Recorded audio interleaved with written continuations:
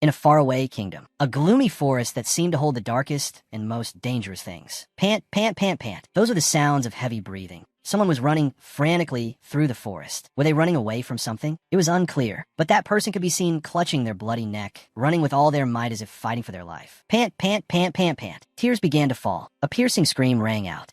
It was just a nightmare. Hildega Ilias lay on a large bed in the middle of a rather luxurious-looking room. She tossed and turned, still unable to escape that terrifying dream. A man, whose attire suggested he was a butler, rushed in frantically and cried out, "Lady Hildega!" He held her shoulders. "Lady Hildega, please calm down. Take a deep breath." She gripped the mattress tightly and suddenly swatted his hands away. He cried out, "Lady Hildega!" An image of someone flashed through her mind again. Was it her? Then, some man was approaching her. The butler panicked. "Is anyone there? Call a doctor, quickly." Then, an image of herself appeared again, but she was wearing a white dress, looking breathtakingly beautiful. She just sat there, gasping for air as if completely drained of energy, staring out the window. The sunset glow shone through the window pane. Seeing that scene, Hildega unconsciously shed a tear. Pant, pant, pant, pant. A voice rang out from Linderman's general store. "Therefore, you cannot keep doing this. Mr. Jackie, I cannot exchange this for a new bag as you requested. You were the one who failed to store it properly." A bag of herbs emitting a pungent stench had been brought in by Mr. Jackie. Hearing this, he angrily retorted, "What do you mean? Are you absolutely sure this batch isn't just cheap garbage, Elkin?" The young man, Elkin, awkwardly replied, "That's impossible. Why would I do such a thing? I already reminded you. These herbs are grown in the north, so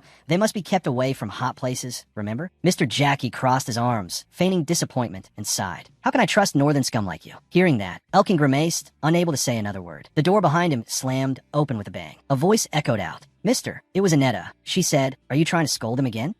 Annetta, you're finally here," Elkin thought. Mr. Jackie was startled and turned to defend himself. Annetta, you see." Not letting him finish, she pushed him from behind and scolded him. "Elkin already explained the storage instructions to you. Wasn't I standing right there? Stop bothering him and get lost." Elkin called out after him, advising Mr. Jackie, "You can still use them if you pluck off the rotten parts. I'm truly sorry." Jingle. With that, the man had left the store. Annetta turned to him and said, "Elkin, you're way too nice." He replied, "Thank you for helping me out, Annetta. But if I don't treat the customers well, I'll feel guilty towards the store owners. They've already received so much criticism for hiring a northerner." Annetta said, "It's a good thing you found a job here. I've never seen anyone with such extensive knowledge of herbs as you." She then continued to grumble. "Don't they know that there are all kinds of people in the north too? They're always so discriminatory." Elkin could only force a laugh. He recalled the words he had just heard moments ago. "How can I trust northern scum like you?" He thought to himself, the unified northern kingdom and the southern kingdom of Mamarata. They're all just fragmented pieces of history loosely pieced together. My northern homeland was once just a territory made up of various merged villages before it became a unified nation. But after a prolonged war, it was conquered by the kingdom of Mamarata in the south, until nothing but ruins remain. The current king, Mamarata, after completing the invasion of the north, bestowed upon himself the title of the conqueror. But that title only truly makes sense because of the person who fought right alongside the king, the Sun Witch, Hildega Ilias, the mage of light and heat, the one rumored to be blessed by the goddess Korea. She was also the envoy of Catalyst, the vanguard in that invasion. Among the countless nicknames given to her, Sun, which is the most widely used, especially in the place where she is hated the most, the north. However, in reality, she resembles a knight more than a witch. Yet, her magic can level an entire mountain. Furthermore, the healing abilities Hildega possesses make her immortal and immune to all diseases. As fanatical cults worshipping her began to emerge, alongside those who deeply feared her immense power, Hildega was forced to conceal her true identity from everyone except her closest confidants. Some believe Hildega takes the form of a wicked, ancient crone. Meanwhile, others are convinced she is a mature, irresistibly seductive woman capable of enchanting anyone of any gender and age. But one thing is certain, she fought on countless battlefields in her youth. Now that the war has ended, she has been granted a piece of land and a solid standing among the nobility, continuing her reclusive life in a place unknown to the public. And it's probably for the best. The Sun Witches. By the way, Elkin, have you heard the news? Lost in his thoughts, Annetta's sudden question made him jump. He awkwardly replied,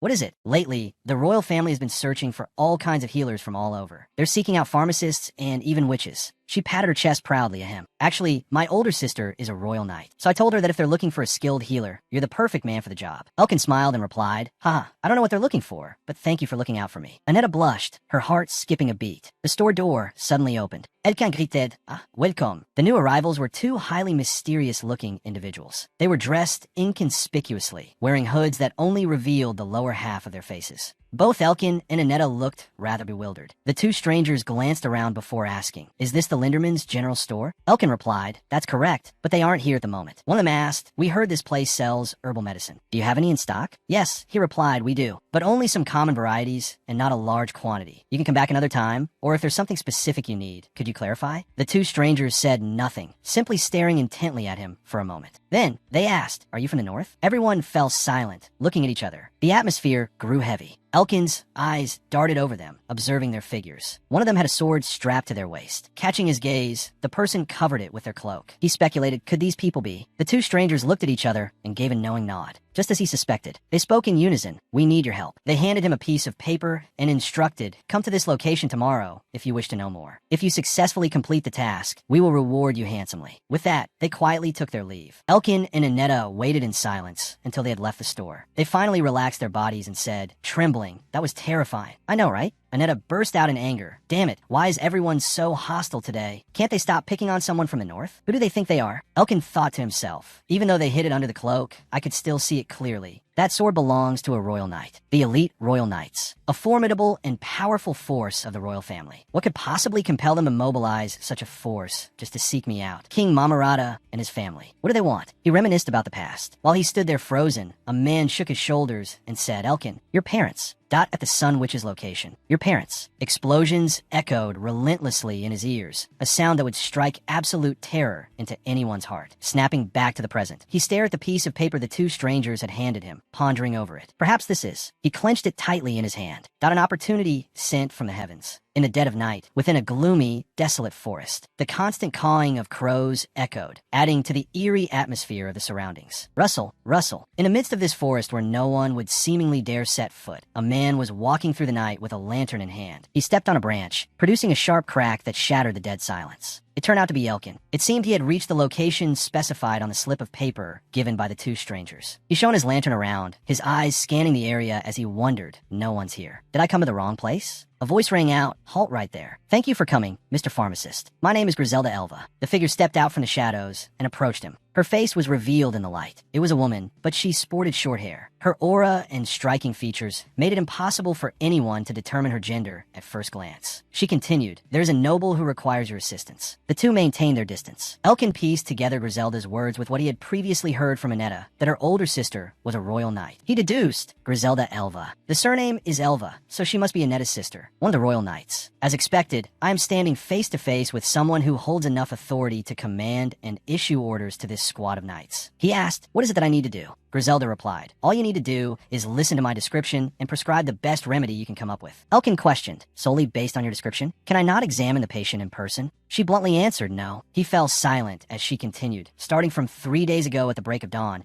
she shows absolutely no symptoms. But as the sun sets, she begins to feel intense heat and agony, as if she is being burned alive. Finally, when night falls, her body temperature drops, and the pain subsequently vanishes. The crucial point is that as her body cools down, her entire form, from head to toe, gradually turns black, dry, and stiffens. Do you know what illness these symptoms point to?" Having finished her explanation, she stood with her arms crossed, awaiting Elkin's answer. He was still utterly perplexed. What kind of bizarre symptoms are those? He then asked her, "Is this some kind of riddle you want me to solve?" She replied with utmost seriousness, "I'm not one to make jokes. Good sir from the north." Hearing this, Elkin grimaced. He thought for a moment and replied, "I'm not entirely sure, but I have heard of a disease where the body turns black, dry, and stiff. However, this is the first time I've known of a symptom where the pain only appears when the sun rises and disappears when the sun sets. It's also possible that this isn't a disease at all, but just a curse or a similar spell." Griselda heard this and became annoyed. "I didn't call you out here just to listen to some nonsense guesswork. Can you think of any reasonable treatment method?" "No," he replied. "Since I still don't know what disease this is, it's very difficult to prescribe a specific remedy. But if I use a symptomatic treatment method, then perhaps." He placed his bag on the ground and gently opened it. Inside were all kinds of herbs. He took out a few types, such as dried angelica root and elm bark. While waiting for him, Griselda continued the conversation. "You look quite young, yet you have such extensive knowledge of medicine." He replied, "My parents were also pharmacists. Because of that, I am quite well versed in how to use various herbs." She asked, "Were they better than you?" He answered, "Definitely, though they passed away in the war 8 years ago." He finished wrapping the medicine, handed it to her, and said, "Here, take this. These are dried ironweed stems. Boil them at a low temperature for the first half of the day. Remember not to let it reach a rolling boil. After that, give the patient its water to drink. If she needs them immediately, she can bite a raw stem and hold it in her mouth. But that should only be done in emergencies. She took the packet of medicine and said, "I have never seen this type of plant before." Elkin replied, "That's because it's grown in the north. I have helped that noble, as you requested. Are you satisfied? The decision of whether to use them or not is entirely up to you. So do whatever you want with that medicine. My work here is done." He put on his bag and turned away, walking slowly step by step. Griselda remained standing there as the sky began to brighten. She said quietly, "The sun is about to rise. You didn't have to come here yourself." Another person stepped up from behind her and said, "Griselda, what do you think? Will this remedy actually be effective?" Under the gradually dawning sunlight, the figure slowly took off her cloak, revealing her red hair. Although the lower half of her face was still covered, her aura was overwhelming. It was the aura of someone above all others. Griselda bowed. "Lady Hildega." She opened her eyes, and those eyes were truly breathtakingly beautiful. Griselda said, "He seemed quite confident. If he discovers your true identity, he will probably hate you. Please be more careful. Many people, whether inside or outside the kingdom, are keeping an eye on your immortality. No one is allowed to know your identity. Even the fact that you are ill shouldn't be leaked out, especially to northerners." One of the people she mentioned was Elkin. Hildega remained silent for a moment, then asked, "Griselda, did you see the color of his eyes?" She wondered, "Eye color? Why do you ask? Do they feel familiar to you?" Hildega pulled up the hood of her cloak and said, "No, it's nothing." Dawn had broken, and a crow had also faded away. Back at Linderman's general store, Elkin was carrying boxes out to an older man's cart. He just stood there frozen, thinking about something. The old man yelled, "Elkin." Elkin didn't know how many times he had been called. He finally snapped out of it. The old man said, "I told you that one needs to be left inside the store." He replied embarrassedly, "Ah, you did say that, didn't you? I'm sorry." The old man asked, "Haha, is something on your mind? You've been very forgetful lately." He leaned in close to his ear and teased, "Or have you got your eye on some girl?" He stammered, "No way, you're mistaken." The old man laughed heartily. "Ha, this kid." He spaced out again and thought, "I haven't heard anything since the day she took those herbs. It's been many days. With the amount of herbs I gave her, they should have run out yesterday. I don't have any way to contact her. Could it be that the noble has recovered from her illness, so she didn't come to get more? I thought this would be a good opportunity to get close to the royal family, but perhaps I overthought it." Then he just quietly gazed at the setting sun. A piercing scream echoed across the sky. The candle lamp was knocked over and shattered. It was Hildega. She had relapsed because dusk had fallen. She groaned, clutching her agonizing body. Griselda immediately rushed in from outside, crying out, "My lady!" Why? It was gradually stabilizing. So why is it relapsing like this? A maid standing outside called in. She stopped taking the medicine yesterday. She thought her health had fully recovered. So Griselda turned and asked, "Where are those herbs?" The maid replied, "They ran out 2 days ago. All the remaining medicines belong to the royal physicians." Griselda shouted, "Then bring them here. There's no other way." Hildega forced herself to scream out, "They're just trash." Griselda widened her eyes. She approached Hildega's bed. "Lady Hildega," she replied in agony, "that northern man. Bring him here, at a certain palace." Elkin was sitting and waiting in a spacious room within the palace. He thought, "I did think this was a good opportunity to get close to the royal family. But who knew I would be summoned directly to the palace?" It turned out that as it was getting dark, while he was carrying goods, he was approached by a stranger and escorted onto a carriage. And so, he was now present here. Elkin looked around anxiously. He wondered, but it seems like this isn't the royal palace. Then where am I? He looked up at a painting hanging on the wall, and it was a blonde girl. Who was that noble? There was the sound of a door opening. It was Griselda. She said, "Follow me." The path through the palace was chillingly quiet and cold. Griselda led Elkin. Each of their footsteps echoed throughout the entire palace. She slowly walked up to the door of Hildega's room, then stood there hesitantly. She paused for a moment and said, "As I mentioned, I will not be able to let you know the identity of this noble. Just treat her as a patient who is in desperate need of your help." She opened the door. Inside, the room was nothing out of the ordinary, except that Hildega's bed was completely concealed by curtains. He remained standing at the door. Griselda instructed, "Her symptoms started appearing a few months ago and only worsen when the sun rises. In recent days, the condition you are seeing has been happening more frequently. During the day, she doesn't feel anything at all, but because the pain constantly tears her apart every night, each time dawn breaks the next day, it's another sleepless day. Thanks to the herbs you provided, that pain was somewhat alleviated. But no matter what, this is a long battle, because until now, we still don't know what the cause is. We can't even distinguish whether this is an illness or a curse anymore. A curse sounds more convincing to her. But even so, your herbs are the only remedy considered effective up to this point, which means I want you to help me with this. At some point in the past, boom, meaning war, soldiers, along with their war horses, charged forward with swords and spears in hand. It seemed the two leaders were facing each other. One had a spear thrown right across her face by the other. That spear grazed this person's face. Her face was covered in blood. But strangely, in just a single moment, that wound healed miraculously. The other man panicked.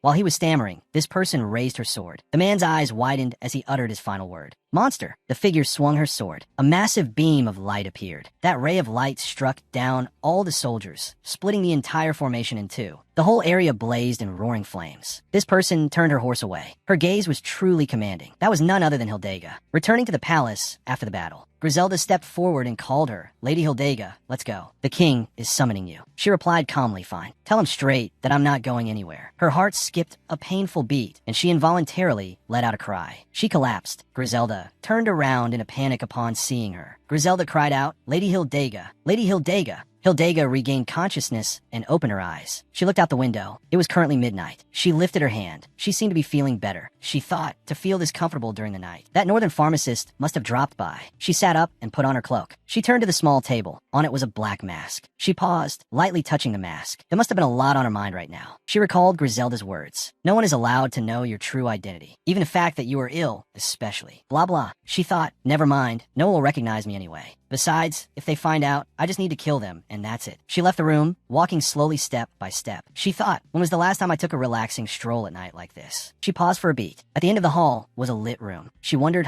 no servants live on this floor. Who is in there? She grabbed the doorknob and slowly opened it. Suddenly, someone stepped out. He was holding 2 boxes, so his vision was blocked. As a result, he bumped right into her. Bam! Neither could react in time. Then both fell with a thud to the ground. Things spilled everywhere. Aching, she held her head and wondered, what was that? Then Griselda's warning echoed in her head. No one. The other person also lay there aching and groaning. That is allowed to know your true identity. Unexpectedly, the scene before her eyes was unbelievable. She was sitting on top of Elkin, especially a northerner. Indeed, man proposes, God disposes. The two stared at each other before they could even collect themselves. Seeing the other person, Elkin blushed and cried out, oh. He awkwardly backed away, stammering, please forgive me. I didn't know someone was standing outside the door. Are you hurt anywhere? She remained silent, saying nothing. He thought anxiously to himself, is she a servant for that noble? But why isn't she saying anything? Or did she accidentally hit something just now? But deep down in Hildega's mind, she thought, should I kill him? But if I kill him, there will be no one to provide me with the medicine. Or should I just take his formula and give it to the royal physicians? No, those people are no longer trustworthy to me at all. But maybe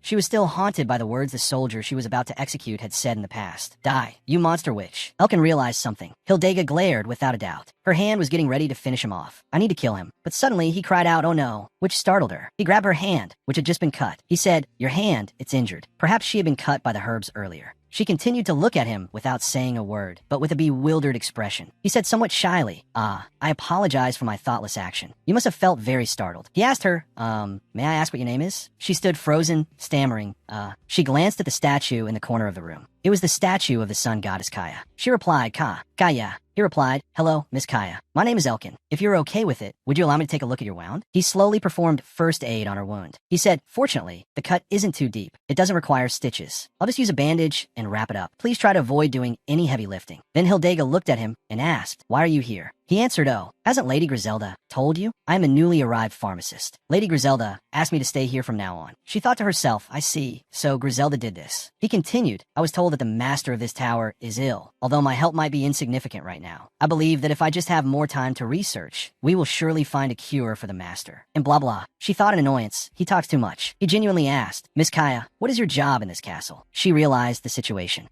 He misunderstood that she was a maid here. She played along with the situation and replied, I also just arrived here not long ago. That's why I got lost and ended up meeting you here. She quietly closed her eyes, then suddenly pulled her hand away and said, that is enough. Elkin was stunned, but I haven't finished bandaging it yet. She walked to the door and looked at him coldly without saying a word. She walked out and slammed the door shut, leaving Elkin sitting there with a completely confused expression. Hildega walked away slowly. Suddenly, she looked down at her newly bandaged hand. She thought, a tiny wound like this, I just need to use my power and it will heal instantly. She raised her hand and clenched it. She recalled the moment earlier when Elkin was bandaging the wound on her hand. She had looked into his eyes. She pondered those eyes earlier. I finally had a chance to look at them closely. I'm certain I've seen them somewhere before. Suddenly, someone ran over in a panic and said, oh, my lady, since when did you go out? And without wearing a mask like this? She replied, hazy. She involuntarily looked at the maid with a puzzled expression. She said nothing, but it seemed she was planning to do something. In the morning, the sun rose. The birds were singing together. Elkin, looking severely sleep-deprived, said, good morning, Lady Griselda. She looked at him helplessly, not knowing what to say. She asked, "Are you uncomfortable with your room?" He hurriedly replied, "No, the room is actually very nice. I'm fine." He thought to himself, "Honestly, I couldn't sleep because I was so nervous. I ended up spending the whole night carrying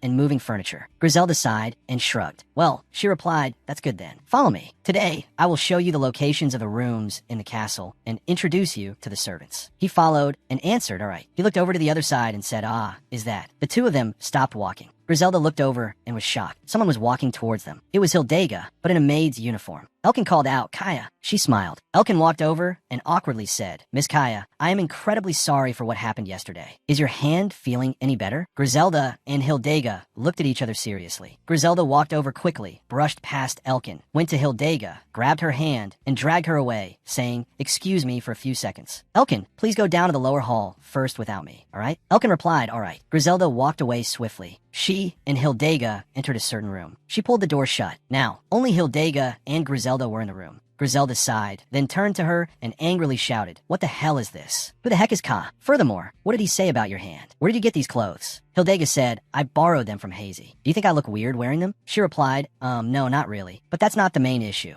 It's just, for what purpose are you going to this extent?" Hearing her constant questioning, Hildega covered her ears, waited for her to finish speaking, and then answered, "You're just overreacting. It's no big deal. It's just that yesterday he saw my face, but I couldn't kill him, so I lied and said I was a new maid here." Hildega changed her attitude, smirked, and said, "But Griselda, aren't you the one who took it upon yourself to bring a stranger into my castle?" Griselda, startled and feeling guilty, replied, "If that was because I intended to inform you when you woke up. I just wanted him to come and treat you as quickly as possible." Hearing that, she said nothing. Hildega turned away and said, "Fine then. It's what I wanted anyway. But there's still one thing that puzzles me." She hesitated and thought for a moment. She said, "I'm certain I've seen his face somewhere before, but I can't remember clearly. So I need to find out about this myself." And Griselda replied, "Perhaps you have mistaken him for another northerner. After all, the number of northerners you have seen is enough to last a lifetime." She said, "That's possible too." Griselda was annoyed. "Whatever your reason is, this is too dangerous. Even many servants in the castle haven't seen your face yet. It's truly too reckless for you to expose your identity like this, just for a northern guy. If King Momo knows about this." Hearing this, Hildega paused, turned to her, and angrily replied, "Who cares if that weird old man finds out?" She walked toward the door and said cheerfully, more importantly, "I'm already feeling much better, aren't I? I will go crazy if I keep being locked up in that room. My whole body is itching to move. You shouldn't worry too much. If things don't go as planned, it won't be too hard to get rid of someone like him." Griselda shook her head helplessly. Down in the palace hall, the servants had fully gathered and were chatting animatedly. Griselda stood facing them and spoke up. "Ahem, everyone is gathered, so I would like to introduce a few new faces here. This is our new chef, Gusdale." It was an old man. He politely took off his hat and smiled, greeting everyone. "And this is Kaya, the new personal maid who will serve our master directly." Hearing herself being introduced, Hildega immediately glanced away. "And finally, this is the physician and pharmacist, Elkin. He will be staying at the castle to help us for the foreseeable future." He shyly said, "Please take good care of me." Everyone looked at him and started murmuring, "Oh, a northerner." Hearing that, a look of apprehension appeared on his face. The atmosphere started to get tense, but someone asked him, "If you were a physician, can you heal my knee?" They said to each other, "Evie, he's a northerner, but he's a physician. Maybe he'll be useful to the castle." "A physician?" They took turns asking him.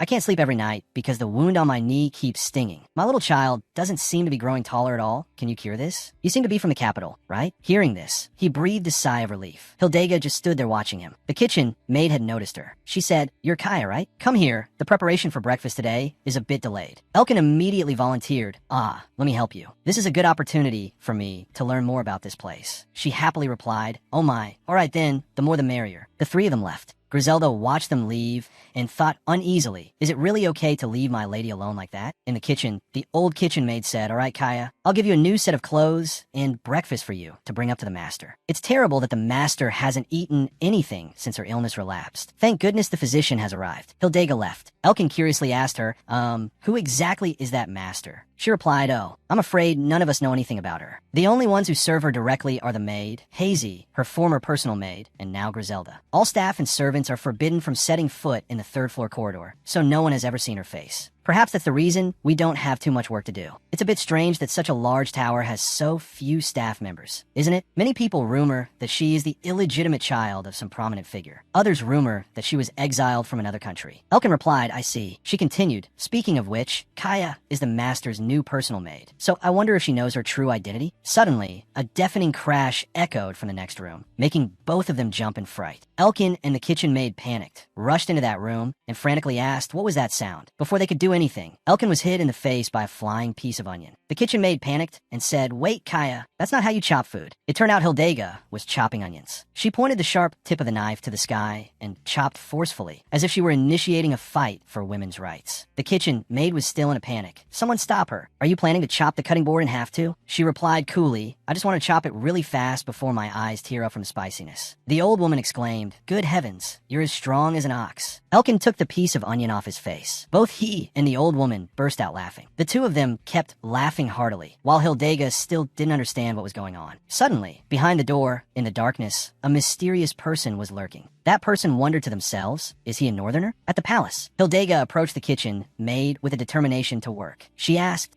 Kaya, do you not have anything to do? Then can you bring the blankets we hung out in the garden to the master's room? We just washed them yesterday. Hildega carried the blanket, but left half of it dragging on the ground, getting it all dirty. The old woman said, Kaya, behind you, you're dragging the blanket on the ground. We just washed it, it's brand new. She went to an old man. He said, let's see, a job for you to do? Can you start a fire so we can boil some water? She went to the fireplace and made the fire burst into thick smoke, covering the whole area and causing everyone to panic. What the hell is all this smoke? Fire, fire. But over at Hazy's side, Griselda was holding a cloak embroidered with sloppy stitches. She asked, who embroidered this on the cloak? Hazy helplessly replied, it was Kaya. Outside, everyone was chasing after Hildega to stop her. Kaya stopped. Two maids, panting after chasing Hildega for a while, told her, do you understand? A maid shouldn't be doing things like this. Exactly. We'll do the work here. You just need to go and rest. Okay. They pushed her out and shooed her away. Please don't touch anything. They slammed the door shut. She left in disappointment. So boring. She looked over to the other side. Behind the window was Elkin standing there. Elkin was writing a letter to Mr. and Mrs. Linderman. Are you two doing well? It bothers me that I couldn't explain in detail about my sudden departure when I was urgently summoned, but I'm doing very well. He paused, thinking, oh, right, I was told not to describe my situation in too much detail. So he quickly crossed out the lines he just wrote. The sunlight shone through the window, which was paned with high-quality royal glass, making the rays sparkle and look several times more beautiful. Elkin glanced over. He thought it's so quiet, such a large castle, but there aren't many people here. It's been 4 days since I arrived here at Griselda's request. A large and quiet castle, a strange disease, and a master of the castle whom even the servants have never met. There's only one person I know who lives in isolation and hides their identity, but the sun which is said to be immortal and immune to all kinds of diseases, so she couldn't possibly be the master of this castle. So,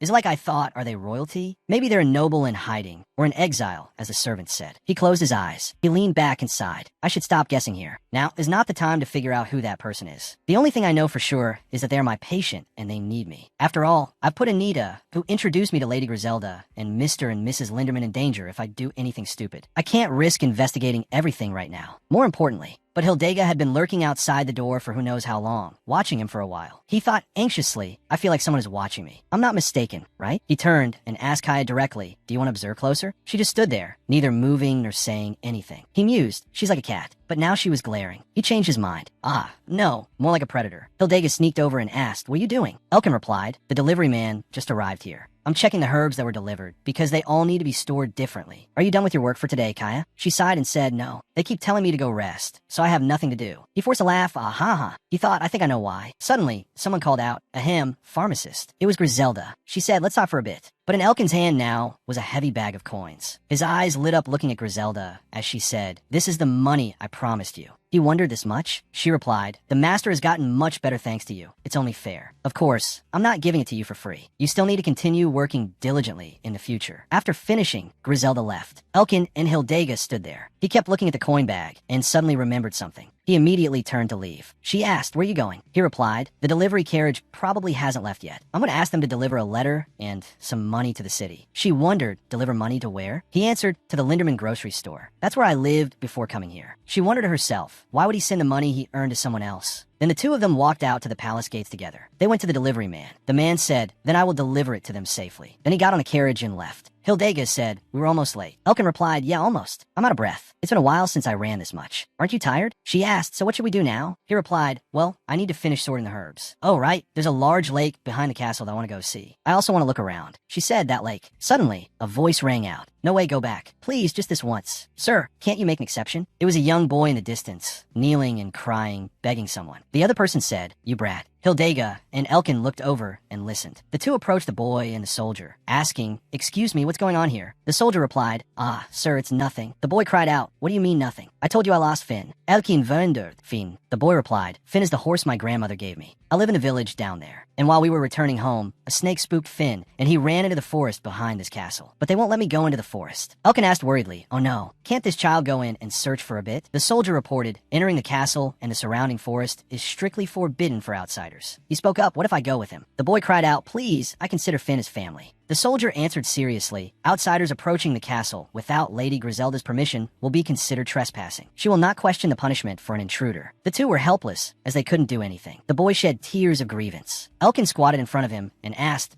"What's your name?" He stammered, "It's Max." He said, "Max, I know you're very worried, but can you go home for now? I was planning to go into the forest anyway, so if I find Finn, I'll keep him safe and bring him back to you." Hildega witnessed this and said nothing. The boy Max sadly nodded. Max quietly left, lingered to look back at him, and then ran off. Elkin and Hildega quietly watched the boy. In Elkin's eyes, there was sympathy for the boy. Elkin stood up abruptly and said, "Kaya, do you want to go inside first? I think I'll go check out the forest now." She asked to find the horse. He replied, "I'm just curious about what's growing on this side of the forest." She thought for a moment, then said, then I want to go too, and turn away. He said, "Ah, you don't really have to go." She answered bluntly, "I have nothing to do. It's so boring." She just walked ahead. Elkin smiled for a moment and then followed her. "Kaya, wait for me." In the forest, the bright sunlight filtered through the canopy, dot of lush leaves, and shone on Hildega. Beside her, Elkin was saying, "There isn't a single trace. I actually thought we would find it quickly since a horse is quite massive." She saw right through him. "Didn't you say we were here to find herbs?" Caught red-handed, Elkin awkwardly replied, "No, well." Hildega honestly asked, "But I want to know, why did you send money to other people? Don't you need it?" He replied, "Haha, of course I'm not in such a carefree situation." Well, he recounted during that time, "I left my hometown in the north and wandered everywhere to treat patients or sold herbs I dug from the mountains, just enough to make a living. And in one village, the villagers gathered around, pointing directly at Elkin. Over there, that northerner took it." He continued, "I was accused of stealing just because I'm a northerner. The situation wasn't very good, but the people who saved me then were Mr. and Mrs. Linderman. At that time, they stepped up to speak for him. What are you doing? Bullying a kid like this?" Seeing that, Elkin was somewhat moved. But he recounted, in the end, they invited me to help them at their grocery store in the capital. They were the ones who took care of me when I had nowhere else to go. Hildega teased him, "So they demanded money?" He replied, "What? No, I don't need anything right now, so I sent it to them to support the store." Kaya, you really? Hearing that, she wondered to herself. He gave money to people who didn't even ask for it, and helped a child he had never met before. I don't know if he's stupid or naive. Elkin asked her, "What about you?" She asked, "What about me?" He said, "What did you do before working here? Although you don't have the bearing of a northerner, you also don't look like you're from Amarata. Are your parents immigrants?" She took a few steps back, looked away, and asked, "Parents?" "I look there." "What?" Elkin turned in the direction she pointed. There were a few drops of blood on the ground. No, a lot of blood drops, actually, forming a trail leading deep into the forest. Elkin and Hildega followed the trail of blood, pushing through the dense bushes. Reaching the other side, Elkin asked in surprise, "Kaya, is that?" The other side was the edge of the castle's lake. There was a horse lying there. He panicked, "That's Finn." He hurried over and said breathlessly, "Thank goodness it was nearby."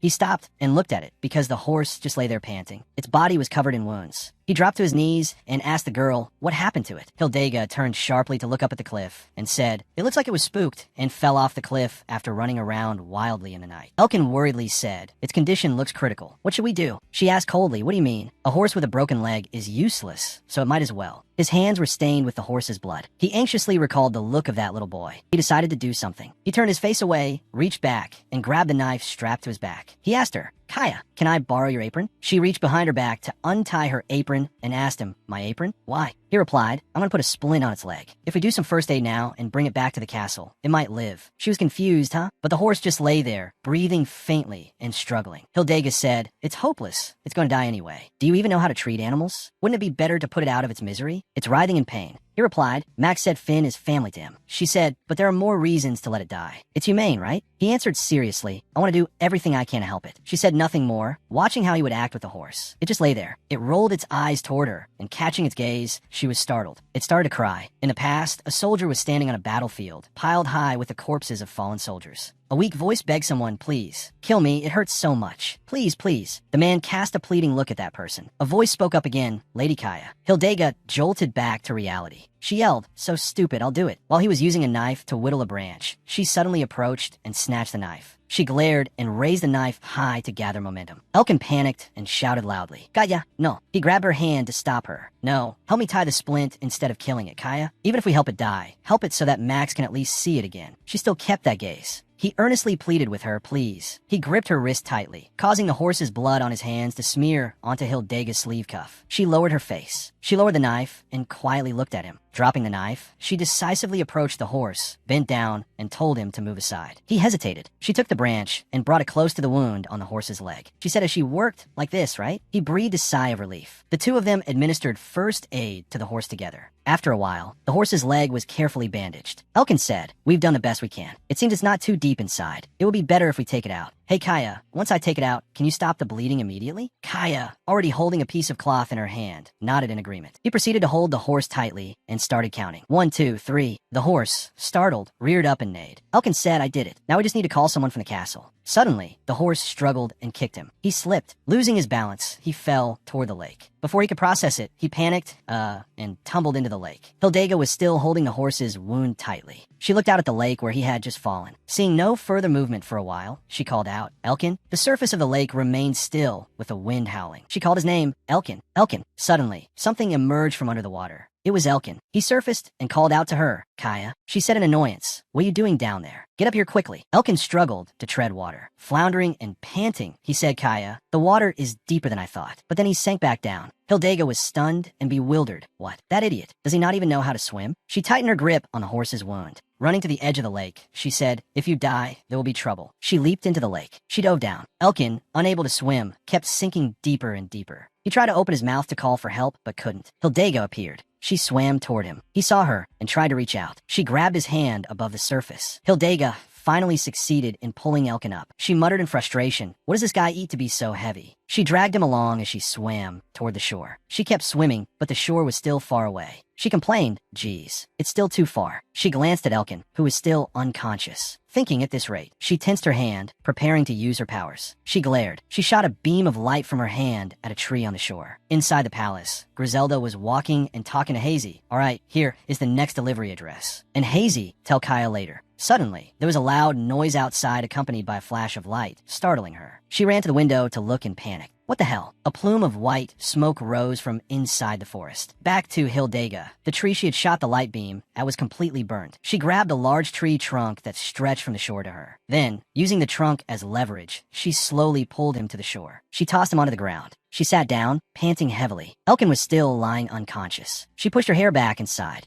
Elkin choked on water and coughed continuously. The horse also began to stir. Hildega shook her head in exhaustion. She said, to be honest, I want to go back to the past. A gentle voice from two people advised Elkin. Elkin, okay. Son, you'll be fine on your own, right? If anything happens, you must tell the village chief. Don't worry too much. We'll see each other again soon. Okay, Elkin. Elkin slowly opened his eyes. Before he could fully regain his senses, he was immediately struck by a resounding slap and yelled. He panicked and said, hey, hold on. Wait a minute. Hildega, seeing this, paused and said, oh, you finally decided to wake up, huh? He asked Kaya. He turned his head, looked around, and wondered, where is this? I remember falling into the lake. He instinctively asked about Finn. What about Finn? She sat down next to him and said, I sent a message to the people in the village while you were unconscious. The boy will come looking for his horse soon. The horse lay tiredly on the cart. It was still weak and hadn't recovered. Elkin felt relieved it's still alive. A while later, the boy Max and his father arrived in front of the castle gates to pick up the horse. Much was overjoyed. Elkin and Hildega quietly turned to look. He was quiet for a moment, then told Kaya, I didn't get to say goodbye to my parents. They died in a faraway place. on a field occupied by the battlefield. They went directly to ask for help from the soldiers, so I didn't know they died right after. She remained silent, listening. Then she recalled his words when he stopped her earlier. Kaya, even if it dies, we must try to help so that it and Max can see each other again. But he continued, I know that once a horse breaks its leg, its chances of survival are not high. If its owner is just a commoner child, it will be even more difficult. But I'm still glad it's alive. Hildega kept looking at him, catching that expression, and became somber. The two of them continued to watch Max and his father. In the past, a figure sitting on a throne, appearing to be the king. He said, Hildega, you have rejected all the royal members I sent to you. Not only that, but you also brought someone from the north without bothering to ask for my opinion. And now you're disguising yourself as a maid. He clicked his tongue, truly a stubborn and obstinate girl. Hazy walked quickly down the hallway. She carried a tray with a glass on it. She pushed open a door. Hazy was slightly surprised when she looked into the room. She called out to Hildega, my lady. She said, you're awake. Here is today's medicine. Hildega replied, give it to me. She took the glass, tilted her head, and drank it all. She stuck out her tongue and complained, ugh, this is gross. Hazy smiled. Bitter medicine cures the disease. She asked, how is the pharmacist doing? Hildega pondered. The pharmacist? She darkened her face and commented, that guy's a bit lacking in brain cells, isn't he? Yes. She handed the glass to Hazy, sighed, and said, but anyway, we still need to keep a close eye on him, because what else is there to do? Hazy replied, yes. She suddenly announced, I have news from the pharmacist and Lady Griselda. Hildega looked at her in slight surprise. Elsewhere, Griselda asked, you need more ingredients? Elkin explained, I need a few more ingredients to add to the medicine. Besides, the herbs from the north that I just bought are almost completely gone. If possible, I'd like to request more. She remained silent, thoughtfully looking at the small scroll in her hand. She glared at him and questioned, you're not planning to use Our Lady as a guinea pig, are you? Elkin replied in a panic, I assure you I will only use medicine samples that have been proven effective everywhere. He continued, but these things are very hard to find in the south. Even the carts that usually deliver goods here only bring food and a few essential items. So we need more in order for them to continue purchasing. Griselda asked, do we need to find someone to run errands? But I don't want anyone else to know about this. Elkin hesitated slightly, then suddenly said, now that you mention it. He said, there's still someone we can rely on. A long time later, Hildega asked in slight surprise, Anita? Elkin replied, yes, a village girl. She's also very close to me. She is also Lady Griselda's younger sister. Do you know anything about her? She silently remembered that Hazy had mentioned it this morning. Then she replied, maybe I do, or maybe I don't. Elkin looked at the terrifyingly burnt cake on the table and asked, and what is this? She replied, this? It's a lemon cream cake. And Griselda suddenly burst open the door and shouted loudly, pharmacist, the medicine you need has been brought here. Elkin looked at her in surprise. Wow, already? That was fast. She said, yeah, let's go. Then she suddenly stopped in her tracks. She wondered, what is Kaya doing? Hildega was silent for a moment, then replied, lemon cream cake. A while later, Griselda said to Elkin, the person you said we can rely on. She continued, I can't believe you dragged my sister into this. He wondered, are you doubting something, Lady Griselda? Anita, because she knew me before in this job. And more than that, he continued, the Elva tribe is running a large business chain in the capital, right? And if it's Anita, she could buy the medicine much more easily without being noticed by the pharmacy where I work. Griselda looked at him in silence. She muttered, but she's too young to get involved in things like this. Hildega, walking behind the two, suddenly asked Elkin, you seem quite excited. He shyly replied, because I'm about to meet an acquaintance again after staying in the castle for so long. Anita used to walk around the village with me a lot and help keep me out of trouble too. She wondered, she must really like you, huh? He smiled and replied, she's like my adorable little sister. In front of the castle gates, a girl was standing with a pack horse. Elkin ran quickly toward her. He happily called out, Anita. She turned her head and smiled brightly. Elkin. She ran toward him and asked, long time no see. How have you been lately? He replied, seeing you healthy like this makes me very happy. Anita excitedly said, how are things in the castle lately? You're dressing quite sharply now. Elkin said, you haven't changed a bit. Thank you for coming all the way here so quickly on such short notice. Hearing the sound of footsteps, she looked over. Griselda walked over in silence. Anita called out, sister. Griselda looked at her and said, you're here. She walked past Anita and went straight to the bags on the horse's back. She lifted the bag flap and immediately saw the herbs inside. She ordered, pharmacist, check if the goods are intact first. Griselda then instructed, we're not here to play, so once you're done, hurry up and go home. After saying that, she walked away, leaving Anita standing there in a daze. Anita sighed in silence. Then, she happily turned around and asked, Elkin, who is the sister next to you? Elkin tilted his head to look at Hildega.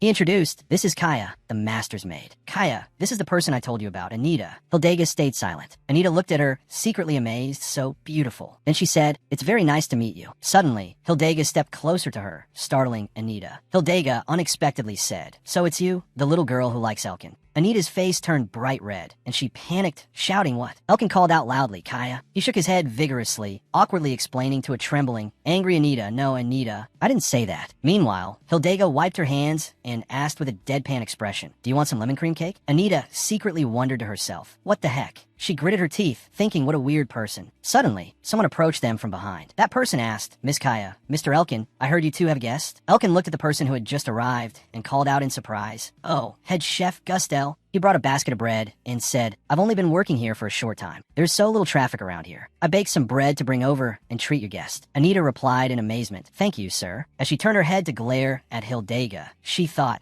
so there's still other good people in this world besides Elkin. Gustel smiled and said, it would be wonderful if I could visit my son just once. He joined the Eric Knights not long ago. He continued, he did so because he knew I was working at the castle of Lady Griselda, who is the captain of the Eric Knights. Elkin wondered, a knight? Anita asked in surprise, have you never heard of the Knights, Elkin? Gustel explained, it is a title exclusively reserved for the 5 Guardian Knights of Mamarata. Their commander, the first sword of the Empire, is Lady Griselda. Anita chimed in, not to mention my sister, is also the youngest swordmaster among them. Hearing this, Elkin hesitated, I see. That's amazing. He turned his head and said to Gustel, please send my best wishes to your son. He smiled, thank you. Then Elkin asked, Anita, should we take a walk around the castle? Hildega looked at the two in silence. A while later, at the lake, Anita exclaimed in surprise, it's so beautiful. She marveled, the water here is really clean. Elkin warned, it's deeper than it looks, so be careful. Hildega silently observed Anita from behind. Meanwhile, she happily said, this is truly an ideal resting place. Let's relax. The aroma of this cake is seductively calling out to me. Hildega suddenly spoke up. You know you didn't have to do that, Elkin. The two looked at each other in silence. Anita wondered, what are you talking about? Hildega said, you didn't have to offer congratulations like that. You made it very clear that you don't like knights. Hearing that, Anita was stunned. She blushed in embarrassment and thought, oh no, I completely forgot. Elkin is from the north. Of course, he doesn't like talking about knights. Then she panicked and blamed herself. I'm such an idiot. Elkin sighed and replied to Hildega, it's fine. You have to get used to it if you want to live in the capital, especially since this castle is under the control of knights. She shrugged and said, do as you please. Elkin looked at her eating the cake and wondered, was she worried? He thought, a castle under the control of knights. Speaking of it, I can help, but I can't help but have some doubts. Elkin suddenly explained, besides being the master of the castle, that person is also the one the Eric Knights serve. How could they plan to control that disease and push it onto a mere pharmacist like me? Anita praised, that's because you're very skilled, Elkin. He smiled and replied, I'm glad you say that, but, he said, I'm sure the lady of the castle has contacted doctors much better than me many times. You also told me that they were looking for all the pharmacists and doctors in the Empire. They must have run out of ways to deal with it. He asked, what the hell is that disease exactly? Hildega, sitting next to him, was deep in thought. She listened to Elkin's analysis. It really is a curse. So all I can do is stop its progression for a short period of time. But even if it were a disease, I still wouldn't be able to identify what it is. Hildega suddenly spoke up. It is a curse. Elkin wondered, why do you think so? She bowed her head and replied, I'm not sure. I can't explain it, but she lowered her eyes. Then Hildega clenched her fists and said, somehow, I can feel it. All three of them fell silent. Elkin suddenly hesitated. Then that means... Anita suddenly leaned toward Hildega and asked, Kaya, you also know about the master of the castle, right? She covered her mouth and replied, I'm not going to say another word. She exposed Elkin's shyness. Elkin, don't pretend that you don't care about this. Your ears are betraying their owner. Anita rested her chin on her hands and sighed. Kaya and Ione are so mysterious. If I knew the identity of the castle's master, I wouldn't be able to keep it a secret for long. She continued, just thinking about it makes me unable to hold back my excitement. How can my sister bear it? Elkin said, I was also very surprised to learn that. I didn't know Lady Griselda and Anita were sisters. He continued, but I forgot about it because you two don't look very much alike. She smiled and asked, doesn't she talk about me often? Hildega, while eating cake, said not often. She never says anything about you.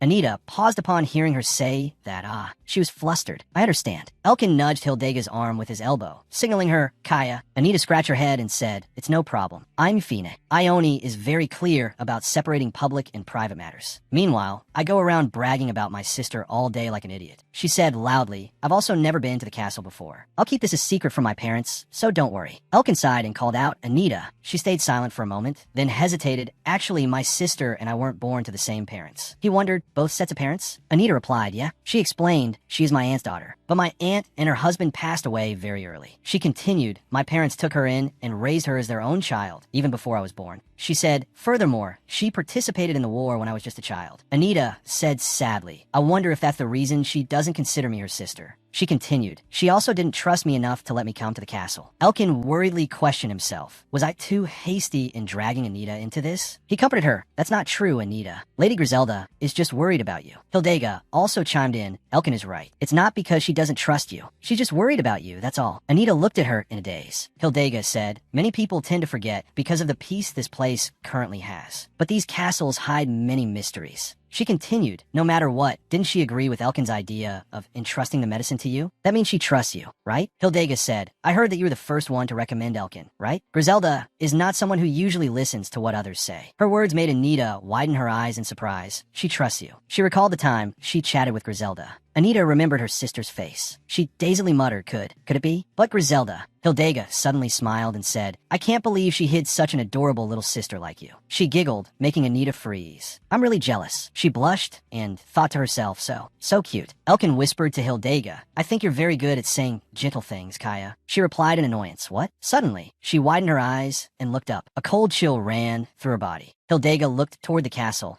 and immediately saw a silhouette looking in her direction. She observed in silence. Then she stood up and said, as I said, this is not a peaceful place. She turned her head and instructed Elkin, you play with Anita. Anita muttered in annoyance, treating me like a kid. Elkin asked, Kaya, where are you going? Hildega pondered. She looked toward the castle and replied, I set a few mousetraps in the castle. The atmosphere at the castle was extremely quiet. Gustel carried a stack of plates through the hallway. He walked in silence. Hildega silently hid to one side. She suddenly called out, startling him. Gustel dropped the plates, clattering to the ground. Hildega stepped out. Gustel looked at her and said, oh my, you scare me. Don't suddenly call my name like that. Didn't you go out to play? You're back so early. She walked towards him and replied, yes, Uncle Gustel. They said the master of the castle injured her hand, and they wanted me to prepare some ointment and bandages. He was a bit surprised. What, the lady's hand? She wondered, yes, is something wrong? Gustel turned his head away and said, it's nothing. I'll prepare those things for you. Hildega silently watched him mutter, where could the bandages be? She questioned Gustel, why are you surprised? Do you think she could heal a wound like that? Immediately, she continued, making him panic. Because she is the Sun Knight. Then Hildega used her hand to press against Gustel's neck, pushing him against the wall. He coughed dryly. Hildega asked, who sent you? Northerners would never do things like this. Gustel, choking, struggled continuously. He yelled, girl, what are you doing? She stayed silent. Then Hildega smirked as if realizing something. Her next words made Gustel jolt. I know, King Momos. Her face darkened as she interrogated, you agreed to be a spy so that your son could join the Night Order? Don't you know that once Momos puts your son into the Night Order? She glared at him and continued, I could kill him as lightly as a feather without anyone knowing?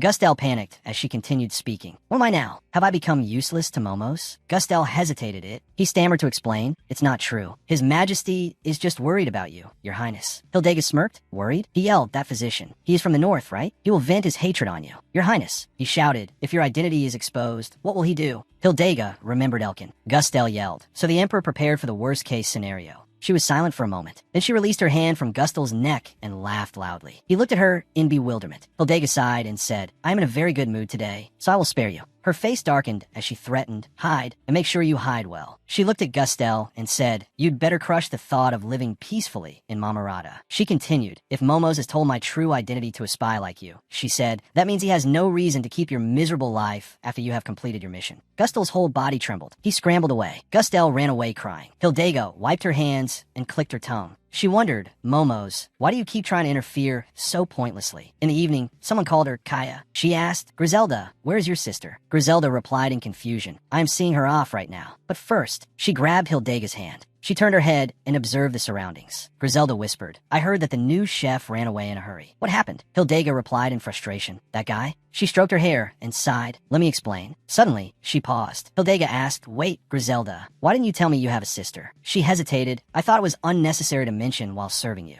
She asked back, I remember telling you multiple times. Hildega, embarrassed, turned her head and thought to herself, I guess I wasn't listening to her. Elsewhere, the sound of continuous swords swinging rang out. A person swung a sword forward. That person stood still in a defensive stance. Another person walked up and said, your swordsmanship is still as clumsy as ever. The young man turned his head. He called the general who just arrived Unbreak, commander of the Eric Knights. The young man bowed in greeting. I will do my best, sir. Are you on your way to visit Her Highness? He replied, oh yes. Then he suddenly said, get ready. He said, you finally have a place to go. Unbreak called the name of the young man in front of him, Theron. And the next day, at the castle, Griselda looked around and exclaimed, wow. She said, it's been a while since we had peaceful times like this. Heisey smiled and replied, indeed, the weather is beautiful today. Griselda wondered, what is Kaya doing? Heisi replied. She is with the other servants. She said she wanted to try making a few things today. Hildega was out in the yard, chopping wood under everyone's admiring eyes. Griselda pondered. Although her highness's condition has improved thanks to the physicians in the castle, this is only temporary relief. Moreover, we cannot know when other serious problems will arise. But she thought, I'm not even sure if Hildega and Elkin can take care of themselves alone. At this moment, Hildega stopped chopping wood and asked Elkin, who was walking by, "Where are you going, Elkin?" He replied, "To the forest." Griselda thought, the best thing we can do right now is investigate the source of this disease, exclude Elkin, and try to solve it with our own forces. She muttered, it's always easier said than done. Heisi suddenly looked in a certain direction. She spoke up. Excuse me, Lady Griselda. Griselda tilted her head in wonder. Heisi looked towards the knights, riding horses rushing to the gate, and announced, we have a guest. The fast-running horses were heading towards the castle gate. The knights' cloaks fluttered in the wind. That galloped right in front of Griselda. She widened her eyes in shock. No way. She looked at the man on horseback and called out loudly, General Unbreak. Griselda ran up and asked, what brings you here without any prior notice? Heisi whispered to her, General Unbreak. Is that the commander of the Eric Knights? Griselda nodded. Heisi stepped back. Unbreak got off his horse and said loudly, Lady Griselda, long time no see. He smiled and said, you should have some social gatherings occasionally when living in such a remote place. But Griselda replied, it would be better if you came here with prior notice. I don't think there's any reason for us to give special treatment to guests who suddenly appear like this. Unbreak laughed loudly. You're really ruthless. Then he gestured and said, let me introduce him. This was also decided quite suddenly for me. Griselda was secretly surprised. Decided for you? He ordered, introduce yourself, Theron. This is Lady Griselda Elva, the person in charge of this place. You know her too, right? Theron bowed. It is an honor to meet you, Lady Griselda. He stood at attention and introduced himself. My name is Theron Wyron. Griselda silently observed him. Theron nervously thought, this person. He recalled, the first sword of the Empire, Griselda Elva. Like the commander, she is also one of the 5 knights. He pondered, I heard she volunteered to step back and take over a less important position than during the war. But I didn't expect her to be here. He secretly admired, continuing to do well in a supporting role from behind. She is truly a standard model for a knight. Griselda sighed and asked, so what is this sudden decision for you? Unbreak smiled and replied, you must be in a hurry. He said, we should find a place to talk, shouldn't we? At the library, Griselda asked in bewilderment, Theron, you want me to assign him to take on a position in this castle? Unbreak leisurely nodded. She muttered, Theron Wyron. He is a relative of the Unbreak family. He drank wine and answered yes. I have kept him by my side as my personal knight. But since the war in the north ended, I don't trust my nephew very much if I send him to a rudimentary fortress in the west. He rambled on. I thought he wouldn't be able to gain more experience with his current level if he went somewhere else. But since you're the person in charge of ensuring the safety of the castle, wouldn't it be better to let the kid stay by your side to learn from your experience? Griselda remained silent. She called him Lord Unbreak, commander of the Eric Knights. She questioned, who is the master of this castle? He smiled and said, I know, but don't worry. Theron is just like the other soldiers. He has no way of knowing who this castle belongs to. That kid won't dare to do anything else that would endanger her highness. He continued, and even if the kid knew, what would he dare to do as just a newcomer? Meanwhile, Theron was standing awkwardly outside, facing the questions of who is that from the people around him. Unbreak asked again, besides, how is she doing lately? He wondered, the Sun Knight, our hero, is she still doing well? Griselda was silent. Then she replied, yes, really thanks to. She recalled last night. Griselda asked in shock, what did you say? Gustel is a spy for the Emperor? But Hildega replied, yes, and it's not the first time. She said, Momos, that old man has always been watching and manipulating me, even though the war has ended. I don't intend to hide it. Now Griselda recalled her words, but I will not yield to him if that happens again next time. She raised her head and questioned Unbreak. Should I consider that as something the Emperor has permitted? He heard that and smiled. Unbreak swirled the glass, leaned back, and replied, of course. Elsewhere in the castle, Theron walked around the castle corridors and secretly admired. I thought it was a small and desolate castle, but it's actually spacious inside. And its architecture is beautiful too. He continued walking around. Then Theron suddenly heard the sound of conversation. He stopped. He looked at the people in front of him and wondered. Castle servants? He stepped forward. A servant inside smiled and asked, is it hot? You can leave it here and rest for a while. Theron walked towards the room and looked inside. He immediately saw Hildega sighing wearily. She noticed Theron. He paused at her beautiful face. Then Theron blushed and hesitated.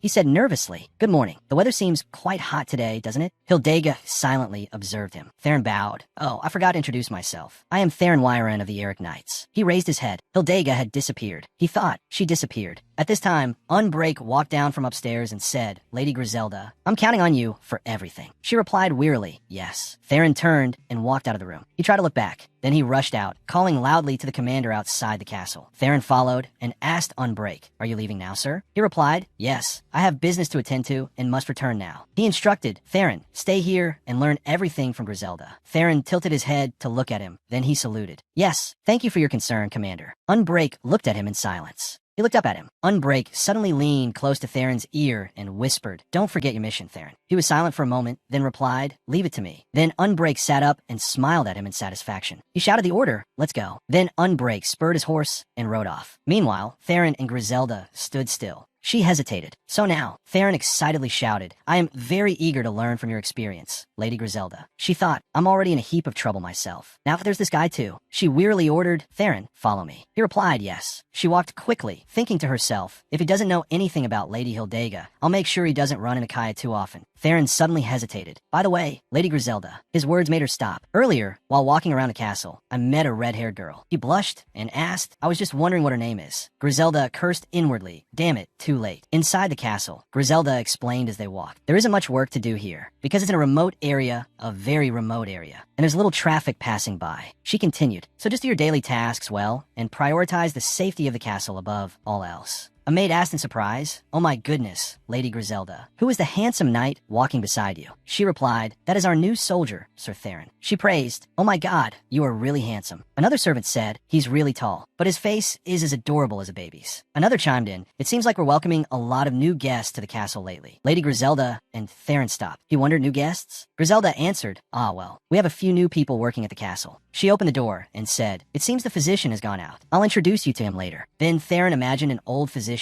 and wondered to himself, a physician like this? Outside the castle. Yes, Griselda continued to guide. All right, we will regularly patrol this area. Good, these tasks are very simple. I assume you have no further questions, right? Theron replied, yes, of course. Griselda was silent. After a while, she spoke, and one last thing, Theron. He waited nervously. She tilted her head and said coldly, any intruders entering the castle without permission or any suspicious individuals will be dealt with on the spot, depending on your judgment. Theron was astonished. Griselda continued, don't report to me if you recognize them, no matter who you served before. He was startled upon hearing this. What were you asked to do? Griselda instructed. Always remain loyal to the master of this castle. Never question anything. Always put the master's safety first. She continued, you are permitted to do whatever it takes to ensure that. Everything here is executed in the name of the Emperor. However, Theron silently judged that it seemed quite extreme. Then he replied, I will always keep that in mind. Griselda silently glanced at him. Yes, she ordered. We have enough guards for today. You may rest and try to memorize the rules I just told you. I'm heading back now. Theron bowed and pledged. Yes, I will do my best to fulfill my duties. He thoughtfully looked up. He thought, I'm sorry, Lady Griselda, but I already know who the master of this place is. Theron recalled the secret mission given to him by the commander. You will report to me everything that happens in the castle every day, and furthermore. He remembered Unbreak's order. Find out the true nature of the master of the castle, Hildega Ilias. Theron wondered to himself. No one in the Empire has ever seen the true face of the hero. An old witch or a woman of peerless beauty. All speculations lead to a dead end. I wonder what kind of person the rumored hero is. He clenched his fists and silently decided, I will uncover the truth and make the greatest contribution to this. Theron suddenly heard a rustling sound. His eyes widened. Theron quickly hid behind a tree. He pondered, how could I get here? Or did I make a mistake somewhere? No, I couldn't be mistaken. He looked at Elkin and thought, that man with the dark blue hair, he is. Theron affirmed, a northerner. Theron hid behind a tree trunk, suspicious. What is that guy doing here? He glanced at the knife tucked behind the man's back. He has a weapon. He came here for the Sun Knight. Thinking of this, he quickly jumped up and ran towards the castle. This is bad. I need to hurry and report this to Lady Griselda. The command then echoed in Theron's mind. Any intruders entering the castle without permission. Suddenly, he stopped his footsteps and thought about those words. All suspicious individuals loitering around this area must be eliminated on the spot. His gaze paused for a moment. He swallowed, hesitating. Then he turned back and shouted loudly, freeze right there, intruder. This aggression startled the man. Theron approached him, his voice sounding somewhat savage. You northerners keep finding every way to sneak in here. You guys make me sick. Who sent you here? When a man heard these words, a confused expression appeared on his face. What? He gripped the sword in his hand tightly. I will be generous and leave you with one arm if you obediently turn back. The more he listened, the more anxious he became. Theron continued, but if you dare to resist. He drew his sword, his eyes flashing. That I will end your life right here. This threat left the man more bewildered than ever. It turned out to be Elkin. holding the small knife in his hand. He was sweating profusely, his face showing extreme panic. He didn't understand what was happening. It turned out that on a beautiful morning, that when Hildega curiously asked him, "Where are you going, Elkin?" he had smiled and said, "To the forest. I have some things to do." At the same time, Theron had just arrived and didn't know about it. Then he went to the forest. The beautiful flowers there made Elkin happy. Wow, these flowers bloom here too? It must be due to the different climate that their colors are slightly different. Right at that moment, Theron also received the order that if you see any intruders entering the castle without permission or any suspicious individuals loitering around this area, deal with them on the spot. Oh, and just like that, he ran into Elkin while he was picking those flowers. He happily held up his knife. Their scent is amazing. I'll pick some and take them back to the kitchen. The knife in his hand was for cutting them, but from behind the tree trunk, Theron thought he has a weapon. This incident led to Theron's aggressive threat just now. Freeze right there, intruder. And now, in a tense situation, Elkin carefully observed the person in front of him, thinking to himself, an Eric Knight? Who is he? What is he saying to me?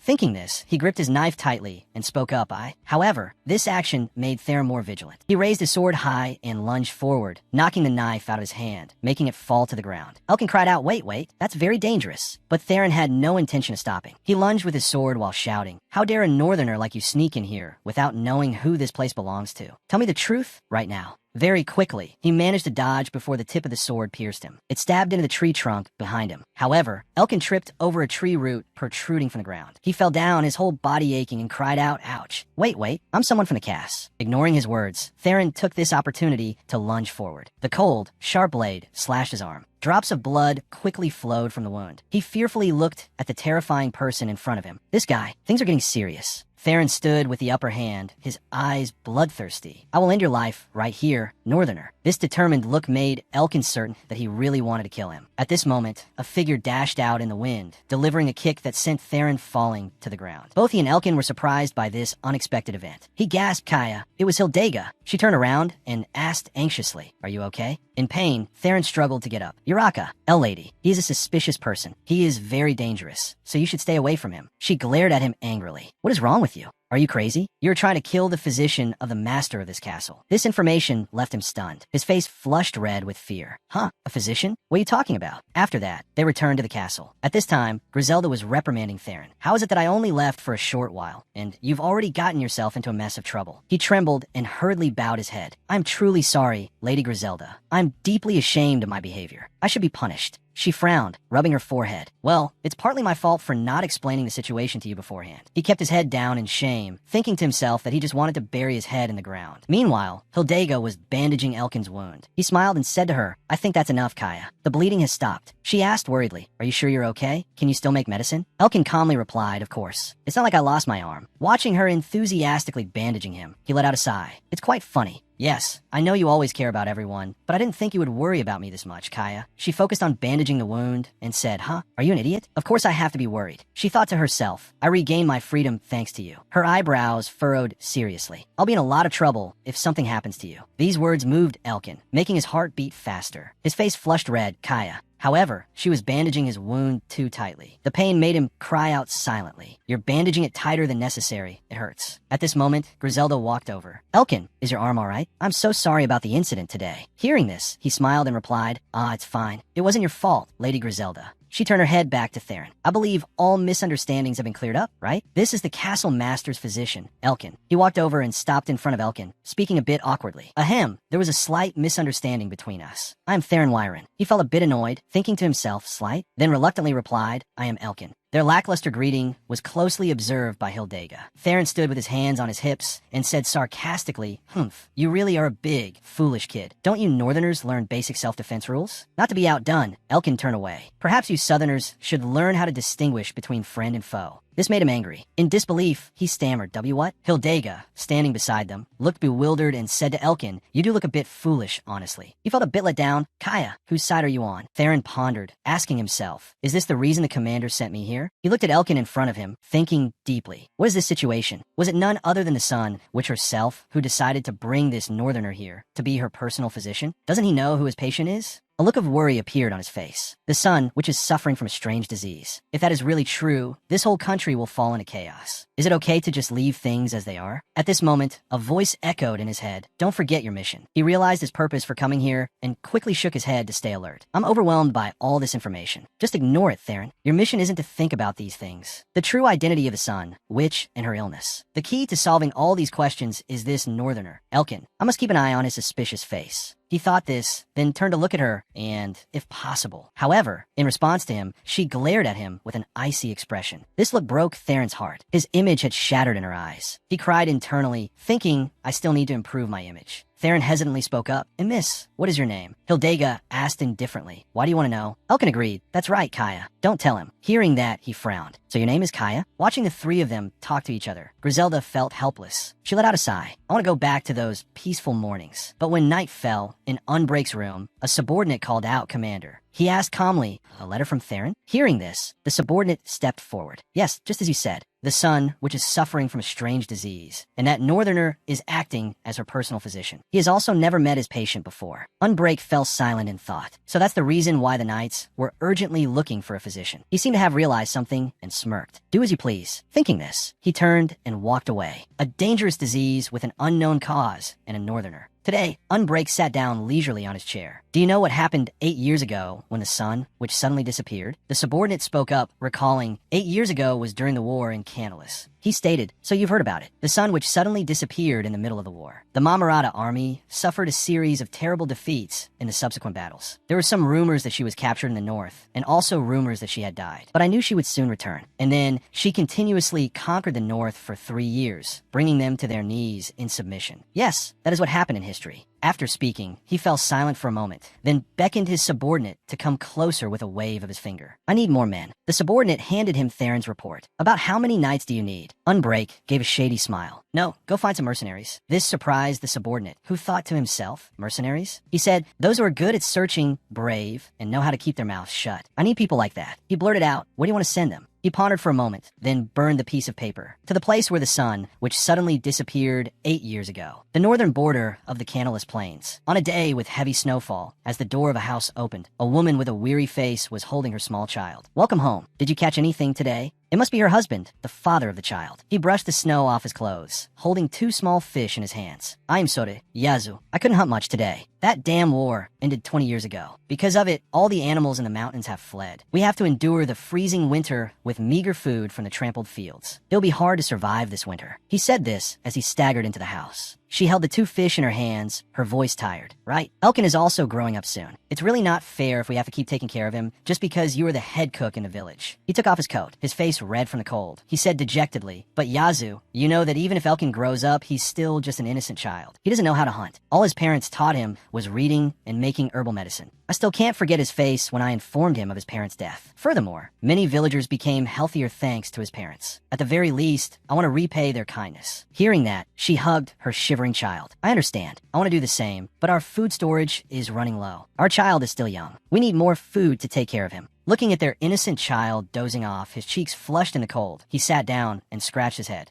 It's better if we ask Dilek to take care of Elkin this winter. Lacking any energy, Yazu said. Dilek and his family have already left the village. Hearing this, he was surprised. What? She said that they had headed towards the coast. Those who can leave are abandoning the village, one by one. This place is too harsh to live in. The atmosphere grew silent. The 2 of them stayed like that, saying nothing. He said softly, I will ask Elkin if he wants to start a new life in another village. Unfortunately, the boy had overheard their conversation through the door. His eyes became empty, yet full of thoughts. Amidst the cold, he walked on the snow. He kept walking until a voice called out from behind him. Elkin, where are you going? Are you also going to the coast to get more food? Don't you know people say there's a giant monster out in the sea? At this moment, he smiled gently and said, I'm thinking of heading south. The little boy asked, is there a giant sea monster there too? Elkin sighed, well, I don't know either, but there are many other things there. Nobles, knights who don't fear death, and maybe a witch too. The boy was surprised. Are you going to meet the witch? However, he just remained silent and said nothing. He thought about something, then turned and continued walking. You have to always stay healthy, okay? Just like that, he gradually moved further away from the village. In the present, Theron was peeking at the castle guards. He slowly walked over. Ahem, good job. Do you feel bored standing here alone? Out of the goodness of my heart. I will help. Before he could finish his sentence, the guard replied sternly, how annoying. I don't need help. This rejection was like an iron wall blocking his path, a wall separating him from his castle. Then, Theron clenched his fists and groaned inwardly. Why do the residents of this castle either treat me like a child or act overly cautious? He scratched his head and walked away. Sigh, how am I supposed to gather more information if they won't even talk to me? At this moment, his eyes caught sight of a little girl entering the castle. It was Annetta. She greeted the guards and dismounted her horse. Theron marched over aggressively. You stop right there. Spoke with a slightly arrogant tone. This is not a place where a little kid can come and go as they please. Tell me why you are here, and what is in that person's luggage? Hearing this, Annetta fell silent, wondering about the newcomer. She hugged her luggage and explained, hello. I brought the things Elkin requested. At that, Theron put his hands on his hips and bent down to inspect her. Elkin? That northern pharmacist? He then sneered contemptuously.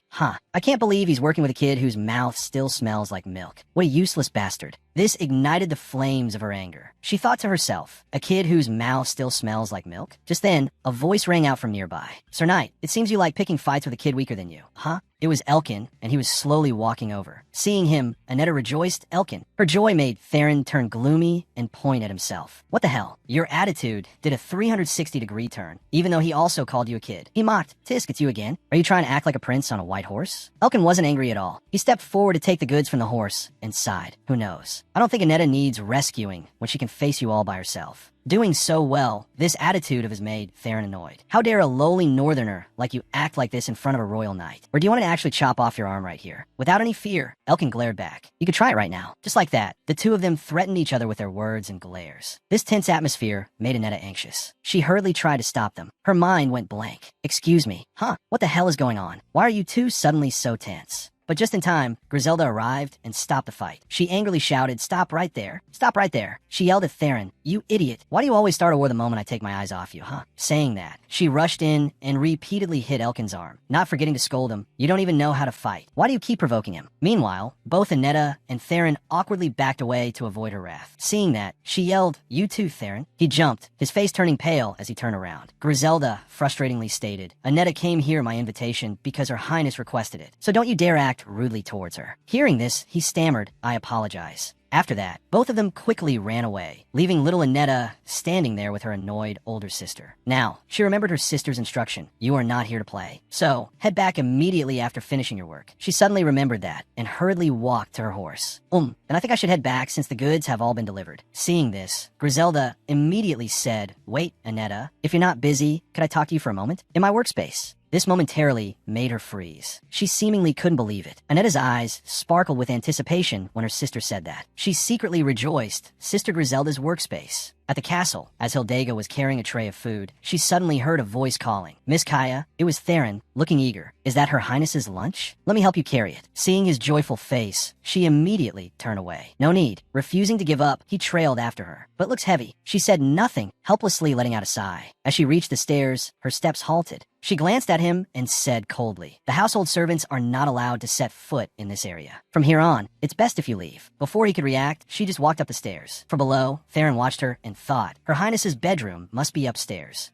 After she was out of sight, he turned away. Well, it seems I can't help anymore. His departing footsteps gradually faded away. At this moment, Hildega was peeking from the stairs, poking her head out to observe. When she was sure Theron was no longer in sight, she opened the door and entered. Behind the door, Hessa was sitting there reading a book. Seeing her, he was surprised. Good heavens, did you bring the meal up here yourself, Your Highness? She happily walked in and placed a tray of food on the table. Have a meal with me. Hessa smiled. How could I dare let Your Highness serve me like this? I would be punished by the heavens. Hildega plopped down on the chair and groaned. Phew. That shaggy blonde guy is making me sick with worry. Hearing that, Hessa immediately asked, What do you mean, Your Highness? She said in frustration, It's very obvious that he came at the Emperor's request. It's not hard to see through his thoughts. But I'm confused because I don't know if he's intentionally playing dumb or if he's actually just stupid. I can't casually kill him just because he's a relative of the commander. Hessa added, But fortunately, he didn't recognize you as the master of this castle like the chef did last time. Hildega rested her chin on her hand and continued, The Emperor might not have told the commander about that. He is a relative of the commander of the Royal Knights, the son, which cannot just arbitrarily eliminate him. But the Emperor can only squeeze more information out of him, so he won't be easily wiped out. That damn old man just keeps making things more and more exhausting. Hearing the situation, Hesser exclaimed, How terrifying. Why is the Emperor trying his best to hide your identity? Your Highness. At that moment, she looked at him and then quickly looked away. Because he Dot is afraid that I will heavily influence his followers or that I will ally with his enemies to plot to overthrow the throne. He maintains his current position by using me like this. He is trying to completely isolate me from all his followers. Hessa rubbed his chin and thought, Wyron, he comes from a powerful family in the south, so it's worth being wary of him. At this moment, she seemed to realize something. If so, although the Wyrons are trying their best to build an army in the north by sending their strongest knights there, they have also suffered losses from this. Their family lacks an heir. Currently, Theron was feeling depressed about the progress of his mission. If the situation continues like this, I won't have the face to meet the commander anymore. Saying that, he gazed thoughtfully into the distance. Thinking of him, Hessa continued, speaking of Theron's age, he must have lost many of his siblings. Hearing that, Hildega was a bit surprised. Really? Theron sulked. What am I even doing? Everyone is on guard against me. With a situation like this, how am I supposed to get any more information?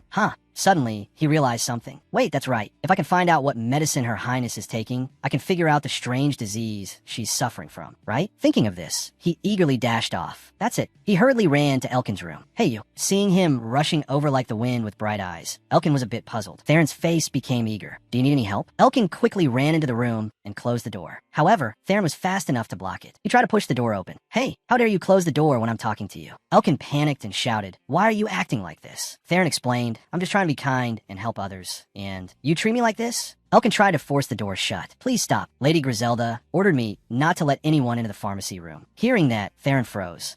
He then let go. All right, I give up. Don't be so difficult with me. He blushed and stammered, well, I didn't come here just for that. Hearing that, Elkin opened the door a bit more and stared at him. Then Theron scratched his head and asked shyly, Gaia, what kind of person is she? She comes from a middle-class family, right? She seems quite strange. Elkin thought of her and spoke up, Gaia. The moments between him and her just popped into his head. She's a bit special indeed. She is quite gruff, but she always cares about everything, even the little things. Regardless, she's a kind and reliable person. At the very least, she is better than you. Saying that, he slammed the door shut. Theron hadn't even had time to react. What? He stood dumbfounded in front of the pharmacy room for a long time. Only then did he get angry. What is wrong with this bastard? How can he talk as if he knows me so well? Thinking of this, he turned away. Fine, I won't tag along anymore. He recalled his own past memories. The servants always told him, again, young master, you don't need to intervene. You just need to sit right there. What does that pretty boy Wyron know? And even the people here. How did you get yourself into a mess when I only looked away for a moment? I don't need your help. Don't bother me anymore. It's best if you leave. And now Elkin, a good person, at the very least, she is better than you. But all of these words made him furious. He clenched his fists tightly. Right now, Annetta was heading to Griselda's room. She walked into the room, happily observing everything there. She thought to herself, is this sister's room? We've lived together for a few years now, but this is the first time I've been to her workspace. Annetta cheerfully touched the pile of books on Griselda's desk.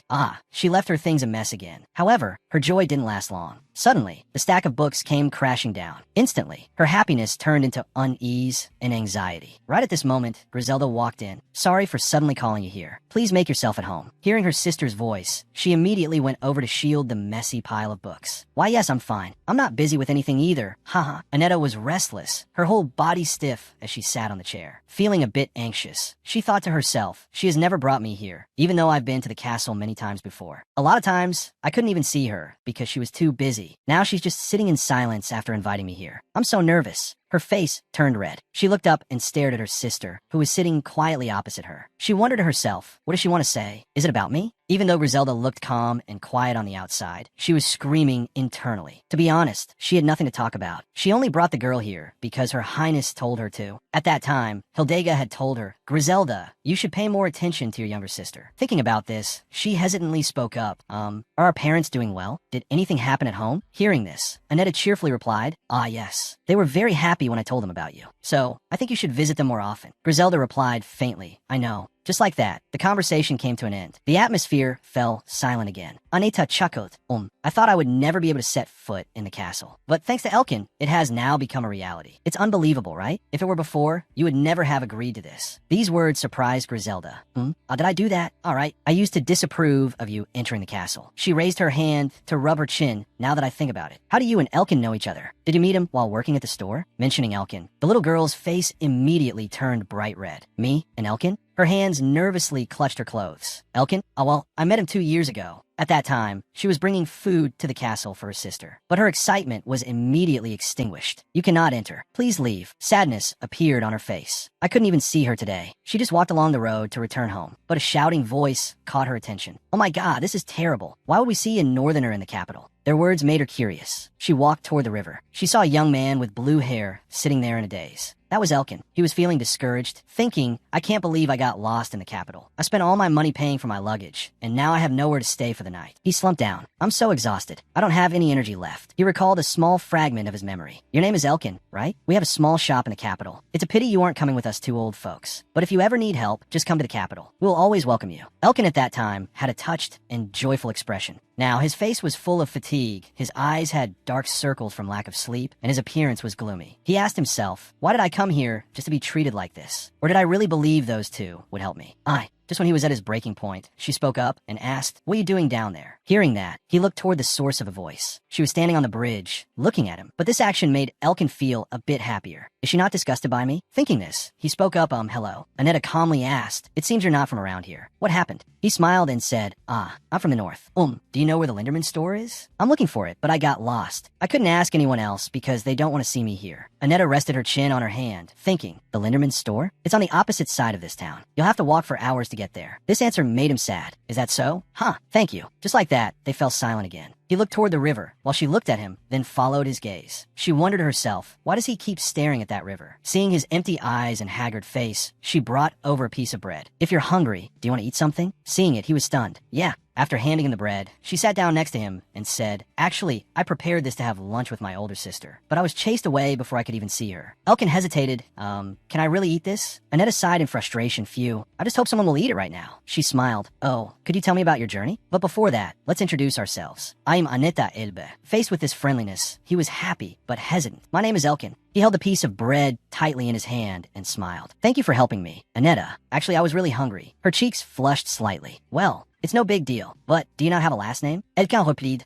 We don't introduce ourselves with our family names in the north. At this point, Annetta smiled gently and said to Griselda, so, we met because of you. She spoke up, I see. In her heart, she pondered the pharmacist. I remember his parents died in the war when he was very young. Just then, Hessa opened the door and walked in. Lady Griselda, about dinner tonight. Oh my, please excuse me. I didn't know you had a guest. She stood up. It's fine. Annetta was startled and hurriedly said, I'm sorry for staying so long. You must be very busy. I'll head back right now. Griselda said gently, Annetta, why don't you join us for dinner? The little girl asked in confusion, is that okay? Griselda continued, I don't think Her Highness will mind much. It's not a fancy meal anyway, since we just lost a chef. This made Annetta excited. She quickly ran to her sister's side. I'd love to. She was immediately overjoyed. What is happening? Am I dreaming? I can meet Elkin and Kaya again. If I had known, I would have dressed up nicer. Seeing this, Griselda smiled. Meanwhile, Theron, excited like a child, happily said, Miss Kaya, have you heard? Stepping down the stairs, Hildega saw him. She sighed. You again? Heard what? He informed her, we're gonna throw a party with Lady Griselda's younger sister while she's here. Just like the welcome party for me when I first arrived at the castle. Hearing this, she was a bit surprised. Is that so? A party? She thought to herself, what is going on with Griselda? Then, Theron stood next to her and muttered, Kaya, is there anything you'd like to eat tonight? Our southern territory is a fertile land with bustling trade. Because of that, we can easily import new fruits from the outside. I hope that one day. Ignoring his words, Hildega turned away when she saw him.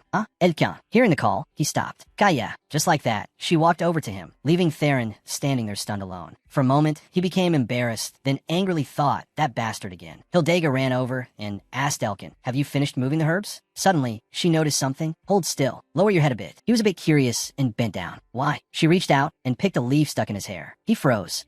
Before he could finish his sentence, she spoke up. Just stay still. She blew on the leaf. Done. There was a herb leaf stuck on your head. They walked away together, chatting happily. So, have you heard? Tonight, Annetta and us. Annetta is still here? Their whispers gradually faded away. The space became quiet again. This left Theron standing there quietly, feeling awkward. He looked at the leaf on the floor, walked over, and picked it up.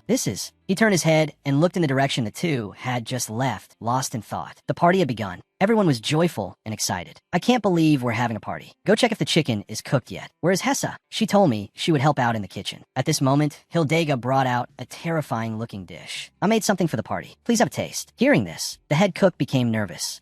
Alright. Let me see. A minute ago, there was a hint of panic on his face. Right now, his face became completely frozen. Seeing this, the other kitchen assistants panicked. He's frozen stiff. Just then, Griselda and Theron walked in. Sorry to keep everyone waiting. Is everyone here? Then please, make yourselves comfortable. Then, Theron scowled, looking toward Elkin and Anetta. He sat down next to Hildega. Theron's gaze caught her attention. A banquet table was set up. Delicious dishes were lavishly displayed on the table. The assistant cook spoke with a mix of pride and relief. Even though we don't have a head chef here, I tried my best to make the most wonderful dishes for everyone. Both Elkin and Anetta were excited to see them. They happily whispered to each other, "It looks really delicious." Yes, this is the first time I've been invited to such a lavish party. Seeing this, Griselda asked, "Is it much different from a party in the north?" This question made Elkin scratch his head. "Ah, it's even more amazing than that. I've never been treated like this since I arrived in Mamarata." "Ha!" After a moment of silence, she spoke up. "I understand. You must have had a hard time." Theron frowned.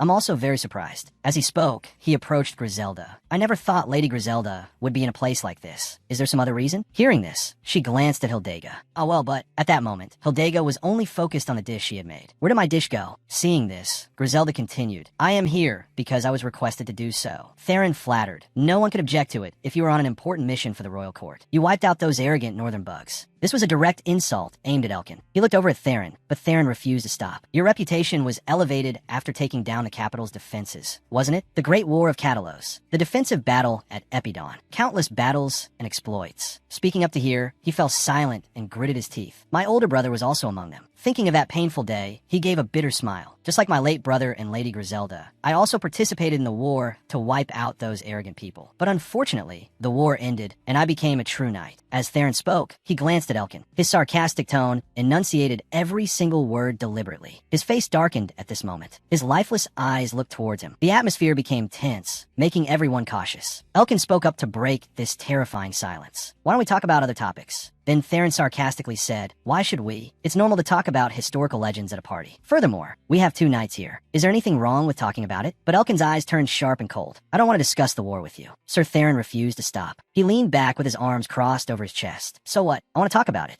Do you feel guilty?" "Well," Theron sneered, "the ones who broke the treaty between the 2 sides first. The ones who carried out the looting of the villages on the southern border. It was the northerners, right?" Hearing this, Elkin angrily shouted, "It wasn't looting. Mamarata was the one who exploited the North's minerals before any of that even happened." Theron got angry and gritted his teeth. He slammed his hand on the table. "You can say that because you're also a piece of scum, just like those northerners." This made Anetta jump. The situation had gone too far. Elkin remained silent for a long time, then shook his head and said, "Sigh, forget it. It's not an appropriate topic to talk about on an occasion like this. Anyway, it's all in the past." However, Theron didn't seem to accept that. "Huh, are you playing the good boy again? That attitude of yours doesn't suit a place like this. Just be a bastard like usual." His tone was sarcastic. "Do you know what they call bastards like you? Hypocrites. You are here because you have no self-respect, and your head is just full of flowers, grass, and trash. Just keep pretending to be an innocent little lamb and playing the victim. You guys did everything, but what are you saying?" As he spoke, he thought of his siblings who had passed away. Seeing people getting so angry, they could go crazy. Yet you say it's all in the past? Theron's face showed anger as he yelled. "Would you have the courage to say that if your enemy was standing right in front of you?" It seemed Elkin couldn't take it anymore. He angrily slammed the table and stood up. His eyes became resentful as he looked at the person in front of him. However, he just pushed his chair back, turned around, and walked away. "Continue with dinner. I'll excuse myself and head back first." Seeing this, Anetta became worried. Elkin, even Griselda, was helplessly silent. Theron's anger still hadn't subsided.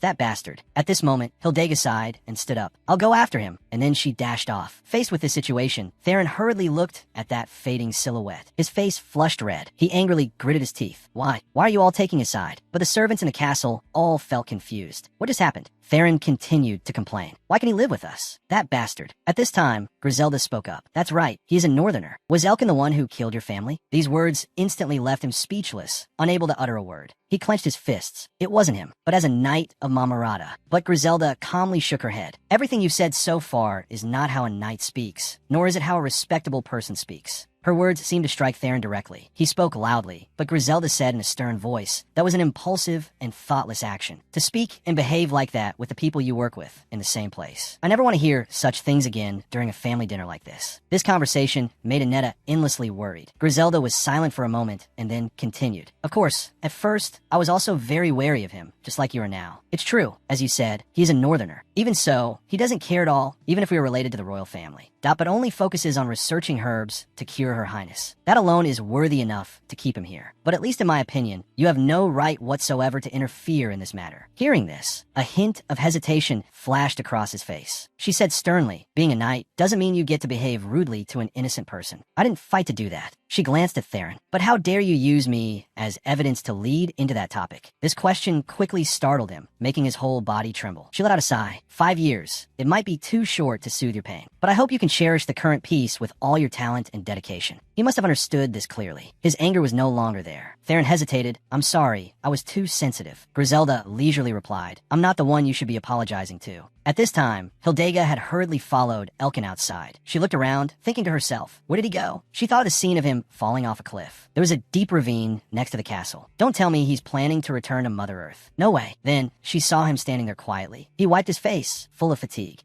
The sound of footsteps drew his attention to Kaya. "Did you follow me?" She hesitated a bit and asked, "Why are you making such a pitiful face? Hurry up and go back inside." Elkin replied disappointedly. Everyone was looking forward to this party. "I'm sorry for ruining the atmosphere, but I can't." Hildega stretched her arms and said, "Don't care too much about that anymore. I really feel sad for Aneta." She thought of the scene where she would tear up. "I didn't get to eat even a single bite. Why did things turn out like this?" She sighed. "You can stay here until you feel better." However, Elkin just turned away and remained silent, saying nothing. Noticing his mood, she calmly said, "Well, I also need an evening stroll." Hearing that, he smiled. His eyes were full of contemplation. At this moment, she looked up at the sky and suddenly asked Elkin, "Do you remember that a long time ago, you asked me about my parents?" Hearing this, memories of that day suddenly flashed in his mind. Of course, now that I think about it, you didn't answer my question back then." Hildega casually replied, "To be honest, I don't even have any memories of my family. I was brought to Mamarata when I was very young." Thinking about Theron's emotions when he scolded him, she continued, "I can't understand the pain of losing the ones I love. And I certainly can't understand why you two acted like that. But the only memory I have is a vague feeling that I don't belong here. That's all there is." This answer made him ponder and think to himself, a place where I don't belong? He remembered the words he had heard in the past. It will be very difficult to survive this winter if Elkin continues to stay with us. Why do I have to see that bastard northerner's face in the capital? Hildega slowly spoke, "But I'm quite satisfied with my current life. The atmosphere here has changed since you came to this castle. That was the first time we threw a party to welcome a guest. I know it wasn't an easy decision for you to agree to help the master of this place." Her face darkened slightly as she turned to look at him. "Although that person can't tell you directly, I'm sure they're very grateful for what you've done." These words made him pause for a moment. His hands clenched tightly. "No, I don't deserve that gratitude." His inner thoughts became chaotic, silently asking himself, "Do I deserve to be thanked?" I tried to seize the opportunity to approach a part of the royal family, but I honestly feel a bit. Thinking this, he then gently said, "Me too. Looking for a place that needs me. That's the only thing that relieves the sorrow." Hildega looked at him for a long time and then spoke. "Return to where?" After that, they returned to the castle together. Elkin was a bit worried. "I wonder if Aneta is crying in there?" Just then, the door opened and it was Theron. The three of them faced each other. However, Theron just remained silent and ignored them walking past. Elkin just sighed and didn't pay attention to him. Then Theron turned around. "I went too far. I'm sorry about that." After saying that, he walked away. Seeing this, Elkin suddenly asked, "Are you planning to leave?" This question made him stop and startle. Elkin opened the door. "It's rare for us to throw a party, and everyone prepared their best for it. It would be a shame not to enjoy it." Seeing that his back still didn't budge, silent and saying nothing, he gently said, "Let's go back inside." Theron must have hesitated for a long time. He let out a sigh of relief, then awkwardly scratched his head and turned back.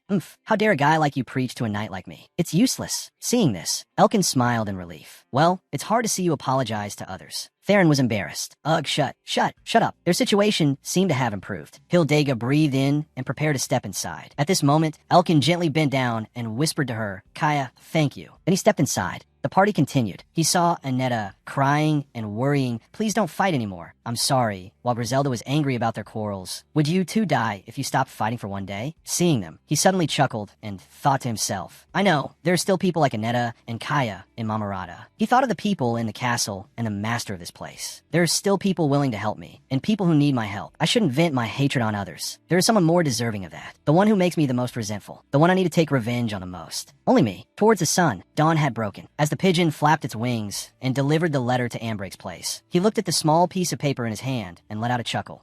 By now, it was completely bright outside. Griselda held the letters delivered by the pigeon in her hand. She walked into Hildega's room and said, "It's been over half a year." Hildega, confused, blurted out, "What?" Griselda leaned against the door, waving the letter. "You keep ignoring the request to come to the Emperor's Imperial Palace. For so long, you've been using the excuse that you're unwell. But how much longer can you keep using that excuse? Don't you think you should visit the imperial family at least once? I'm afraid the emperor will come here in person. Hearing this, Hildega sighed and waved her hand, signaling Hessa to stop. Griselda asked, if so, what do you plan to do? After a long silence, she spoke up, pack my bags. Later, Griselda relayed this to Elkin and Theron. He was a bit surprised. The master of the castle is preparing to go out? He thought to himself that he hadn't seen them for so long, and now, suddenly. Griselda walked on. That's right. The servants who directly serve him will go with us. So today, Theron will directly oversee all matters in the castle. It's only for one day, so it shouldn't be a big deal. Hearing that, he rejoiced. I will do my best to fulfill my duty. Elkin pondered one day, then spoke up. Lady Griselda, may I go with you? But faced with this difficult situation, she remained silent. He persuaded her. I am the doctor of the castle's master. What if the symptoms of the illness suddenly relapse while everyone is on the journey? Not letting him continue, she sternly said no. He will bring his medicine. We'll be back by morning. You don't need to worry. But Elkin wasn't ready to drop it. Hearing this, however, Theron immediately raised his hand, excitedly wait, hold on. If Elkin goes, I want to go too. Seeing that, Elkin replied, what? Theron, what are you talking about? Griselda frowned. After all this time, are you two still going to act like this? Be mindful and start your work at the castle. Her words made the two of them flinch. Saying that, she turned and walked away, leaving them standing there stunned. Then Theron embarrassedly hit Elkin. You made her mad. Elkin dodged. Come on, isn't that your fault? Theron roared angrily. What is wrong with this guy today? Elkin stood there, deep in thought. Things were not simple at all. The master of this castle had hidden their identity for a very long time.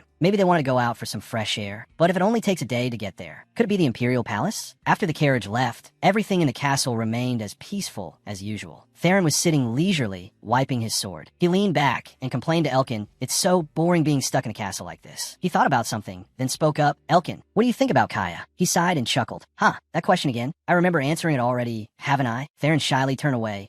Is that all? You're the first person I got to know, along with Lady Kaya. And now, even if I want to behave properly, it doesn't matter, right? Elkin paused for a moment. It also depends on how Kaya feels. Hearing that, Theron immediately turned back. What? Seems like you enjoy shutting down my questions. He looked out toward the castle gates. What's that? Smoke? At this moment, a figure gradually approached Elkin. They were startled to see it was Anetta. He hurriedly ran over. What are you doing here? Lady Griselda has already gone out. Riding on horseback, she hastily explained, no, it's not because of my sister. Elkin was surprised to see the boy, Mark, with her. Seeing him, the boy cried, please help us. The town. There's a fire in the town. The situation grew tense. Elkin panicked. The village is on fire? The boy quickly explained the current situation. There are so many injured people, but there's no doctor in the village. So I thought of you. Anetta hurriedly continued. I met this boy running to the castle alone and brought him here. Elkin, we have to go right now. Seeing this, he immediately ran off. Wait a moment. I'll get my medicine and set off right away. Suddenly, they don't shout it loudly. No. Elkin, stop. He said anxiously, Lady Griselda isn't here. We can't just abandon the castle. What if enemy forces invade the castle while we're not here? He turned to Anetta and Mark. I'm very sorry for the village, but they will have to find another doctor to handle this. Elkin stood there hesitating, and Theron added, if you, the doctor to the master of the castle, go to that burning village, what if something happens to you? Just then, a servant in the castle said in horror, a fire? What is going on?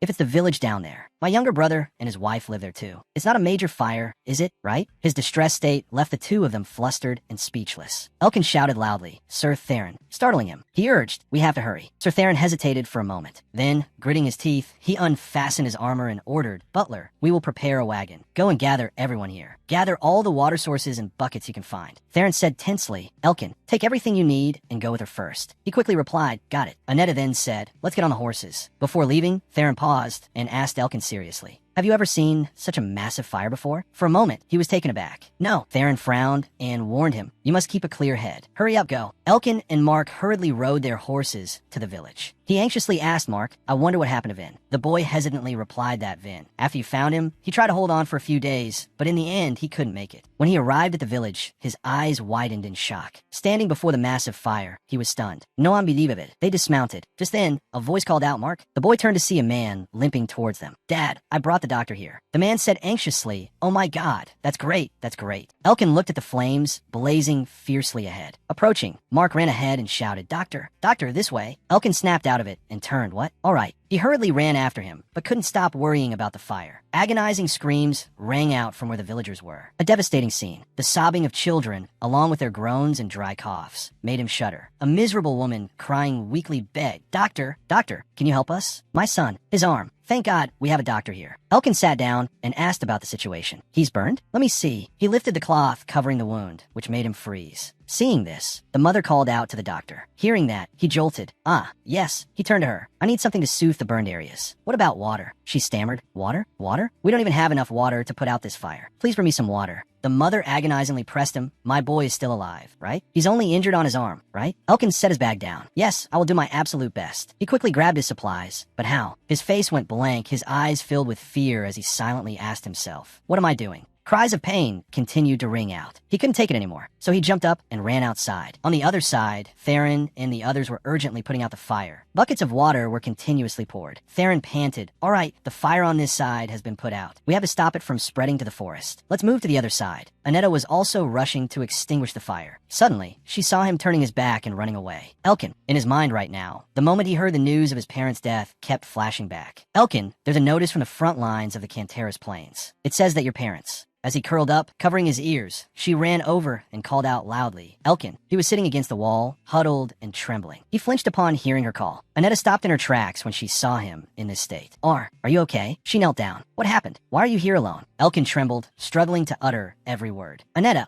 I'm sorry. That scene. It's just too horrific and traumatic. Tears welled up in his eyes. That fire is terrible. Annetta looked toward the fire. The situation is worse than I thought. But Elkin, you are a doctor. Even though it's very difficult, for everyone's sake. Even just a little bit. He hurriedly shook his head. No, it's not. It's not because of that. His voice became agonizing. I can't bear to think that my parents had to go through such a painful death. These words made Annetta freeze. Your parents, they died in a fire? So, just then, a figure was approaching them from behind. Elkin covered his face and sobbed. Because my parents passed away. I had to leave my homeland. Everything. He recalled the word from back then. Your parents. The Sun Witch was captured, and she burned them alive. His voice roared with indignation. It's all because of the Sun Witch. That figure from behind was Hildega. She had heard these words. Her eyes widened in shock. It turned out they had gone to the Imperial Palace, but couldn't meet the Emperor. Griselda helplessly asked the guard again. His Majesty is out on an inspection? Are you saying he is not in the palace? Yes, the guard quickly explained. Yes, there was no notice that Lady Griselda would be visiting. He has gone to Bedica and will not return for 4 days. Would you like to wait inside the palace? She remained silent, glanced at Hildega, and then spoke. No, we will return next time. Just like that, they got into the carriage and returned to the castle. In the carriage, Hildega was gloomy. I knew that damn old man would play a trick on me like this. Did I come here just to wait for an old geezer? I won't let things go like this. Griselda beside her was full of anxiety. It was a real waste of time. Hildega couldn't hide her frustration. I only just accepted that I couldn't ignore the request from the Imperial family. Anymore, she shouted out loudly. I told you, Griselda. We didn't need to come here. You're too sensitive. Are you actually the Emperor's spy? Her words were like arrows piercing straight into Griselda. She blushed, silently telling herself, I didn't hear anything. Suddenly, a plume of smoke caught her attention. She looked up, wondering, where is it coming from to have so much smoke? At this moment, a voice echoed, Lady Griselda. Mark, it was a servant at the castle, carrying a bucket of water on his shoulder. He hurriedly asked, you returned earlier than expected? Seeing that, she immediately blurted out, Mark, what are you doing? He awkwardly recounted, well, there's a huge fire in the village at the foot of the hill. At that moment, Hildega lifted the curtain to listen. As per Sir Theron's request, we are helping them. The doctor and your sister have also gone down there. This information made her pause for a moment. Griselda worried. Annetta, it's very dangerous. Why? Without hesitating for another second, Hildega quickly stepped down from the carriage and rushed off. Griselda, take the carriage back to the castle first. Seeing this, she stopped in her tracks and called out, Kaya, where are you going, Kaya? She ignored Griselda's call and sprinted to the village. The fire blazed fiercely, making it visible even from a distance. She looked towards the village, but heard a sound. Your parents, they died in a fire? Is that so? So Hildega stepped closer. It was Annetta and Elkin. Right at that moment, he said, because my parents passed away, I had to leave my town. Everything is because of the Sun Witch. That resentful voice pierced deeply into her. Her face showed astonishment, silently thinking, what? She leaned against the wall, her heart beating faster. What did he just say? At that moment, Theron rushed over and shouted, Elkin, what are you doing here? I finally found you. So many people are injured. You have to go right now. Hearing that, Annetta agreed. That's right, Elkin. We should head back to the village first. However, he remained silent. His eyes were lifeless, his face dazed, and tears just kept falling. This appearance of his made Annetta anxiously think, what should I do now? For everyone's sake, Elkin needs to go now. I've never seen him like this before. I don't know anything about his parents at all. No matter what happened, I understand him. I've always grown stronger, but in the end, I can't do anything. Because I am from Amarata.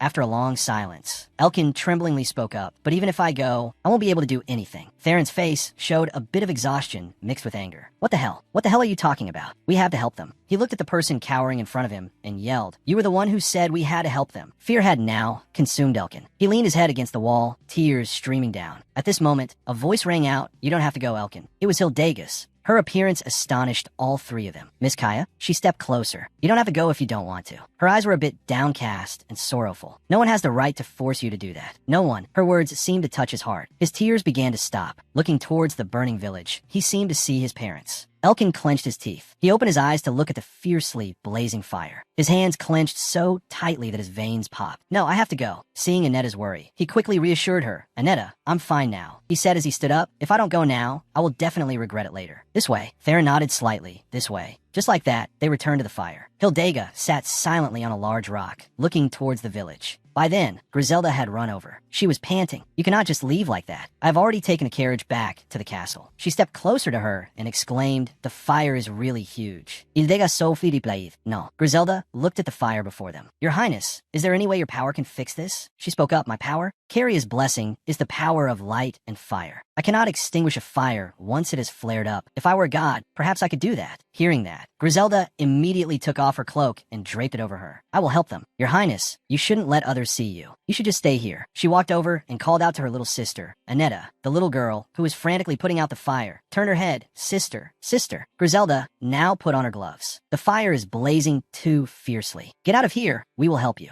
On this side, Theron was striving to save those trapped. Elkin was rushing to give first aid to the injured in the fire. Hildega was in a daze, looking at her hands. Her eyes were filled with so many thoughts. When dawn broke, the sunlight shone down on the village. The chirping of birds rang out, breaking the silence. Elkin was nodding off when he was startled by a call. Elkin. It was Theron patting his shoulder to wake him. He gently said, the fire was put out last night. Everyone is exhausted. Let's head back quickly. Opposite them, Anetta was walking sluggishly, still half asleep. He stumbled to his feet and slowly said, all right. At this moment, a man spoke up. Doctor, please wait a moment. Are you leaving? He turned his head, yes. Although it wasn't much, I tried to do everything I could. No, I am very sorry, but if everyone wants more than that, please call another doctor. Hearing that, the man hastily ran over. No, that's not it. I apologize for acting so rudely last night. None of us knew what we should do. I was so scared. He rubbed his head in remorse. I shouldn't have acted like that. Even if you had abandoned us, I wouldn't have had the right to blame you. But you came back and helped us. Thank you very much. Truly. These words suddenly moved him. It's nothing. Looking at the remnants of the fire, he continued, this place has been heavily destroyed. It will take some time to rebuild everything. The man shared, we will have a very hard time rebuilding this village from the ruins. It wasn't a sturdy structure to begin with. Now it's been burned to the ground. The capital is right nearby. We will go there and ask for their help. But I'm not sure if the people there will be willing to help. Hildega, standing not far away, seemed to have thought of something. She waved towards Theron. Blondie, come here. Go and tell them. Yes. She whispered something into his ear. Theron, hearing it, was a bit panicked. Yes? What? Really? He worriedly asked, have you gotten approval for that? Hildega poked his arm. It's fine. Just hurry up. He walked over to them. Ahem, you're the village chief, right? Hearing that, the man replied, that's right, Sir Knight. Theron pointed toward the castle. We live in a castle on the other side of the hill. The master of the castle is very sorry about this incident. Therefore, he has decided to provide everyone with all the necessary manpower and materials until the village is completely restored to normal. The village chief was overjoyed and asked in disbelief, really? Is that true? We are so grateful. Griselda, who was standing next to the sleepy Anetta at this moment, suddenly stiffened. Her face went blank. She quickly approached Theron, who was proudly saying, all right. No need to say thank you. Griselda swiftly grabbed him by the collar and slammed him against a nearby tree trunk. With a terrifying voice, she said, who gave you the right to decide that? Theron, trembling with fear, replied, what? No, I just said what Kaya told me to. Hearing this, she paused. Griselda glanced towards Hildega, silently wondering, Lady Hildega, why? But for a moment, she became speechless. Feeling a bit awkward, she let go of Theron. Honestly, she sighed. Yesterday, you arbitrarily abandoned your servant. Today, you didn't even bother to consult my opinion on matters concerning the castle. He hurriedly replied, I am sorry. I was just trying to. She interrupted. Even though it was a huge fire, you managed to handle it very professionally. Have you had experience in things like this before? This question made Theron shyly blush. He awkwardly answered, when I was a cadet, I was mobilized to put out a similar fire in the city. Hearing that, Griselda rubbed her head. I see. Sigh. I'm not sure if I should praise you since you arbitrarily abandoned the castle, but it was the right decision. You've worked hard. At this moment, he remained silent for a long time, then sadly said, I wasn't the one who made the decision. I hesitated. I was afraid I would disobey orders and mess everything up. Elkin was the one who convinced me. Seeing that, she immediately said, I decided to entrust the responsibility of managing the castle to you. You deserve praise for your decision. If things had gone south, you would have had to take responsibility for your own decision. Looking at him with his head bowed, she encouraged, you hesitated because you knew that. I am very glad that you know how to take responsibility for your actions. Her encouragement made Theron rejoice. He clenched his fists and stuttered, "I will try to work even harder." Later, as they were preparing to leave, Annetta overheard the instructions between Elkin and the village chief. "So, if you buy more ointment from that shop." She rubbed her eyes, silently thinking, "I'm glad Elkin's mood has gotten better." She breathed a sigh of relief. "I was really surprised yesterday." At that moment, a voice called out Annetta. Startled for a moment, she realized it was Hildega. She said, "I need to talk to you. Last night, I overheard the conversation between you and Elkin. What exactly were you two talking about?" She froze, then quickly turned away, thinking to herself, "Why did I get so startled?" Then she said, that? I don't know the exact details, but I think Elkin's parents died tragically in a fire. No, he kept saying it was caused by the Sun Witch. I just know they passed away because he didn't say much about it." Hearing this, Hildega's voice dropped. "Is that so?" She grabbed her hand. Annetta, Hildega leaned in close and whispered, "Can you keep this story a secret from Griselda? After all, she is a knight. I don't think it would be good for Elkin if this gets out, and he wouldn't want anyone else knowing about it either." Annetta's face flushed red as she stammered, "That's right. It's not something to be spoken of casually." Suddenly, she paused. Wait, her face turning red with indignation. She muttered, "Kaya, did you really think I would tell my sister about this if you hadn't warned me? I wouldn't have even thought of doing that." With that, she quickly ran off. "I'm tired, so I'm heading back to the castle first." Afterward, Hildega also walked away, her mind heavy with a barrage of thoughts. Don't tell me. She recalled her own past words. "I'm sure I've met them before. That northerner. I'm certain I've seen him, but I just can't remember where. I'll keep an eye on him." And she remembered what he had told her. They passed away a long time ago during the battle in Canteris. They went there to treat the wounded soldiers. At that moment, a realization struck her. Could it be that I recognized Elkin's eye color because I saw it right before I killed his parents? No. She clenched her fists tightly. I have absolutely no memory of it. Elkin said his parents died a long time ago. He wasn't with them at the time, and I don't recall taking the lives of a doctor couple with my own powers. She continued to walk, step by step. But what if, by some 1 in a million chance, that story is true? At this thought, Hildega stopped dead in her tracks. She took off her hood and looked up at the sun. "Last night, I slept through the entire night without needing any medicine. Ever since I started his treatment, the symptoms have gradually lessened and completely disappeared, even at night. The herbs. That's right. We can't just kick him out of the castle." She then glanced over at Griselda, thinking to herself, no, whether it's true or not, if Griselda finds out about this, she won't let it slide easily. The situation will only get worse if word reaches Mamarata.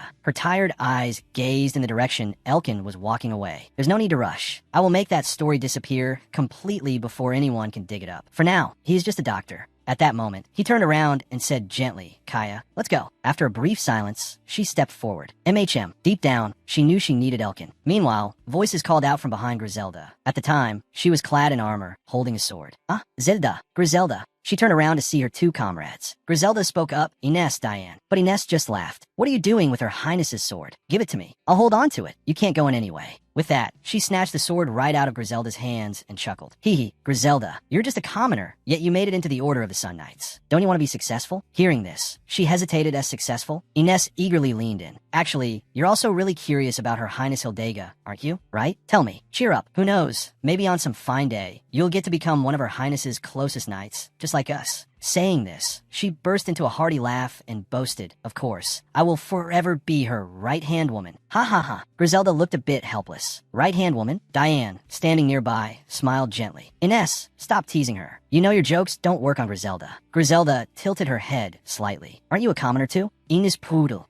You're a noble. You wouldn't understand. It's a very wealthy city." She thumped her chest, armor proudly. "From this day forward, the name of the poor commoner Ines will exist no more. I will make a famous name for myself in this war. One day, I will become the master of a castle with vast, fertile lands and massive farms." She then pointed a finger at the two of them. "When that time comes, you two will have to call me Lady Ines." But Griselda still wore a blank, uncomprehending expression. Diane chimed in, "Just try not to die before then." Ines cheerfully hugged the sword and pointed at them. "You'd better remember my name." Diane turned back to converse with Griselda. Honestly, there's just no stopping her. 8 years ago, Canteris Peninsula, Hildega's military camp. Ines carried the sword to Hildega's tent. She waved a greeting to the guard. He gave a slight nod and allowed her to enter. "Your Highness, it is I, Ines. I have brought your sword." However, there was no response. Ines glanced at the plate of food sitting untouched on the table. She couldn't help but ask, "Your Highness, are you not going to eat? If you do not wish to have your meal, shall I take it away?" The silhouette behind the curtain remained completely silent, without the slightest movement. She stepped outside and met up with Griselda and Diane. Griselda spoke up to ask, Ines, did you deliver the sword? But Ines kept glancing back toward the tent. Yeah, I did. But you know, Her Highness Hildega is usually very quiet. Yet today her demeanor seems different than usual. Could something be weighing on her mind? Later, as the soldiers stood ready and dusk began to fall, Ines grew restless. Why hasn't the order to march been given yet? Her Highness Hildega still hasn't come out of her tent. Diane looked up at the sky and spoke. It started to get dark. General Albrecht's vanguard must be facing off against the northern forces by now. Amidst this tense situation, Griselda remained calmly silent. Suddenly, Diane exclaimed, "Oh, isn't that the general?" Hearing this, Ines immediately looked around. What? Isn't that General Albrecht, the one leading the vanguard? Why is he here? He galloped furiously toward the camp. He's going inside Her Highness Hildega's tent. A long while later, as the three of them waited in silence, the tent flaps opened. He stormed out, followed by Her Highness. Prepare the troops. A report echoed across the camp. The Northern Army has launched an attack. Ines was stunned and pressed. What? He said that our vanguard. Hearing this, both Ines and Diane froze in shock. At that moment, Albrecht mounted his horse, raised his sword, and bellowed, "Warriors of Mamarata. Behind us lies the Empire of Mamarata. Do not let the Northerners violate even a single inch of this peninsula. Do not let those filthy pests set foot on our beautiful land ever again. Justice is always on our side." Hearing this, the three of them lowered their visors, their faces devoid of any fear. "Let's go, Griselda." Just then, a voice called out, bringing her back to reality. Lady Griselda. It turned out it was all just a memory. The voice snapped her out of her deep thoughts. She turned her head. "Ah, doctor." Elkin walked over. "What are you doing?" "I called you several times, but you didn't answer." She replied with a hint of melancholy. "I was just reminiscing about some old memories." He looked around. "Speaking of which, I don't see Terry anywhere." Griselda informed him. He had some business to attend to in the south. He'll be back in a few days. Is something the matter? Elkin suddenly remembered and said enthusiastically, "Ah, it's regarding the promise to assist the villagers at the foot of the hill. I'm preparing a cart of supplies to send down to them. I think we should send down some medicines and herbs to treat their wounds. Would that be all right? The medication supply for the master of the castle is already sufficient." However, he was met with total silence from her. This left him feeling bewildered.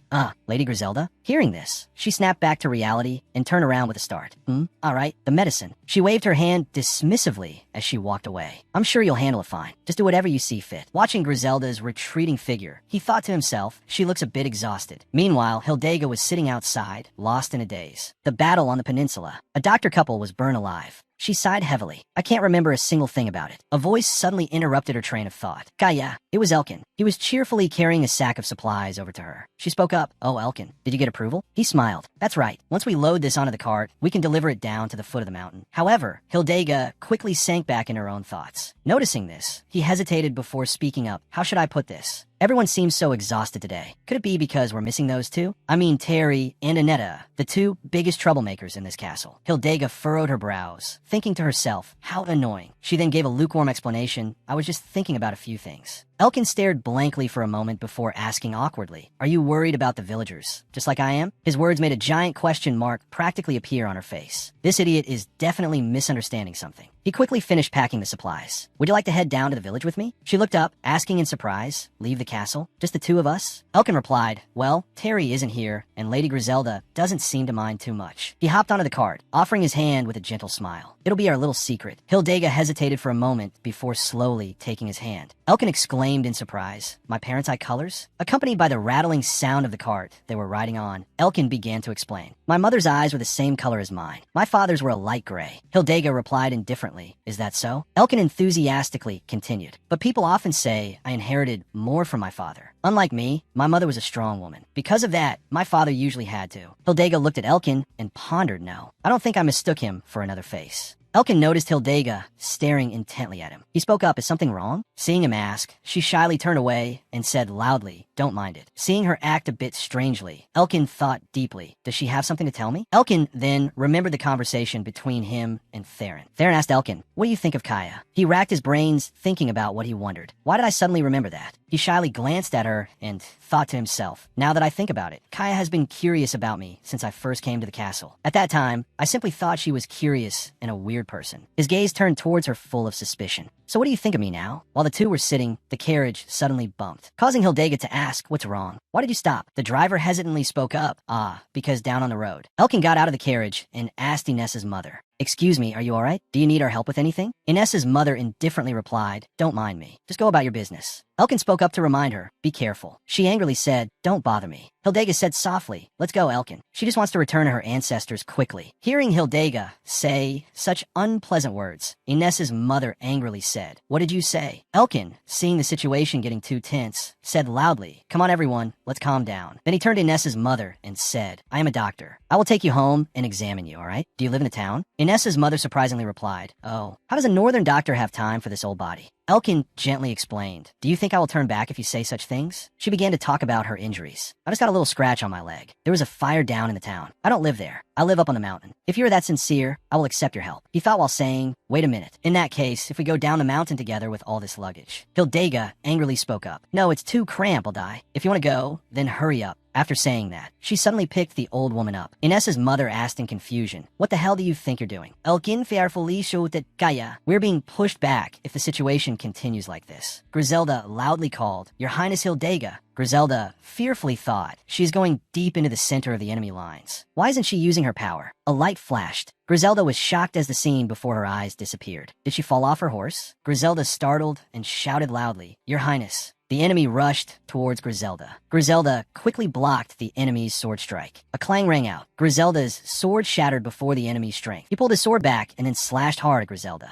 That sword strike slashed into Griselda's waist, causing her to fall hard. She cried out in pain, He shouted loudly, Dai. When he was swinging the sword strike that would decide Griselda's life, from behind him, Ines appeared and finished him off. Ines shouted, Griselda, hang in there. We are retreating to Eppledorn. Ines said loudly, damn it, where is Diane? Griselda, in pain, spoke up. Your Highness Ines. Your Highness Hildega. The soldiers asked loudly. The Mamarata army is retreating. Retreat. Griselda in her delirium anxiously said, Your Highness Hildega. Retreat, retreat. A servant spoke up, oh, Lady Griselda. Two maids spilled water on Griselda, surprising her before she could react to them. The two maids fearfully spoke up, I am so sorry. I will wipe it clean right away. I will definitely be more careful next time. Griselda gently reassured them. No, I wasn't paying attention. It's my fault. Don't worry about me. You two just need to clean up. Just clean the floor. Sorry for adding more work for you. Then she turned and walked away. She walked straight towards the wall. Then she bumped her head against the wall with a thud. She quietly walked on. The two maids whispered to each other, Lady Griselda. It seems like she has something on her mind today, right? I'm not sure either. Heisey walked by, heard them, and pondered. After her delirium, Griselda opened her eyes, looked around, and asked, this is Ines, sitting nearby, saw that Griselda had woken up and came closer to ask, Griselda, you're awake. Griselda asked in confusion. I can't move. The battle. What happened? Ines sat quietly and recounted. Her Highness Hildega has disappeared. The peninsula has been occupied by the Northern Army. Even the smallest fortresses along the border have fallen. We will gather our forces at Eppledorn Castle until we find Her Highness. Griselda tried to speak despite being heavily injured. Ines, where's Diane? Ines gently spoke to reassure Griselda. Your wounds are very serious. You won't be able to fight for a while. Protect the castle and the injured soldiers until you fully recover. No, don't think of it as trivial. Griselda firmly said, no, then I won't. Then Griselda began to tell Ines about her younger sister. I left my little sister in the capital. I promised her I would return to the capital before she reached adulthood. She must have changed a lot since then. I want to see her again. The wounds were still clearly visible on her body when she was ready to face death. But now Griselda was very regretful and blurted out, I don't want to die here. As Ines sat cowering, Ines's fear could be seen on her face. Heisey, standing outside the door, quietly opened it and walked in. Heisey spoke up, excuse me, my lady. I have prepared clothes for you. When Heisey walked in, Griselda was preparing to change her clothes. This made Heisey shyly say, oh God, are you changing clothes? I'm so sorry. Heisey embarrassedly turned away to look in another direction. When she turned her head back, what caught her was a large scar appearing on Griselda's waist, leaving Heisey not knowing what to say. Heisey spoke up, wondering, I understand why you acted a bit strangely today. Today, Tarion rode his horse majestically back to his mother's house. Theron got off his horse and looked at the entire house that he had been away from for so long. Zenivia, Theron's mother, was standing in front of the gate, waiting for her beloved son to return. Theron happily called out, Mother. Hearing the call, Zenivia immediately called back. Ah, you finally returned. Nivea hurriedly ran over. She hugged her beloved son tightly in her arms and happily said, Victor, my son, I have been waiting for you. I have waited for you for so long. Hearing his mother's words made Theron so surprised that he was speechless. Theron hugged his mother tightly and said firmly, Mother, I am Theron. Theron silently thought for a moment, and then hurriedly spoke up to correct her. Today makes 8 years since he died. It is the 8th anniversary of the battle at the Canteras Peninsula. Griselda quietly pulled her shirt down and spoke. It has been a very long time. Since the first time I joined Her Highness Hildega's army. Back then, I was just a rookie. I couldn't even see her face. I was injured in the battle and was discharged from the army. Griselda hastily said, but in the final battle, when Hildega's army fell, defending Eppledorn Castle, people said I was the strongest swordswoman. Becoming one of the 5 members of the Royal Knight Order wasn't because I was stronger than anyone else. It was simply because I was the only one of them left alive. Griselda's mind was quite troubled as she recalled past events. She hesitantly took steps toward the bed. Sitting down with an extremely heavy heart, she spoke. That is the reason, Heisey. Sometimes I wonder. After the war, Her Highness and I have spent all our time in this castle. Not even once has she ever mentioned or felt sorrow for those who died. Griselda spoke of her innermost feelings. How could she do that? Heisey, Her Highness Hildega, everything. Is she really okay? Elkin took step by step up the hill, come on. In the end, the 2 of them had to take turns carrying her. Elkin asked, is your house near here? Inessa's mother replied, yes, because this house is isolated, it didn't suffer any damage. Elkin pondered deeply, but if she was injured by the fire in the village, it seemed she had to go look for help. Elkin helped Inessa's mother sit on the bed. The bed creaked. Inessa's mother said, you've worked hard. Elkin asked, do you live alone? Where are the others? She sadly replied, my husband and son died during the war. It's also been 8 years since my daughter started her revenge plan, or whatever. Inessa's mother turned to look at Elkin, making him startle. She explained, don't worry, I'm not saying you are a bad northerner. Elkin asked, is your leg injured? Let me see. She thought deeply and then said, it's all because of the Sun Witch. I don't know about young people like you. Because the North was superior in both territory and population. Right from the early days of the war, Mamarata was always the leading one. At that time, I thought everything would pass quickly. Why should we care about the war? The nobles would get more land, while the commoners would have to eat dirt. But everything changed when the Sun Witch appeared. Hearing Inessa's mother mention the Sun Witch, Hildega turned sharply to listen. Even the people in the most remote rural areas flocked to join the army for glory and honor. Inessa's mother said angrily, how many people can honor feed? Even hardworking people like us are just dragged into it by the war. Hearing this, Elkin said shyly, yes, I understand. Elkin asked, the war is over. Has your daughter still not returned? She sadly repeated the words her daughter had said to her, if I am a knight, I can eat my fill and live better than now. I will have the greatest merit, you will see. She said she joined the war to cultivate herself, and she really did. I will have a castle of my own. When that time comes, you just need to find it. Inessa's mother mentioned her daughter. As she spoke, so many memories of her daughter flashed through a mother's mind. At least with that spirit, the brat will never starve to death. So stupid. Inessa's mother spoke up, young man, you must have worked hard to bring me down here. Elkin explained, you can just call me Elkin. All right, Elkin. Inessa's mother rolled her eyes toward the door where Hildegard was, then called out, and the beautiful girl over there. You were the one who rushed over to carry me first. Why are you so quiet now? What is your name? Hearing that, Hildegard hesitantly spoke up, Kaya. Elkin looked around the room and exclaimed, they're out of water. Elkin looked at Inessa's mother and said, I'll go get some. Please get some rest. Elkin stepped outside and gently said to Hildegard, Kaya, let's talk for a bit. Elkin closed the door. Elkin said to Hildegard, I don't think she has much time left. That leg. When I treat patients, I often see such wounds. If the wound is not treated promptly and properly, it will slowly destroy the body. She must have suffered a lot of pain. She is too weak to fight it alone. How could she endure in such a condition? Hearing Elkin inform her about Inessa's mother's condition, Hildegard replied, I understand. Hildegard turned to mention what needed to be done now. I will stay here and watch over her. Can you go get water alone? Elkin replied, then I'll trouble you. Hildegard stepped into the house and gently closed the door. Inessa's mother asked, aren't you going with him, Kaya? Hildegard stood deep in thought, then gently spoke, I am Hildegard Alias. Hearing Hildegard assert herself as the Northern Witch, Inessa's mother lost her calm and retorted, what? Don't joke around like that. Hildegard come he spoke, Ines. Hearing her child's name, she looked up at Hildegard. Hildegard clarified, that is your daughter, right? I have a few things to tell you.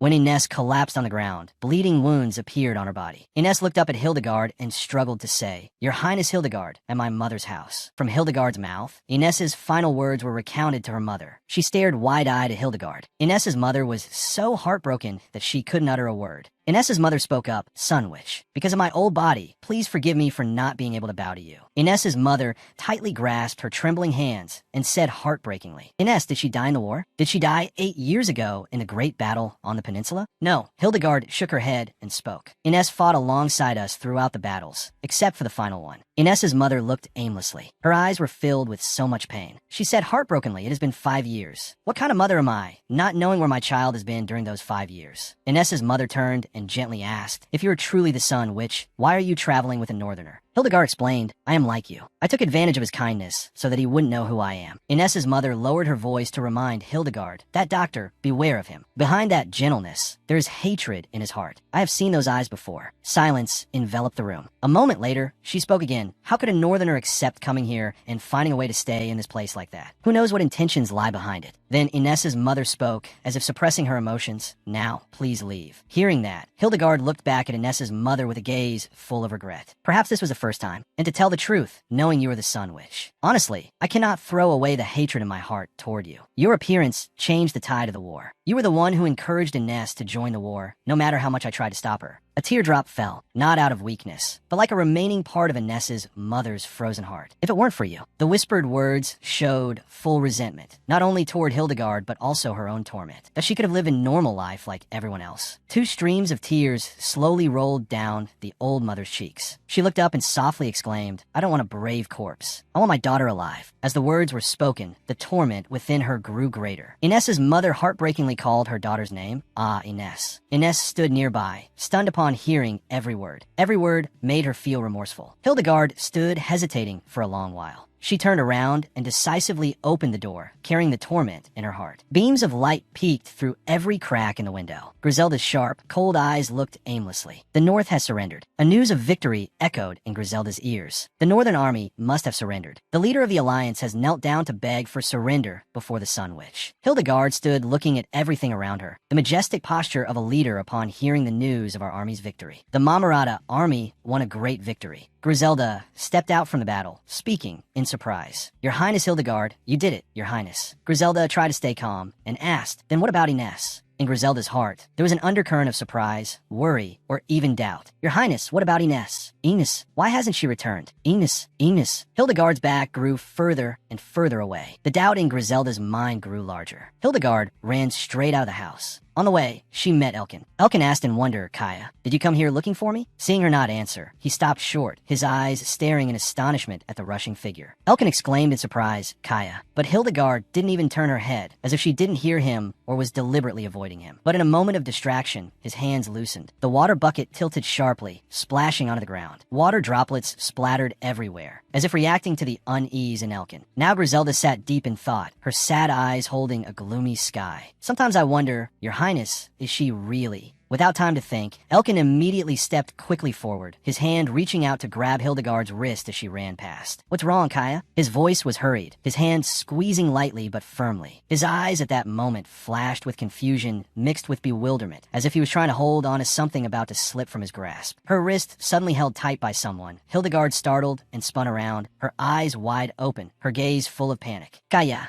She panted in short breaths, hurried as if there wasn't enough air. Sweat beaded on her forehead and dripped down her cheeks. Her panicked eyes darted continuously as if looking for a way out. I wonder if you feel all right. He stood frozen, his hand still holding her wrist, but his palm was now freezing cold. A surge of panic rose from his chest. Kaya, he stammered, his voice choked upon seeing her. She not only failed to calm down, but became even more panicked. Her eyes widened, filled with doubt and fear in her head. The sounds repeated over and over. Beware of that northerner. Hildegard quickly yanked her hand away, her movement so decisive that it almost made Elkin stumble. That brief touch felt like it burned her skin, making her shudder. Her eyes gleamed with a deep panic, as if she had just touched something she was determined to avoid. Elkin stood still, as if nailed to the ground. The arm he had just extended still hovered in the air. Before he could pull it back, his eyes followed her figure as she backed away step by step, full of haste and unease. She took a few steps and then stopped short. Her whole body stiffened, as if held back by an invisible string. In a fleeting moment, the wind blew gently, carrying away her heavy breaths and her heart trembling with panic. She stood still, her shoulders still shaking. But her voice sounded hoarse and choked, yet like a sharp knife. I will return to the castle first. His voice trembled. Every word uttered seemed to hold an abyss of worry. Elkin didn't know what had made her like this. He spoke up, wait, I will go with you. Slowly, very slowly, she turned her head. Their eyes met, just for a brief moment, but both seemed pulled into a vortex of memories. His eyes were filled with worry and pain, while in her eyes was a deep inner conflict. I will go alone. The sound of footsteps echoed steadily on the ground, no longer hurried, but each step seemed to push him further away from her. He still stood there, his eyes following Hildegard's fading silhouette, his brow furrowed, his pupils lost in vagueness. A moment later, her voice softly echoed, trembling and uncertain. "You are dead? Why are you saying such scary things?" Then Theron looked down at his mother, the woman who gave birth to him, sitting there with cloudy eyes and a heart that still kept a figure that no longer existed. "Mother, I am Tarian. Victor, Inter, and even Sister Mila, they are all." Suddenly, her face turned pale. Her voice broke, confused and full of fear. "Victor, you are scaring your mother. Where is he? Why haven't your brothers and sisters returned?" "Va." The old woman took a step back, then collapsed onto the floor as if all her strength had just been drained. Her bony shoulders trembled violently. She buried her face in her hands, and her cries broke out, not loud, not screaming, but choked with emotion. It was like the sobbing of a heart that had run dry of tears, but had not yet ceased to ache. Everyone said so. I have left the fate of my children in the hands of the Emperor. All the sounds around him seemed to blur. Only her choked sobs echoed in his head, striking his heart like a hammer blow after blow. He couldn't say anything, not because he didn't know what to say, but because all words were caught in his throat, weighed down by an overwhelming sense of helplessness, pain, and extreme sorrow. Was it true? She cried out in agony. It's all because of the Northerners. A moment later, she stopped crying. Her shoulders still trembled slightly, but her tears seemed to have dried up. Her voice blurred the line between reality and illusion, between the present and a distant past. Those filthy scumbags. They shouldn't have gone to war. How dare they? She paused mid-step. Her body trembled slightly, as if a sudden cold wind had swept past, piercing right through to her flesh. She shivered. Her gaze was still fixed forward, but no longer as vague as before. 1 month, just 1 month. That gaze suddenly held something distant and quiet, as if in that delirium, a fragment of memory had touched her, just lightly enough to stir up something familiar and terrifying. Nivea whispered, "If they are still alive, I will strangle them. I will tear them apart. We will kill them all." Seeing his mother trembling and whispering his name, Theron could no longer hold back. He stepped forward and gently took her cold, wrinkled hand. That hand had embraced him so many times, guiding him through his childhood days. Now it was weak, bony, and trembling like an autumn leaf. Nivea spoke up. "Let's go inside. Mother has prepared your favorite fish dish. Theron must be out in the garden drawing again, I suppose. The boy is really timid and usually likes things like that." Nivea's voice wasn't harsh, just a gentle remark, but it carried both the worry and the familiarity of someone who had witnessed too much brokenness in this house. Theron turned his head. Nivea was standing there and spoke up, "Young master." Then Theron turned around and said, "Nivea." Nivea choked up and said, "Why did you do that? Please just quietly follow the madam. Even if you say more, even if you say that, it won't do any good." Then Theron turned, walked out to his horse, and said, I will return." Seeing this, Nivea spoke up, "You have traveled such a long way. You should at least meet the Duke and the young ladies." Theron gently replied, "Under orders from my superiors, I have work to do." Theron leaped onto his horse and spoke again, "Please take care of her." The clip-clop of the horse's hooves faded further and further away. "If I make my family proud, if I also join the war like my brothers and sisters. But can they understand me? At least the general can understand me." Theron walked in with a large bag in his hand. The atmosphere in the house suddenly became strangely bustling. The servants standing nearby immediately looked up, their eyes lighting up like children's. Seeing the surprise, they asked in astonishment, "What is all this?" Amidst everyone's eager gazes, Theron lightly crossed his arms over his chest and stood tall, a confident little smile blooming on his lips. He was no longer the timid boy from years ago, but now a grown man who knew exactly what he was doing and for whom. Theron immediately laughed with a proud look. "I just visited my hometown in the south, right? I thought of everyone, so I prepared some gifts." He continued, his eyes shining with conviction. "I have also prepared a few things for the master of the castle. All of these are gifts for you all. Please accept them." The whole room seemed to skip a beat. No one said anything, but everyone's eyes gradually changed from eagerness to awe, then drifting into an emotion hard to name, admiration. One person even thought they saw a light radiating from him and exclaimed, "What? This light?" The atmosphere in the room became more lively after the moments of astonishment. The admiring gazes quickly turned into sincere compliments, sometimes mixed with a bit of regret for having underestimated him, as they blurted out, "Wealth. That is the wealth of people with a lot of money. Sir Theron suddenly looks completely different today." Elkin hurried down the steps, his eyes lighting up, his face radiant, as if a burden had just been lifted. Elkin approached Theron, his voice full of emotion. "Wow, what is all this?" "Theron, welcome back." Theron replied in surprise. "Elkin?" Theron's voice dropped as he asked, "Did something happen while I was away?" "No." Elkin hesitated, his eyes seemingly trying to avoid his gaze. "I'm not so sure about that myself." Theron stared at Elkin, his eyes full of worry. He stayed silent for a long time, as if trying to carefully read the other's expression to make sure those words were true. Theron remained silent for a long long while. His shoulders trembled slightly, as if holding something back. Then, he slowly reached into his coat pocket and took out a small box, carefully wrapped in a layer of painted paper. The box had probably been with him throughout his days away from home, quietly like a hidden secret that couldn't be put into words. Without looking at Elkin, Theron raised his hand and pressed the box against Elkin's chest. His hand was trembling slightly, but resolute. I think a few scars aren't a big deal, but his voice grew hoarse, as if echoing from the deepest part of his heart. I heard this is a very good ointment for treating scars. You don't necessarily have to use it. Hearing Theron's blunt but genuine words, Elkin looked down at the box in his hand, then looked up. His eyes suddenly softened, unable to hide his emotion. Elkin didn't rush to open it. He just gripped it tightly in his hand, as if the mere fact that Theron had brought it back was more than enough. Seeing Elkin just standing there looking at the box without saying anything, Theron turned away in embarrassment, his face flushing red. A moment later, he suddenly snapped lightly, his voice louder than usual, as if deliberately trying to drown out the emotion in his heart. Anyway, you're a doctor, right? Of course, you'll need to use it more than I do. That's all. I will put it to good use, Elkin said softly, clutching the box in his hand, as if holding onto a piece of the heart Theron had just handed him. Elkin slowly opened the box. Inside was a small bottle of medicine, carefully wrapped in soft lining paper and an old handkerchief. Elkin frowned, looked closely, and then chuckled softly, both surprised and touched. It really is a good ointment. But seeing Elkin cherishing the bottle of medicine in his hand, his eyes shining with surprise and joy, Theron slightly curled his lips. His smile wasn't entirely happy. In his eyes, which had just softened, a fleeting glimmer of elusive suspicion flickered. He turned away and stared into the empty space ahead. A vague thought suddenly rippled in his mind.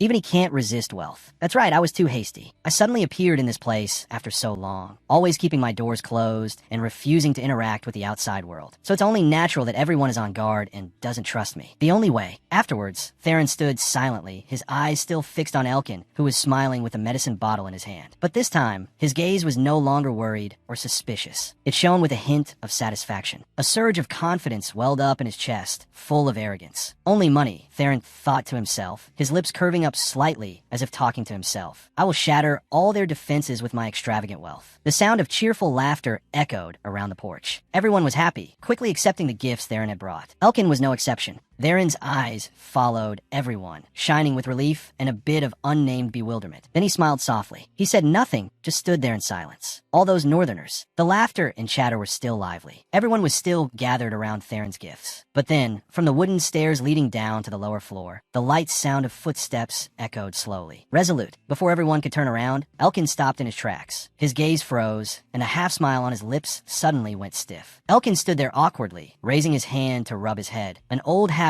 whenever he was embarrassed or didn't know how to react. Hildegard walked over and spoke up. What's going on so early in the morning? Who's here? Theron, standing nearby, shrank his shoulders slightly. He was clearly hesitating, his brows furrowed slightly, as if weighing something. Finally, he cleared his throat and spoke in a small, slightly hoarse voice. Kaya, Lady Griselda, how is everyone? After a moment of hesitation, she asked softly, as if trying to appear calm, aren't you staying in the castle? That question rang out gently, but was enough to make Theron freeze. He frowned, looking at her in surprise.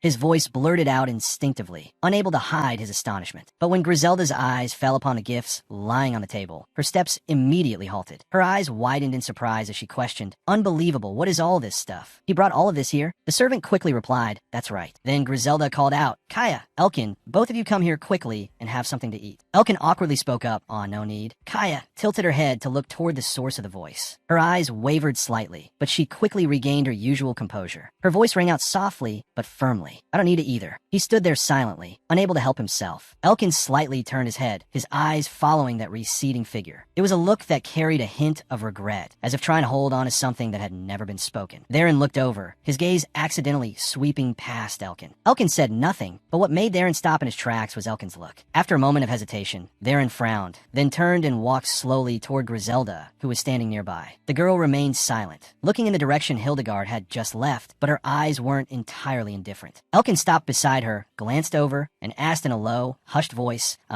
Lady Griselda, did something happen while I was away? Isn't the atmosphere between Kaya and Elkin a bit strange? What if it was just one of them? But it seems like both of them are avoiding each other. Theron stood still for a moment, as if considering, then suddenly spoke up, his voice dropping, but trying to maintain a natural tone. That's right. Now is my chance to approach Kaya. Would it go against the spirit of the night and ruin my image? And what about you? What do you think about this? Griselda asked in bewilderment. Are you asking me for advice on how to hit on girls? Theron froze. Griselda's words were like a slap in the face, freezing cold and sharp as a knife. knife. For a fleeting moment, he blurted out a reaction almost instinctively. No. Griselda slightly narrowed her eyes, a sense of hesitation rising in her heart. To be honest, the atmosphere between the two of them is a bit strange, especially since returning from the village at the foot of the mountain. Her Highness Hildegard. I cannot understand why she cares so much about the incident in that village today. Griselda stood in deep thought. Did she sympathize with them? A voice echoed from afar. Griselda unconsciously turned her head. Ah, my lady, the servant spoke up urgently. I have something to tell you. The key to the food storage has been missing since last night. He stepped forward, intending to say something, but then stopped dead. Frustration surged like a wave. He shook his head and sighed. I could have used the ingredients that Sir Theron brought back for breakfast, but I still can't find it. Fear consumed his mind as he stammered, trembling. I'm sorry. I'm sure I left it in its usual place. Griselda replied in a hollow voice. There's nothing we can do since it's already lost. If we can't find it, we'll have to break the door. He replied softly, yes. Weren't you the last one to use it? An argument broke out nearby, making Griselda jump. Griselda turned to see some women standing in the middle of the courtyard, their faces flushed red, pointing fingers directly at each other. I'm sure I put it back in its place. Does it have legs to run away? The argument grew more heated by the minute. Words were exchanged, and no one was willing to back down. Suddenly, Griselda stepped out from afar, her voice full of authority. Hey, what happened? Why are you all arguing with each other? The women suddenly froze upon hearing her. They turned back and spoke. Lady Griselda. One woman quickly took a step back, waving her hands. She took my hairbrush and now refuses to return it. What kind of behavior is that? The other woman raised her eyebrows and said loudly, I'm sure I already returned it. She probably threw it somewhere and is now blaming an innocent person. The first woman, annoyed, shouted loudly, what did you say? A loud shout rang out, tearing through the silence. Griselda spoke up. All right, both of you calm down. Griselda raised her voice, pointing straight at them. If you haven't received it yet and you haven't returned it, then who else could have used it? Or did it disappear on its own? Don't raise your voices here. Go check your own belongings first. He Eyes stood with her arms crossed, watching them argue without reacting. He Eyes perceptively asked, My lady, are you not wearing your gloves today? Hearing the noise behind her, Griselda slightly turned her head, her eyes widening. Her eyebrows furrowed as she spoke.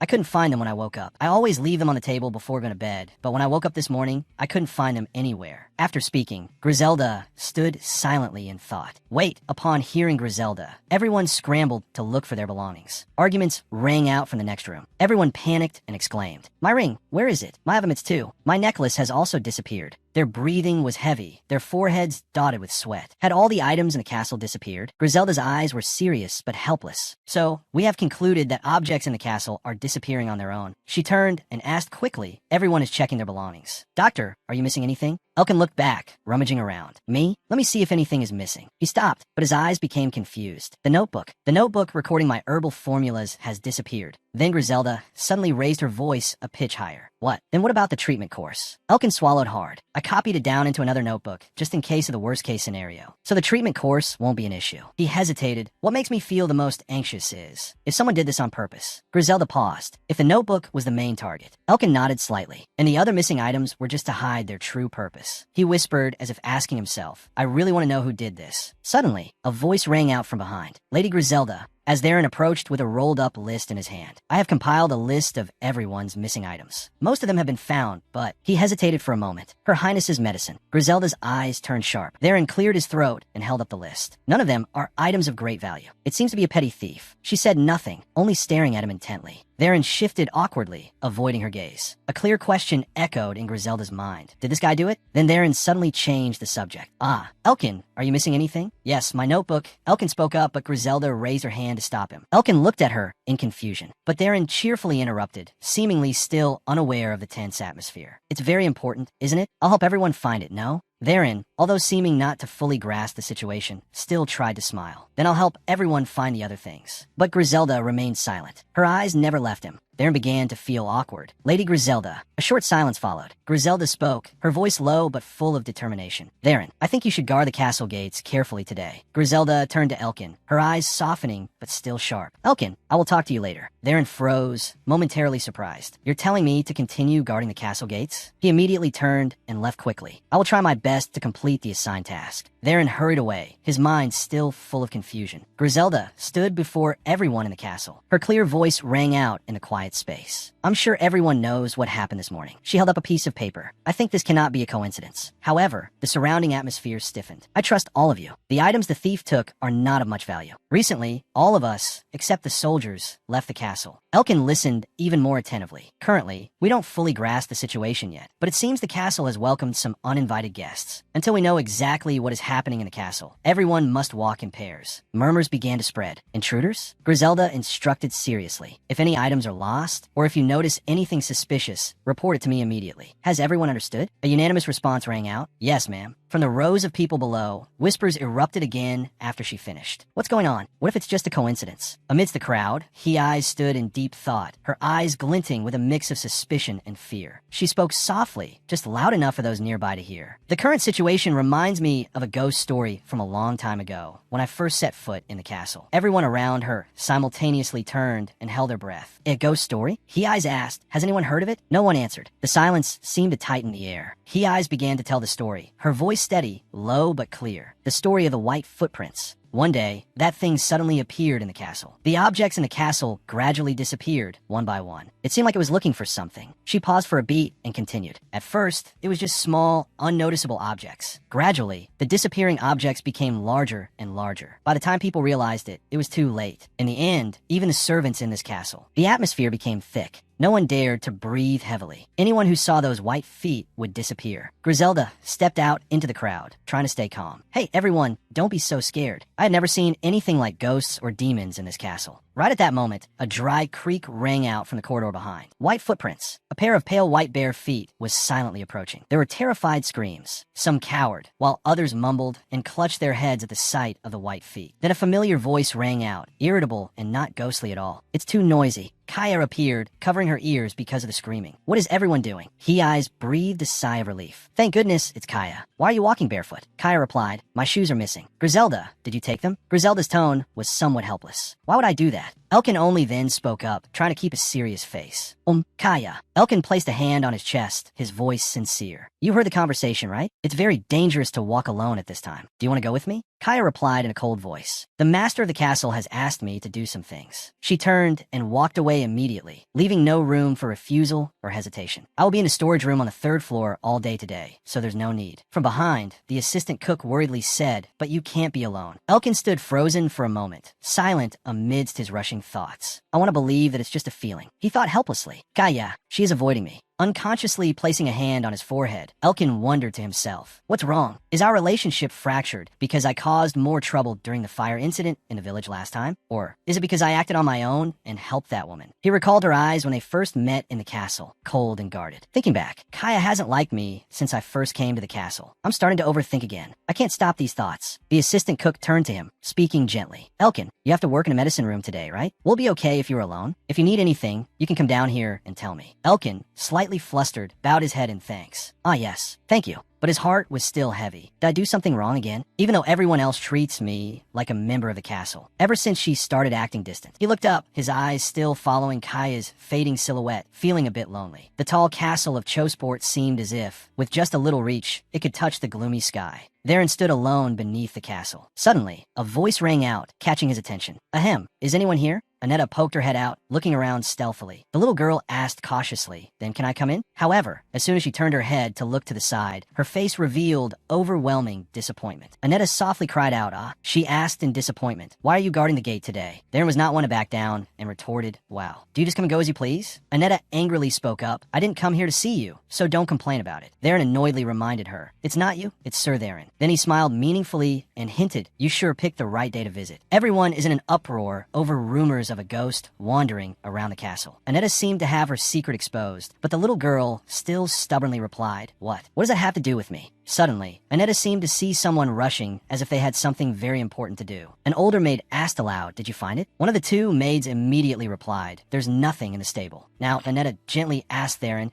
who was leisurely leaning against the wall, everyone looks busy, but why are you standing here alone? Theron was silent for a few seconds before nonchalantly answering, well, I was assigned to do so. At this moment, Theron's eyes gradually became distracted. Sudden thoughts rushed back about Lady Griselda. A stream of memories played like a short film in his mind. What was that feeling? Even though the atmosphere seemed normal, everyone was wary of me. There was something strange. But Griselda's gaze was clear in his memories, as if she was trying to push him away. What should I do now? If it's something extremely important, surely the close servants would be most familiar with it. Annetta seemed curious because she saw Theron keeping silent, while he was still engrossed in his own thoughts. Kaya, I haven't seen her since everything happened. Lady Griselda and I still have some misunderstandings. But Theron was still deep in thought. Besides the two of them, the next closest person is probably... Suddenly, Annetta excitedly waved her hand, her voice calling out loudly, "Good morning." Theron still paid no attention to his surroundings. He was still immersed in his own world, someone worth extracting more information from in the castle. Suddenly, a girl was careless and tripped over a rock on the ground. The maid stumbled a few steps, crying out in fear. Fortunately, thanks to Theron's quick reflexes, he managed to catch Hee-Eye's. But the basket in Hee-Eye's hand slipped away. For a moment, a flash of worry appeared in her eyes. Annetta, standing nearby, was quick to notice and nimbly caught it. However, a thud echoed. Hee-Eye's also softly cried out in pain, ouch. Then she called out in a low voice, "Lady Griselda." And then Hee-Eye's looked up at Theron. He was startled and introduced himself. "Ah, I am Theron. Are you hurt anywhere?" Hee-Eye's let out a sigh of relief and happily replied, "Ah, so it's you, Theron. I'm fine, thank you." Now, Annetta, holding the soiled clothes in her hands, spoke up with a rather worried voice. "I think we have to wash it again." Hee-Eyes smiled shyly and replied, "Are you here too, Annetta? Did you come to see Elkin? He's probably in the medicine room now. I don't know if it's okay for you to go in there right now." Hearing that, Theron curiously asked, "Is something wrong?" Hee-Eyes maintained her calm demeanor and spoke, "Ah, you know that people's miscellaneous items in the castle are disappearing, right?" Her next sentence surprised Theron. It seems that Elkin has lost his notebook of medical remedies. Hee-Eyes continued, "I don't know about the other items, but it will be a big problem if someone intentionally stole that notebook. Therefore, Lady Griselda." Stopping there, she didn't say any more, but Theron's heart started pounding wildly. The sound of his heartbeat echoed. Memories flooded back into his mind. He thought to himself, Lady Griselda. Theron's eyes couldn't hide his anxiety. A thought suddenly crossed his mind. Does she suspect me? Suddenly, an indescribable feeling of disgust welled up in his heart. Involuntary thoughts invaded his mind again. No, I came here as a spy. Being suspected is no big deal. But the whole space suddenly became unusually quiet. Only Theron's inner voice remained. What is this feeling? Suddenly, Hee-Eye's voice rang out, pulling him back to reality. Hee-Eyes still spoke timidly, so I'm not sure if it's caused by ghosts or if we have an intruder in the castle. It's a bit scary. If something really happens, then? While Hee-Eyes was still hesitating, Theron was still lost in his thoughts about Hee-Eyes. His eyes gradually became contemplative. Apart from Kaya and Lady Griselda, she is also one of the people closest to the Sun Witch. Reaching his hand towards Hee-Eyes, Theron offered words of comfort. Don't worry too much. He smiled confidently and said, if something really happens, Miss Hee-Eyes, I promise on my honor to ensure your safety. He asked her caringly, how is your ankle? Let me help you up. Hee-Eyes' cheeks flushed with embarrassment. She shyly exclaimed, you are so kind. So Theron gently helped her up. He still spoke reassuringly. It's nothing. Annetta also cheerfully spoke up. I'll take this to the laundry room. But in Theron's mind, he kept calculating. All right, I'm a spy anyway. Hee-Eyes walking beside him still smiled brightly and innocently. But he never stopped scheming. Right now, I need to do everything I can to extract more information. Moreover, he remained completely silent throughout the way, something to use against Hildegard Helios. The sky at this moment suddenly turned gray. Kaya looked up at the gloomy sky, thinking to herself, it was sunny this morning. Now, it looks like it's going to rain. She sat down heavily on the bed with a thud. Kaya waved her arms, lay down calmly on the bed, and inwardly complained, there is too much work to do. This place is so peaceful and quiet. I don't want to lock myself in this room forever either, but whenever I go out. The image of Elkin appeared in Kaya's mind. She thought with contempt, that guy won't stop paying attention to me and following me around like a puppy. Resting her hands behind her head, Kaya's gaze casually drifted to one side. A thought came back. Right from the start, things shouldn't have been like this. Kaya continued to ponder. I shouldn't have gone out to investigate. Damn it, it's because I keep having the lingering thought that I've met him somewhere before. If that's really the case, what are you going to do? Her heart suddenly sank. A northerner in me. The terrible scene is appearing in my head once again. Thinking of this, an indescribable feeling suddenly welled up inside her. Then Kaya kicked the wardrobe hard, as if to vent all her anger. Suddenly, a clattering sound caught Kaya's attention. On the floor was a necklace and some gemstones that decorated it. Kaya gently stepped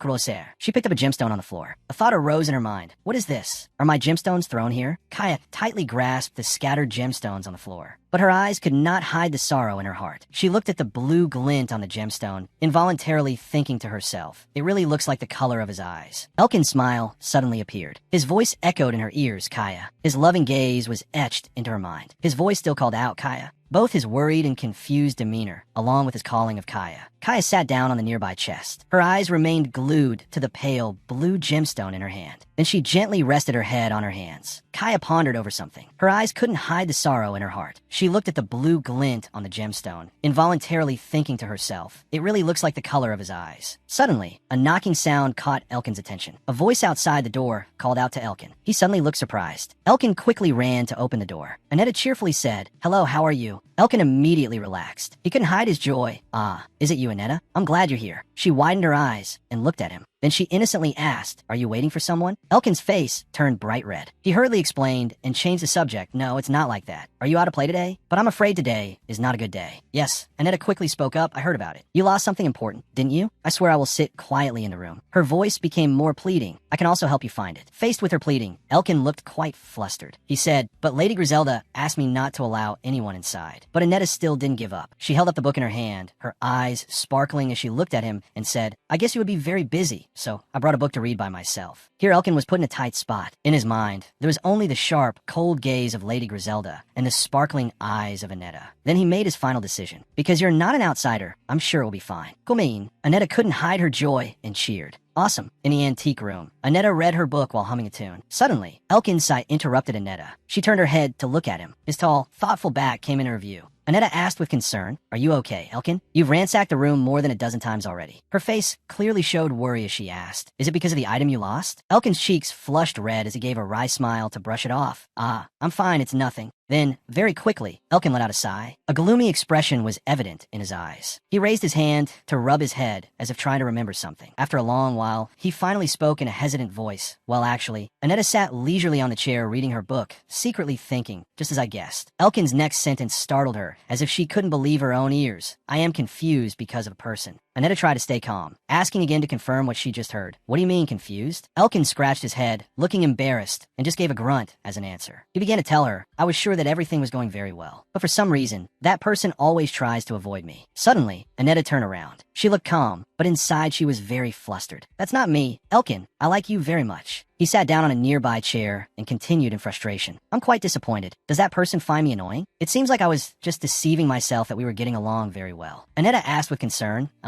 why don't you ask them the reason?" But in her heart, she was pondering another question. Who is he talking about? Elkin continued to confide, "I haven't even met her, and I don't know what I should say anymore." His voice grew lower and lower. "Even if I were to ask, what if it's not my own misunderstanding?" Speaking up to here, he suddenly paused for a moment. Annetta also directed a look of expectation mixed with curiosity as she observed Elkin. A moment later, he continued his unfinished sentence. "Then what is it?" A blurry image of Kaya appeared in his mind, but Elkin's voice was very sorrowful. "Do you think they would say they're fed up because I make them feel uncomfortable?" Saying no more, he fell silent again for a long time. A very long time, as if thinking about something. His eyes stared into the empty void. Annetta sat on her chair, waving her arms and legs frantically. She tried to encourage him, "Don't worry too much. Let's just brush it aside. It's definitely just a small misunderstanding. I mean, once they get to know you, no one could ever hate you." Elkin looked embarrassed. He spoke up, "Thank you for saying that." Then he sighed and said, "Well, it seems like I always let you see my weak sides." Annetta tightly gripped the edge of the book, her voice starting to tremble. But just hypothetically, her body uncontrollably trembled. Her cheeks flushed red as she voiced out, "The person you care about isn't my sister, is it?" Elkin also seemed quite awkward at that question, but he still replied, "Definitely not." Dark clouds gathered, covering the sky. Theron's voice rang out. So he strode beside He-Eyes. His voice continued steadily. "You come from the north-central part of the Empire." He-Eyes immediately replied respectfully, "Yes. My family is under the command of the Bruder House, guarding Eppeldorn." She added, "But we don't have much prestige like your family. Our fortress is just a small castle on the border. I'm not sure if you even know of it. We didn't even make any contributions in the war." She sat down on the nearby chair, smiling as she added, "And as things turned out, I left my castle to come to the capital, and then stayed here." Theron supported her arm and said, "I understand." He then asked, He-Eyes, "So you and Lady Griselda are the ones who have served the longest in this castle?" She replied with an uncertain tone,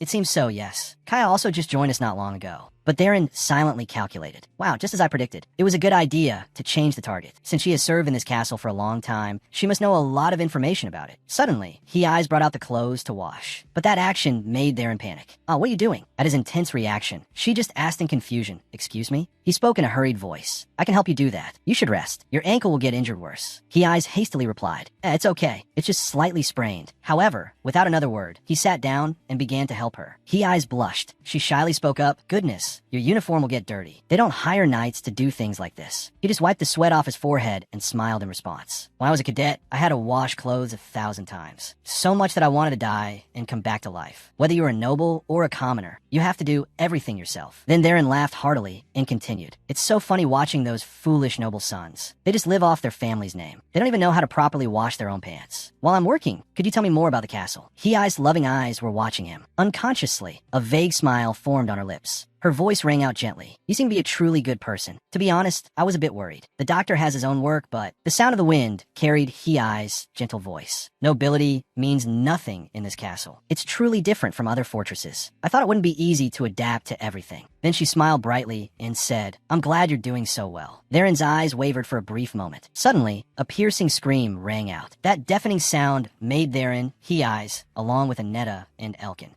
and even Lady Griselda, startle and pay attention. Lady Griselda quickly ran over. Her voice was loud. "What happened?" A servant trembled, unable to form a sentence. In here." The old woman spoke in front of the room, which looked like a total mess. The maid trembled, pointing into the room, and said, "There was something behind the window. I saw it." The whole room was left with only the sound of the wind blowing through the window, mixed with the panicked voice of the maid, as if it had disappeared in an instant. Anetta and Elkin also quickly ran over. Right then, a loud crash sounded, startling the two maids. Lady Griselda immediately shouted, "Calm down. It's just thunder." Elkin couldn't hide his bewilderment either. "What is going on? Are there really ghosts?" Lady Griselda replied in a cold, sharp voice. "I too hope that it's a ghost." Her sharp eyes swept over every small detail in the room, finally stopping at the window that had one side open. In her heart, she silently guessed it was an intruder. After hearing the piercing scream from upstairs, Griselda had to run up to see what was going on. But the mysterious thing that appeared for a moment had thrown the window open and vanished. By now, dark clouds had gradually appeared in the sky above the mansion, obscuring the sun. Amidst the cawing of crows, Anetta had to regretfully hear him say, "I am very sorry to have to ask you to leave so early." Look how disappointed she was now, her feet stomping around like that. Her face fell as she sighed and said, "It can't be helped. Who would have thought so many things would happen today?" There was one thing that made Anetta herself shudder and groan. She is so strict. I hope no one gets in trouble, because after showing up for only 5 minutes, Griselda had hurriedly grabbed her collar and exclaimed, "Since when did you get here? Go back home at once." This made Elkin also timidly reply no. At this moment, she looked a bit hesitant, turning her head slightly away, too embarrassed to say anything more. Then Anetta also voiced her concern. "You know, I heard the story about the white footprints that He-Eyes told. However, at this point, her voice started to tremble as she asked that's just a legend, right? Hypothetically, if such things really existed,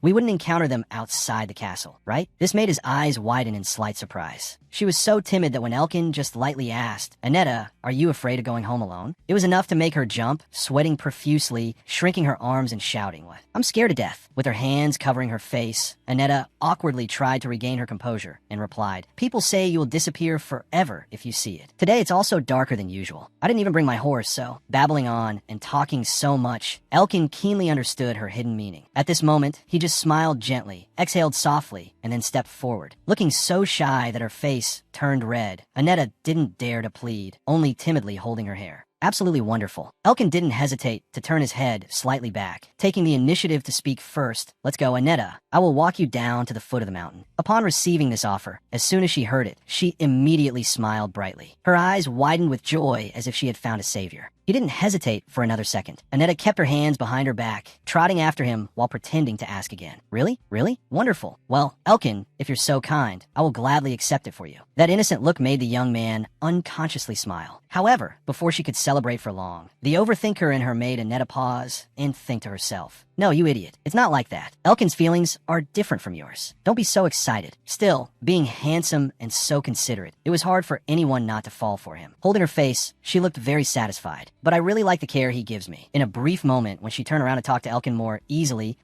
besides, I also just read some interesting things on the way back." Anetta's eyes accidentally glanced upward and noticed. And then, right at the window where there was no light at all, a white shadow suddenly dashed past very quickly. The sight just now was enough to leave her stunned. Her eyes clearly showed terror to the point that her pupils dilated. Noticing Anetta's dazed look, Elkin asked with slight concern about her condition, "Is something wrong?" And immediately, he received a blank voice in reply from her. "No, it's just that. Something just dashed past the window on the 3rd floor." This made him a bit confused. The 3rd floor? And then Anetta also pointed high up toward what she saw and said, "That hallway right there." Then, afraid that her words so far were unclear and her baseless claim would confuse him, she hurriedly rubbed her head and hastily reassured him. It didn't look like a servant in the castle. But anyway, don't worry. It's probably nothing, maybe just a curtain blown by the wind. Therefore, to keep the atmosphere from sinking, Annetta quickly grabbed Elkin's hand, pulling it gently and cheerfully urging, hurry up, it's gonna get dark. However, no matter how hard she tried, he stood still as a statue, pondering and saying, the third floor, while she was still holding his hand. It wasn't that he didn't want to take Annetta home early, but Elkin still had someone he couldn't leave behind. Frowning with worry, he said, Kaya is up there alone. That very sentence was enough for Annetta herself to understand many things. Looking at Elkin's figure, constantly observing the direction where the thing had dashed past earlier, his frowning face showed no peace of mind. A sentence that he himself had agonized over so much that he had to rest his chin in his hand to ponder. With a look mixed with a bit of shyness, I am a bit confused because of a person. When all the actions Elkin revealed were strung together, none of them were meant for Annetta. Understanding that she wasn't that important, she was holding the young man's hand very tightly. Finally, she decided to let it all go, slapping his shoulder hard as Annetta seriously called Elkin's name, without the slightest hesitation. On the contrary, she fiercely urged him, why are you just standing there blankly? Hurry up and go. Knowing he would hesitate because of his promise to walk her home, and understanding the crux of the matter, Annetta pretended to be strong, raising her voice to assert, why would I be afraid of a road I've walked back and forth 1,000 times? I was just exaggerating a little bit. At this moment, Elkin's eyes looked quite panicked. Hearing her assertion, he was still dazed. Then, realizing the person who made him feel a bit confused was in danger, his legs followed his heart, and he rushed off. After running a short distance, Elkin suddenly stopped. He turned his head back and loudly, hurriedly warned Annetta, I'm sorry, there might be an intruder in the castle. Please be careful. But amidst the sound of his hurried footsteps growing fainter, she just stood silently, clenching her hands and watching. However, Annetta's heart was still troubled and confused. Elkin, why did he make such an expression? After that, she temporarily stopped caring about him. Her eyes focused on the road outside the castle. Here was a gloomy sky with no moonlight visible. Everything was enveloped in dead silence and darkness. So now, only Annetta was left alone, isolated in this chilling space. Even though she pretended to be strong like when she spoke to Elkin, she was actually terrified, trembling, and unable to stand steady. Then suddenly, a voice called out from behind, Hey, Shorty. It was Theron. He was standing on the upper floor with he eyes. She looked quite surprised, her eyes wide open. Hearing someone call her, Annetta gently turned around and looked up to see. Being called Shorty out of nowhere made her bitter. She clenched her fists, glared, and retorted, I'm not a Shorty. My name is Annetta. Then he jokingly replied, Really? All right. Shorty, it's good that you said your name. Just teasing. But Theron also cared and asked, Are you heading back? Still angry, Annetta turned her face away and replied, Yes, the Shorty is going home. Receiving such an answer, he thought for a moment and then took the initiative to offer, Hey, that road is very dark. Let me walk you home. Although she was so moved that her nose turned red and her face scrunched up slightly, Annetta was more clear-headed this time. She answered clearly, startling Theron and he eyes. Thank you for your kindness, but I don't need it. Don't worry about me. Take care of he eyes. Got it. Being spoken to so bluntly, even though he was embarrassed, he looked visibly pleased, twisting his mouth and calling out, Hey. Meanwhile, she was just shy and awkward, rubbing her cheek as she said goodbye. See you soon. Meanwhile, on another side, inside the castle, while walking around to inspect, she suddenly heard a call, Lady Griselda. It was Elkin, hurriedly reporting the situation to her. Annetta, she said she just saw something pass by the third-floor window. Hearing about that problematic area, Griselda immediately turned pale. Are you sure? The third floor? That is an area where all the servants in the castle are forbidden to step foot. She immediately thought of the two of them. Theron was with he eyes. If that's true, is everything caused by an outsider? If the culprit is Theron, we can stop investigating. But if it's caused by an outsider, then it's a completely different story. Their target is Her Highness. Standing there, thinking took time. The more they delayed, the more panicked Elkin became, asking, What should we do now? Kaya is up there alone. We should call Theron too. But he was immediately stopped by Griselda, raising her hand, saying, No, don't complicate things further. While rummaging behind her back for something, she accidentally caught sight of a servant. Without hesitation, Griselda ordered, Mark Bakan is guarding the south gate. Go and find him. Tell all the servants to stop what they are doing and gather in the living room. Next, she took out something and hurriedly handed it to him, telling Elkin to take it. Holding it in his hands, his eyes widened. Quite surprised and panicked, he said, Griselda, why? She quickly drew a sharp sword from her back and stated, We don't have time to wait for the guards. Slashing down once, the captain firmly said, You and I will go up there quietly. This made Elkin nervous too. Holding the dagger in his hand, he was so anxious that he bit his lip. Gently, they tiptoed up the stairs step by step. The atmosphere now made Griselda and Elkin tense. They didn't dare to speak, only glancing around to observe. In the dark third-floor corridor, illuminated by candlelight, everything was terrible. terrifyingly quiet. That eerie atmosphere made him frown slightly, silently assessing. It's too quiet. Since this was her home turf, Griselda observed very carefully. This is the only staircase leading to the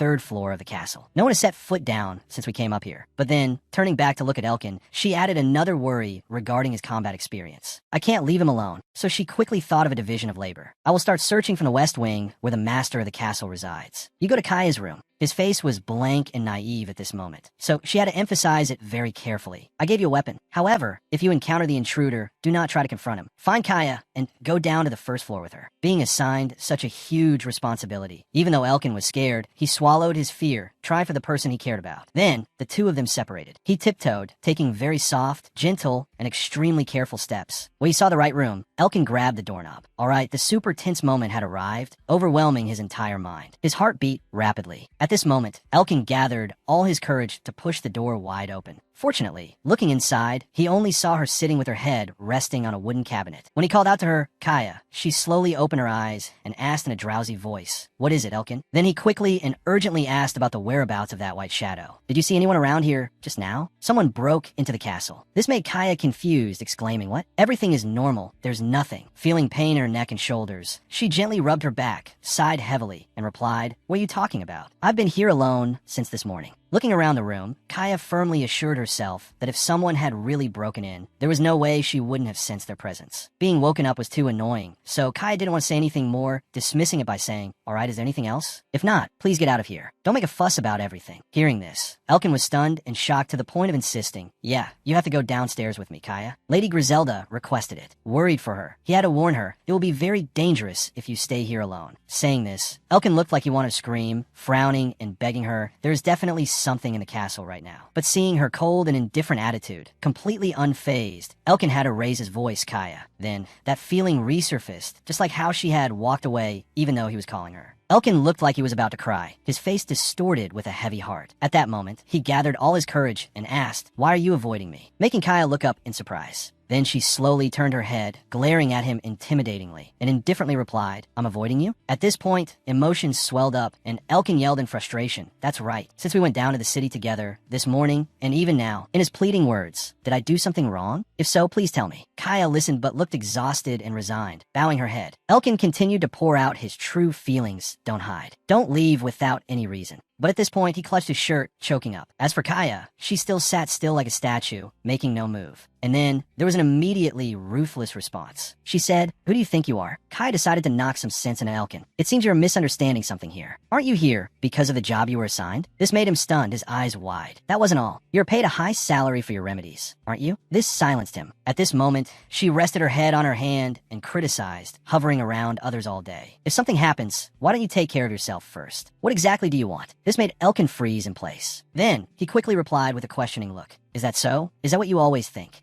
With a completely helpless expression, his voice began to tremble. "I thought I was gradually understanding you," which made Kaya glance at him. "Even if just a little bit, I thought." With sad, disappointed eyes, he spoke that we were becoming closer. This seemed to shake Kaya a bit. She remained silent and said nothing. As the atmosphere grew heavy and depressing, suddenly a huge crash erupted outside, making both of them startle and turn their heads. Yet Elkin quickly rushed forward, grabbed Kaya's shoulders, and stood blocking her. There was no other possibility. That sign made him even more certain someone was really here. But not liking anyone to protect her, Kaya immediately demanded, "What is it? Move away." However, Elkin stubbornly and urgently instructed her, "Go back to the 1st floor, Kaya." No, making her state the harsh truth. "You are the one who needs to go. You don't even know how to fight. Say what you will, you might lose in martial arts." But he wouldn't hold back when it comes to being gallant for a girl. Elkin still stubbornly insisted, "No, I won't go if you don't go." Therefore, he still stood firmly in that spot and said, "No matter how brave you are, it's still very dangerous, Kaya." This made her start to panic, extremely confused and irritated, scolding, "This madman, what is he doing? Your arms and legs are trembling with fear. Why are you trying to protect me?" But in Kaya's mind, she was extremely conflicted. Why does he have that expression? That whining look like he's about to cry. Why is he so stupid? Even after going through so many things. Because of that, it made Kaya feel even more guilty, only able to silently darken her face and scold. Stupid. Looking at his attempt to point the dagger out to protect her, she felt pity for the foolish guy. Don't you know you are being deceived? Beware of that northerner hiding. Behind that elegant exterior is a bone-chilling hatred, looking at the weapon in his hand, who knows if he has his own goal. No matter how foolish you are, once you know my identity, will you ever be able to treat me like you do now? glancing at a corner in the room she was in, right opposite Elkin. Kaya's sixth sense awakened. She could feel its presence. Not dangerous, but if this intruder knows who the master of the castle is, he will confront us. At that time, Elkin will know my identity. Therefore, she must pull the weed by the roots. Kaya should strike first. She glanced with a decisive look, calculating inwardly. All right, if you've tried every way to get in here. Coincidentally, that pitch-black lump suddenly moved among the pile of old stuff. Not only her. Elkin also noticed the unusual sign, holding the dagger tightly in both hands. A bit scared but still trying to gather courage, and said, "There it is." However, before he could do anything, from behind, Kaya quickly pulled his shoulder and rushed forward, strongly demanding, "Step aside." Elkin looked at the free-spirited, brave figure. Showing no signs of fear, she dashed up and emphasized, "Let me handle it." But he had tried his best to shield her, yet Kaya just went ahead, making him astonished and raising his hand to stop her. "What are you doing, Kaya?" And so, Elkin's arm was just raised in helplessness. On the other side, the scary black lump showed signs of moving elsewhere. As she approached, she had already raised one hand. Immediately, that thing reacted. It leaped up at an extremely fast speed. She prepared a magic array in her hand, but immediately she realized she shouldn't. Kaya's eyes widened. She started to halt, hesitated,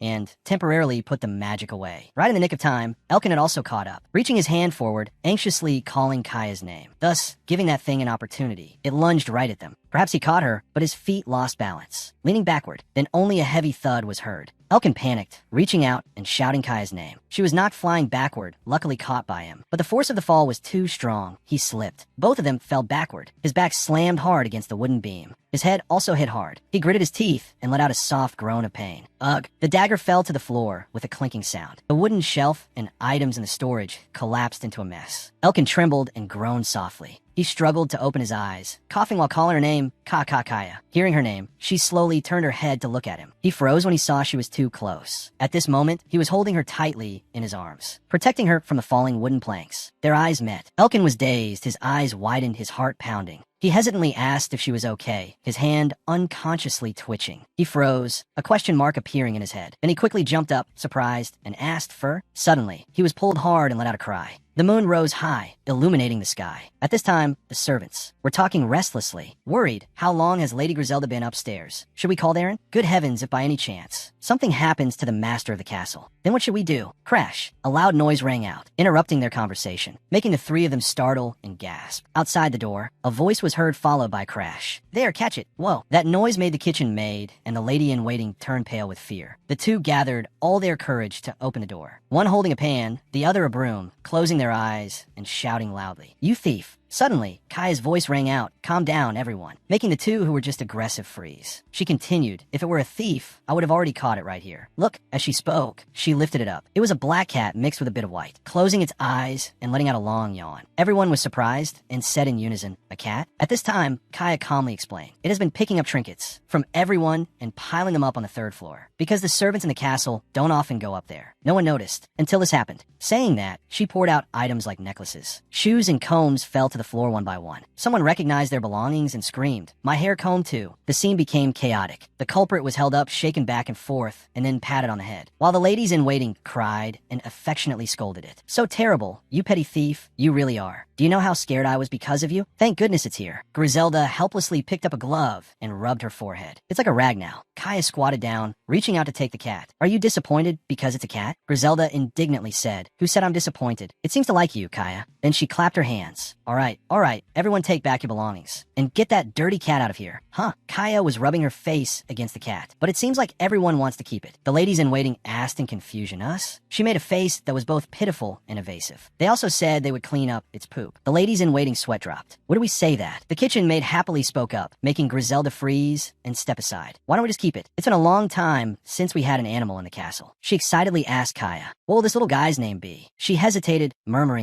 turned her face and calmly said, "Korea." "Huh? Can we name it that? It might be a bit disrespectful." She frowned, sitting cross-legged playing with the cat, complaining, "This is too hard. I'm not good at naming things like this." And that was the only name she knew. She thoughtfully looked at the cat, lying on its back in her hands. "White Paws, let's call it White Paws." A lady-in-waiting grimaced, letting out a sound of disbelief. But that's not good at all." Elkin leaned against the pillar, watching everyone chat. Suddenly he spoke up, "Hey, Kaya," he said as he walked closer, under the surprised gazes of everyone. "Well, I said earlier." The atmosphere at this moment was extremely awkward. Someone quietly left. Kaya and Elkin just looked at each other without saying anything. The kitchen maid held the cat and said, "Let's go, little guy," then left the quiet space for the two of them. Elkin awkwardly said, I understand, Kaya. If I make you uncomfortable, I will try not to get close to you. If you don't want to talk to me, I can accept that too, but we used to get along very well. That wasn't just my own illusion, right? Whatever your reason is, I will try to understand it. I want to know the reason why you're doing this. Kaya just stayed silent, frowning slightly. He said sadly, is it because I'm a northerner? She sharply turned around, anxiously speaking loudly. No, he was surprised. Don't act. She hesitated. No. It's not that I find it annoying to see you. You didn't do anything wrong either. She thought to herself, although from a certain perspective, it wasn't wrong. But she continued, I admit the problem lies with me because I feel confused. I feel confused when I'm around you. Hearing that, he was surprised, his heart pounding. Is that all? She avoided his gaze, scratching her head and turning to another direction. Anyway, it will only last for a short time. I won't make you worry anymore. So let's just continue as usual. Besides, don't look at me with that expression. He stood still, wondering what expression. She grimaced, frustratedly turned around and shouted, the face you're putting on right now. Always thinking about nonsense, it's so annoying. At this moment, his face was awkwardly flushed red. Kaya turned away. I won't avoid you anymore, so stop whining. Elkin watched her walk away, his face still flushed. He smiled happily and followed her. Kaya, even though you say that, aren't you still ignoring me? Kaya irritably replied, not at all. He laughed again. Haha, you just did. She replied again, not at all. He continued, you did. Not at all. Before she could finish her sentence, he was smacked by her, leaving a huge bump on his head. Elsewhere, Darren was running hurriedly. Crash. The kitchen maid was holding white paws when it got startled and jumped off her due to the sound of the door opening. Darren looked around cautiously. Is there an intruder? He questioned, why didn't Lady Griselda call me? I'm a knight too. The kitchen maid gently explained, while the others were playing with white paws. Come now, what intruder? It's just a cat. Just a cat. Honestly, making such a fuss over this little thing. Darren stood dazed, panting, listening to the kitchen maid's explanation.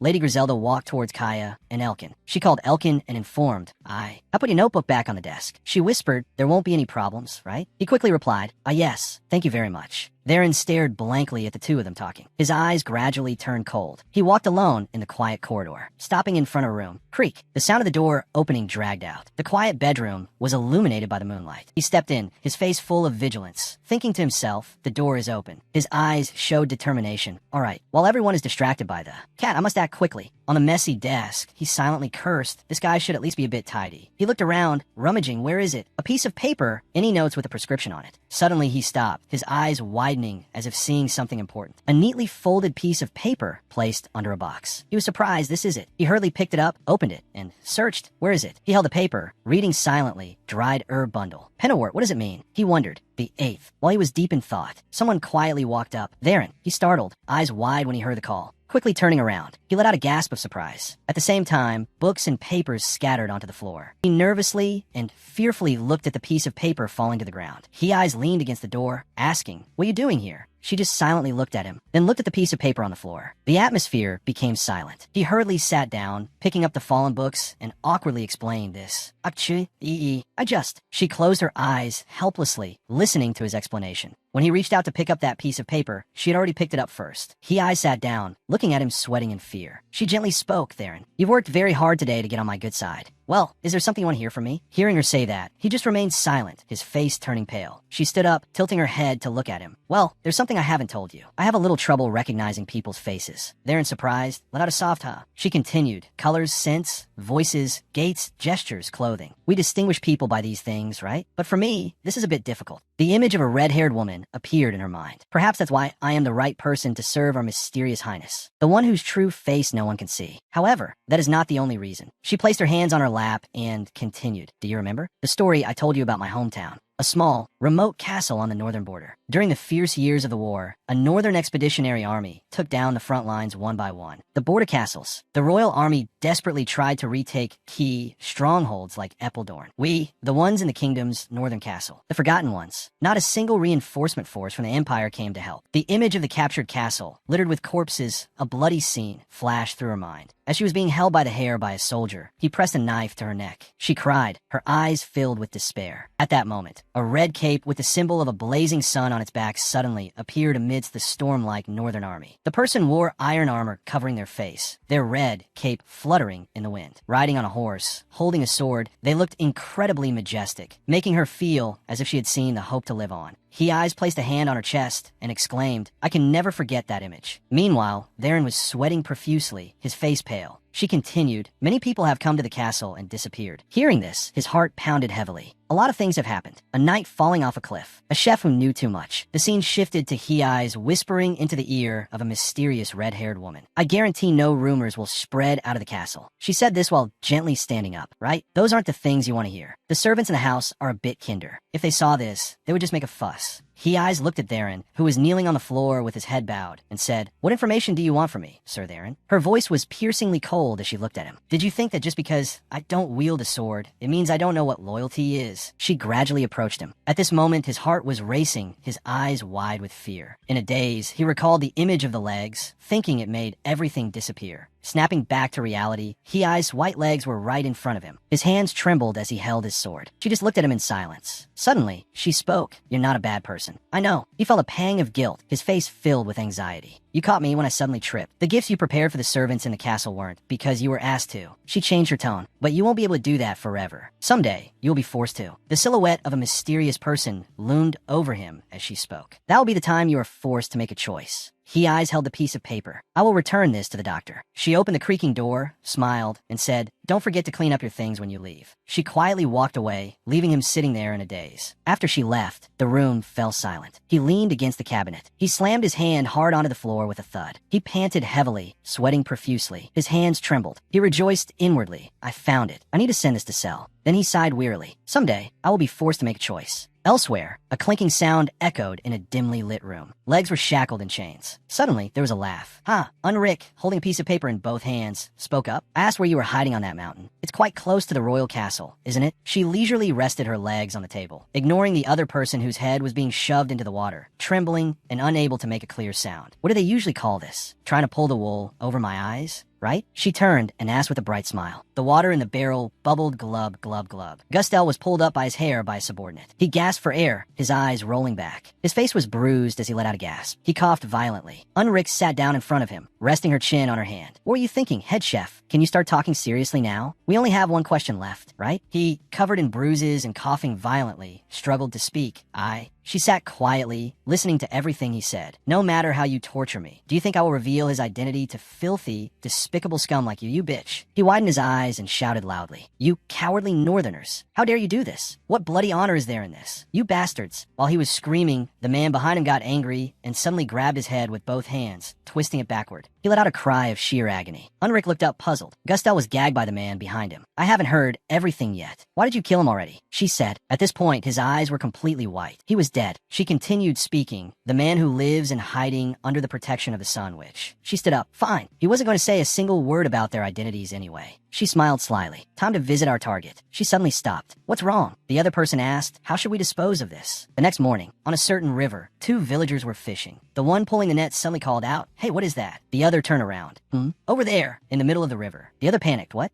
That. A dead person's leg floated up in the middle of the river. The image of Elkin hugging Kaya appeared, accompanied by the sound of a heart beating rapidly. Thump, thump. Kaya slowly turned to Elkin. He woke up with a start, panting heavily. He sat in a daze, hugging his pillow tightly. Elkin's face was bright red, clearly showing his embarrassment as he thought, "What on earth was I dreaming about?" After getting ready to go out, he was still blushing with embarrassment as he thought about what just happened, scolding himself. "Are you a pervert, Elkin?" He walked alone down the quiet corridor with his head bowed. "I've been thinking about it ever since. This is dangerous." "I'm not." As he was reassuring himself, the image of him hugging Kaya tightly appeared again, making his heart skip a beat. Thump! He wearily placed a hand over his face, which was flushed with embarrassment, and muttered to himself, "No, what the hell? That was just an accident. Why do you keep thinking about it?" He fell in a deep thought, thinking, "I'm really weird." Suddenly, a voice called out, interrupting his tangled thoughts and making him jump. "Hey, Elkin." He quickly turned around. Terrain. Theron scratched his head in confusion and asked, "Why are you so surprised? Don't tell me you forgot. They're delivering medicine here today. That kid has been waiting here since morning." He smiled awkwardly and asked, "Kid? Do you mean Anetta?" Theron continued, "She's doing some chores with Kaya in the garden right now." The sound of footsteps made Theron instinctively look up. It was Hei's walking by, holding a tray in her hands. She approached and greeted them when she saw the two. "Did you two sleep well?" Elkin happily replied, "Ah, yes." "And how is the master of the castle?" Hearing that, she smiled gently. "He is as well. Thanks to you, his health has improved a lot." She bowed her head slightly and said, "It's sunny today, so I'm taking this pile of blankets to wash. See you two later." Elkin nodded and smiled, while Theron stood motionless. As she walked past them, Theron's expression darkened significantly. Over here, Annetta and Kaya were working attentively. Suddenly, Annetta turned around, smiled brightly, and called out to Elkin. Hearing that, Kaya also turned to look. Elkin leaned in, smiled, and asked, "What are you doing here?" Annetta cheerfully replied, "My sister went to get the medicine." He teased back, "Annetta, didn't you arrive a bit too early?" The two laughed and talked happily. Only Kaya and Theron listened to the conversation with blank expressions. Annetta reached out her hand. "Look at this. I think it would be great to plant in the garden." He wondered, "Are those with sorrel seeds? How did you find them?" He excitedly picked up the seeds to observe them closely. They're with sorrel seeds. Their flowers have many different shapes and bloom very quickly. There's a lot of sunlight here, so they can grow better. Hearing that, Annetta smiled with a very proud expression. Looking at him, she said, "You know what, Elkin? The first person to see the petals bloom will develop feelings for the person who planted the flower. You can give the flower pot along with a few love candles to the person you like." But Theron, with an expression of disbelief, looked at the two eagerly discussing. What is with this suspicious atmosphere? Ignoring Theron, the two continued their conversation. His face brightened. "Is that really true? That sounds really lovely." Annetta firmly confirmed, "Of course, I've read many legends about this flower." After the conversation ended, Theron sat on a wooden chair, looking at him in disbelief. "You've never heard of it? Outside of Mamarata. It's also a very famous legend in many rural provinces. There's even a song about the maiden Formica." Elkin hurriedly explained, "Northerners usually don't believe in things like beliefs." Theron wondered, "Didn't you find them interesting when you were a kid? Stories about monsters at the bottom of the ocean. The deep sea witches. They are very scary and extremely mysterious, too. Adults don't like listening to such stories. Kids always gather around and whisper them to each other." He smiled slyly. "Hear that? Only immature kids believe in such things. You're an immature kid." Ignoring what he said, he continued talking. As he turned away, she immediately rushed over and kicked Theron. Bam. Elkin looked down at the ground, deep in thought, having a deep affection for this flower grower. Suddenly, a round white paw poked out. Before White Paw could do anything, it was lifted up by Kaya. Elkin stood behind, watching her gently hold White Paw. She softly told it not to dig it up. He looked at Kaya, falling into thought. If it were Kaya, I guess she wouldn't care about such things. Thinking this, his expression saddened a bit. He glanced over and saw her holding White Paw, talking to Annetta. Annetta was surprised. "Is that a cat?" He observed her carefully. Looking closely, she isn't as tall as I thought. Is she as tall as Annetta? If someone starts caring about something, what about this? The image of him hugging his pillow in the morning appeared. He shyly waved his hands. "I need to stop these nonsense thoughts right now." But he looked at her thoughtfully again. "She's wearing earrings. I thought she wasn't interested in things like accessories or jewelry. She likes wearing earrings." She, with her long, shiny red hair, was dusting off her hands. He thought, red hair isn't rare, but I still think there's something special about her hair. He was mesmerized by her eyes. Those eyes were as radiant as the sunset sun. Kaya suddenly turned to look at him. The sunlight illuminated her face, making it shine brightly. But he could only look at her foolishly. To break the increasingly awkward atmosphere, she glanced over. "What are you looking at? Do you want to say something?" He averted his gaze. Nothing." She frowned. "What's with this weird guy?" Hearing that, Annetta softly looked over and fell in a deep thought. Theron, with a lump on his head, cried out in dissatisfaction. Ouch. He walked while rubbing his aching head. "Annetta, she hit me really hard." He silently complained. He turned around because someone called him. A mysterious woman wearing a gray cloak, riding on a horse. She said to the soldier, "You're doing your duty as a soldier very well. Guarding, of course. Being cautious is good." Saying that, she held out a scroll. "I am tired from the recent journey, so could you please let me in?" Then Theron reached out to take the scroll. He asked suspiciously, "This is..." The gate guard was nervously anxious. Theron looked at the two strangers. He fell into thought. He asked, "Who are you?" The woman reacted. She asked him back, "Are you the head of this castle?" He lost his patience and said loudly, "How did you get here? You cannot meet the head until you reveal your identity and purpose. Answer first." He held up the scroll, revealing the seal. The king's seal. The two did not react, just silently listened to him interrogating. "You guys, is it from the royal family?" She smiled mysteriously and gently spoke up, "I am Mage Unrick. This is my companion, Lazarus." She took off her cloak's hood. "Please call the head." She smiled and said, "I came here to cure his illness." Theron was surprised. Cure his illness? To cure that illness? Hearing that, the three of them, Elkin, Kaya, and Annetta, simultaneously looked in that direction. Elkin widened his eyes in surprise. Lazarus jumped down from the horse, making him stare intently and unconsciously let out a gasp. Annetta heard it and immediately turned to look at him with a worried gaze. Elkin, those people. Unrick's face was full of confidence, her hand holding a staff resting on the ground. Lazarus quietly followed behind, carrying the luggage. Annetta stared and said, "They are northerners. Both of them are really tall." Kaya, on this side, looked worried, her eyebrows slightly furrowed. She stared intently at the staff with a unique raven carving on its handle. Elkin suspiciously recalled, "I heard that not only the council members, but also the mages were interrogated. The fact that they came from the royal castle means that these people actually went directly to see the king." The sound of running footsteps interrupted his thoughts. Thump, thump, thump, thump. Griselda just ran over with the mansion servants. She said loudly, "A royal mage?" Unrick turned around and smiled happily. "Aha, it seems you're the person in charge here. Finally get to meet you." Hearing that, she held the scroll in her hand and used her sword to open it. She silently read the paper. Her face gradually showed a look of suspicion. Her eyebrows furrowed as she observed the other two.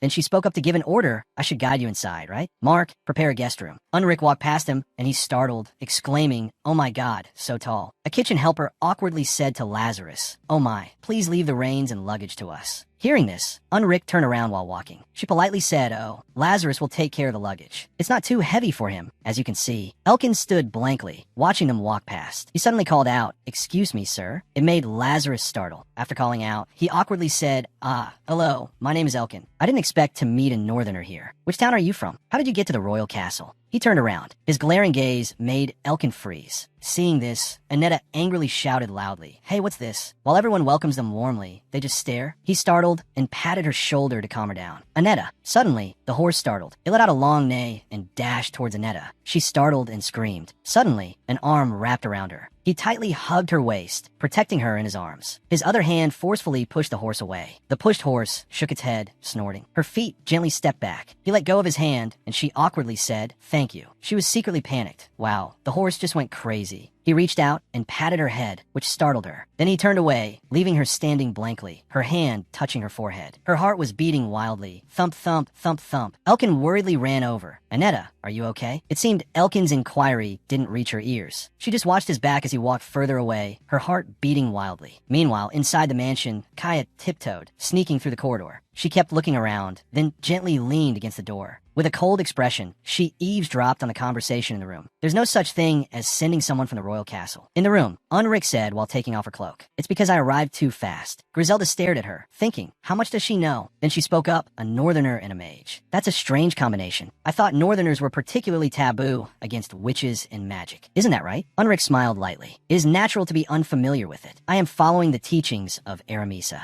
Outside, Kaya looked shocked upon hearing the name. Griselda wondered, Aramisa? She firmly asserted, "That's right. You've never heard of him? In the Red Land at the far east of the Inumitas continent. It is said to be the birthplace of all ravens and mages. And it is also said to be the first land where the sun god Korea descended to Earth in the distant past." Griselda speculated, "If it's the eastern end, you mean the dead land of the Divine Kingdom? I heard that it is a wasteland with no inhabitants." She nonchalantly tapped her hand on the staff. "The natives have all disappeared, but the teachings continue to be passed down. It is not just an illness that the master of this place is suffering from. The body has no ability to resist ancient magic. I heard that he has been taking medicine, but no matter how effective it is just a painkiller. It is only a temporary way to stop him from hearing the screams of his body, and there is definitely a limit. Perhaps the lord of the castle is the one who understands it best." Kaya continued to secretly follow the conversation. "To be completely freed from the curse, you must perform a ritual." Hearing that, Griselda couldn't stay calm. "Is it possible? How can he be completely freed from it?" She affirmed, "Yes, that is why I came here in such a hurry." Unrick rested her chin on her hand, looking worried. "Because the number of days to perform the ritual is limited. And if you miss a day, you will never know when another opportunity will come." She asked seriously, "So, when is the day of the ritual?" She smiled sinisterly. "The day the sun becomes the reddest, and the traces of the moon are no more. That is the day of the lunar eclipse." Unrick, with a cunning face, said it's tomorrow. Kaya looked shocked, her heart pounding heavily. The door suddenly opened, startling Kaya. Unrick stepped out, smirking. "Hey, lovely maid. Eavesdropping like that is not good." After saying that, she slowly walked away, leaving her standing rooted to the spot. "Hey!" The call made Unrick stop, but Kaya, with a cold face, questioned, "Why is the master of the castle under a curse? Who said that? And based on what?" She interrogated, "Is it true that just performing a ritual can end it all?" "How do you know that?" She replied in a cold tone, "You seem too curious, don't you?" She turned around and smiled faintly. "The reason? I cannot give you an exact answer, but there is only one thing. It is because that person touched a limit that humans are not supposed to. That is why heaven punished that person. The sun is about to set, and it will set." Her gaze fearlessly looked at her. She continued speaking. "A more specific story. I can only tell it to the person who will have to take the wine tomorrow." As night gradually fell, the three of them, Griselda, He Eyes, and Kaya, sat pondering. "Actually, Her voice broke the silent atmosphere. She frowned, tilting her head, and spoke hesitantly. "I have no knowledge of spells or magic. Even in a case like this, I don't know how to judge it. But this might be an opportunity to reverse the complicated situation that has occurred up until now." Kai just sat silently, listening. not just so that you will become healthier. We won't have to be anxious about keeping Elkin in the castle or letting Annetta frequently visit anymore. An image of Elkin and Annetta smiling appears. And of course, you won't need to play the role of Kaya either. Everything will return to its rightful place, just like before. She remains silent with a solemn face. She falls into deep thought about the time before Elkin arrived here. Her silhouette stands quietly in the mansion. He-Eyes rests her hand on her chin. Since the ritual must be performed tomorrow, we don't have much time to investigate. The royal palace sent a northern mage? What is the meaning of this? She speculates. It's also possible that this method will be absolutely effective. She crosses her arms sternly. It's not without suspicious points. But perhaps His Highness wants to control Lady Hildegard as he pleases, since he has no intention of eliminating her. He-Eyes continues. First of all, he probably wants the master to recover quickly. Today, Griselda hands a scroll to Kaya. She wonders what is written in the letter, and she answers. The main content of the letter is that they have sent someone who can help you. This is just a normal official order. Kaya reaches out to take the letter and reads it attentively. Then she gently puts the letter down. That mage seems to know something about the curse. Does that person know about Aramisa? He-Eye speaks up. I still have some doubts. Is it absolutely necessary to perform the ritual? Just based on the words, only tomorrow, everything suddenly becomes so rushed. She wonders. But that person also said that the limit might have been reached, didn't she? She just sits silently listening to the two of them discuss. He-Eyes continues. First of all, we already have someone to prepare the medicine, so we can buy some more time. Kaya remains silent. It seems those words do not reach her ears. She sinks into thought. Isn't that guy from the north? He must hate you very much. If your identity is exposed, who knows what he will do? An image of Gustel being threatened by her flashes by. Unrik's words rush back. Her body cannot bear it. The ancient curse. Surely she herself knows best. Punished by the heavens. The sun is about to set. It will set soon. She smiles maliciously. Suddenly, the image of a smiling Elkin holding flowers and turning to look at her appears. She looks out thoughtfully at the starry sky. The sound of their discussion continues to echo. Isn't that dangerous? But the pharmacist. She suddenly speaks up. This is my chance to escape the curse without relying on Elkin. The two of them turn to look at her at the same time. Griselda's words are very correct. As long as it succeeds, we won't need to use Elkin anymore. We won't need to deceive the guy anymore. She stands up, thud thud. The two look at her with full of concern. Griselda softly calls her Hildegard. She says firmly, we will accept the ritual. At this time, everyone is fully gathered. You must all be very surprised. Tomorrow, because the ritual will be performed, except for the minimum required personnel, everyone must leave the castle. As you all know, be careful not to reveal the matters inside the castle to the outside. Elkin stands in a daze, listening to the announcement. Those who do not have a temporary place to stay, please tell Mark. After hearing the announcement, the crowd murmurs in discussion. Isn't your hometown very far? Then let's go to my brother's house together. Is that okay? That's great. We have to leave a fair amount of food for the horses before we go. Amidst the chatter, he quietly walks away. He is walking when he turns around because someone calls him. Elkin, Griselda informs. To prevent any unexpected incidents, tomorrow you will stay in the castle with the guards. Please prepare the medicine for tonight and tomorrow morning, just like always. He nods, yes. After finishing, she walks away, leaving him among the crowd. In the room, the dim firelight shines. Constant noises are heard, clinking and clattering in the fireplace. The pot boils vigorously. Done. Elkin thinks tiredly. Now I just need to simmer it slowly. He yawns widely and leans back in his chair. He thinks blankly. The so-called ritual. It's indeed not an ordinary illness. Kaya was not wrong when she said it was a curse. So if this time, the illness of the master of the castle can be cured, but then they definitely won't need me anymore, right? There's a knock on the door. Knock, knock. The sound startles him and interrupts his chaotic train of thought. He hurriedly speaks up, huh? Are you here? He jumps up and quickly goes to open the door. You're here so early, He-Eyes. It'll be a long time before the medicine is. Before he can finish his sentence, a familiar voice interrupts him. Elkin. Kaya stands outside the door, looking at him. May I come in? Elsewhere, in the corridor, a cloak flutters. Flap, flap. Therein walks, while thinking vigilantly, a mage sent by the royal palace. The image of Unrik and Lazarus, heavily cloaked and riding horses in the morning, appears in his mind. He is suspicious. Just yesterday, I received a letter from the commander. If there was such a thing, he would have mentioned it, right? But I can't step forward and say it. He remembers He-Eyes' smiling face. He frowns and pouts, his face extremely worried. We'll be okay like this. Elkin puts his hand on his chest to keep calm. Now, his heart is beating so fast, it feels like it wants to jump out. Thump, thump, thump, thump, thump, thump. He blushes, his head full of question marks, screaming internally. Kaya? Why is Kaya coming into my room? His heart beats even faster. Thump, thump, thump, thump, thump, thump. Kaya just looks around his room with interest. He suddenly turns around, smiling awkwardly and scratching his head.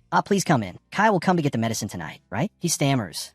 About that, I just started preparing it, so you need to wait a little longer. She speaks up. If it's about the medicine, He-Eyes will come to get it later tonight. She says indifferently. Is that so? Her gaze shifts to another direction. I want to tell you something. Her words make his face blush brightly. The sound of his heartbeat grows louder. She moves to another spot and bends down. What I want to talk about is this. He stiffens. Yes, yes. No wonder she's so polite, he thinks. Her hand picks up a pinch of dried herbs. What will you do next? Isn't it very annoying to just brew these medicines over and over again? He seems to understand something about that. He approaches her, also holding a pinch of dried herbs. He smiles brightly and explains. Just like other medicines, the drying process and preservation method are particularly difficult. She listens attentively. Besides, if you store them beforehand, they will easily spoil and mold because the medicine needs to be processed carefully. That is why we have to transport the medicine frequently. She plops down on the chair, still holding the sample of medicine in her hand. She observes it. So that's how it is. Actually, why do you work so hard? Even though it has nothing to do with you. His face is still flushed as he looks at her. Yes, Kai always knew this. She wonders, knew what? That day, at the dinner party? He scratches his head again and gives a forced smile. I'm very glad that Kai said that. She just listens quietly, but does not reply immediately. It seems she is pondering something. She calls out Elkin. If the master's curse is lifted tomorrow, what will you do next? He is surprised to hear her ask that. He hesitates, reaching up to rub his neck sadly. I know. Since there will be nothing left to do here, should I go back to the general store? In the dim firelight, his voice is steady. It's a pity. The life inside the general store doesn't suit me very well. I wonder if there's anything else where I can help many people, like here. He says while slowly leaning against the table.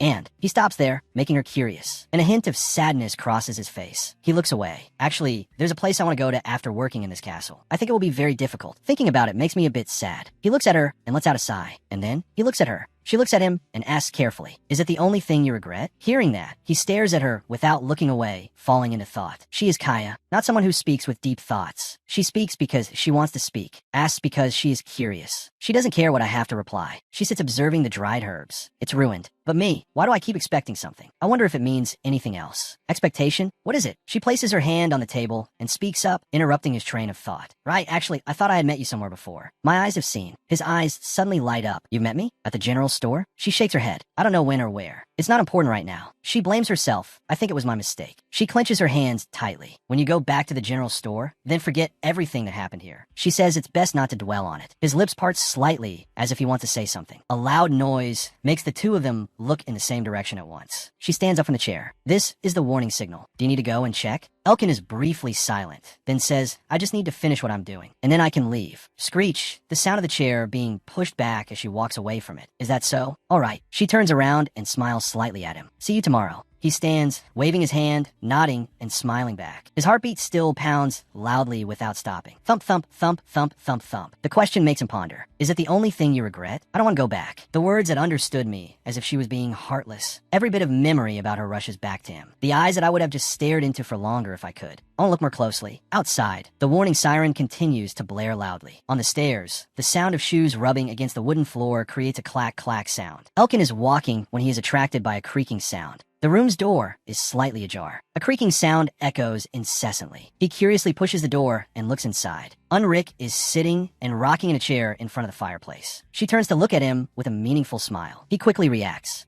Didn't you say you had to go? Why aren't the lights turned on like this? He looks around, observing, and asks curiously, where's the person who came with you? It seems like something is going on. Maybe it's because you don't like me since I'm someone from the north? Hearing that, she just replies indifferently. There's no one left in this world that she can like anymore. He freezes. The creak-creak sound continues steadily. Elkin, with an unchanging face, asks hesitantly, I heard that you were sent directly from the royal palace. So did you personally meet King Momos? The rocking chair stops, and she looked at him in silence for a long time. If that's the case, she asked absent-mindedly. He reacted strongly and said loudly yes. How could you enter the castle? Didn't you see the other nobles there? Can you tell me? How can I meet the king? She held the armrest of the chair and slowly stood up. Why are you curious about that? He felt startled and was speechless. But Unrik's face darkened sinisterly. She spoke while taking off her cloak. Do I absolutely have to answer? What do you believe in? She commented, you are quite polite to the knights. Then she got close to his face, placed her hand on his chest, and sneered, and the way you dress, like a Mama Rayton. A person living on the gold coins of the Dark Knight. What should I believe and tell you?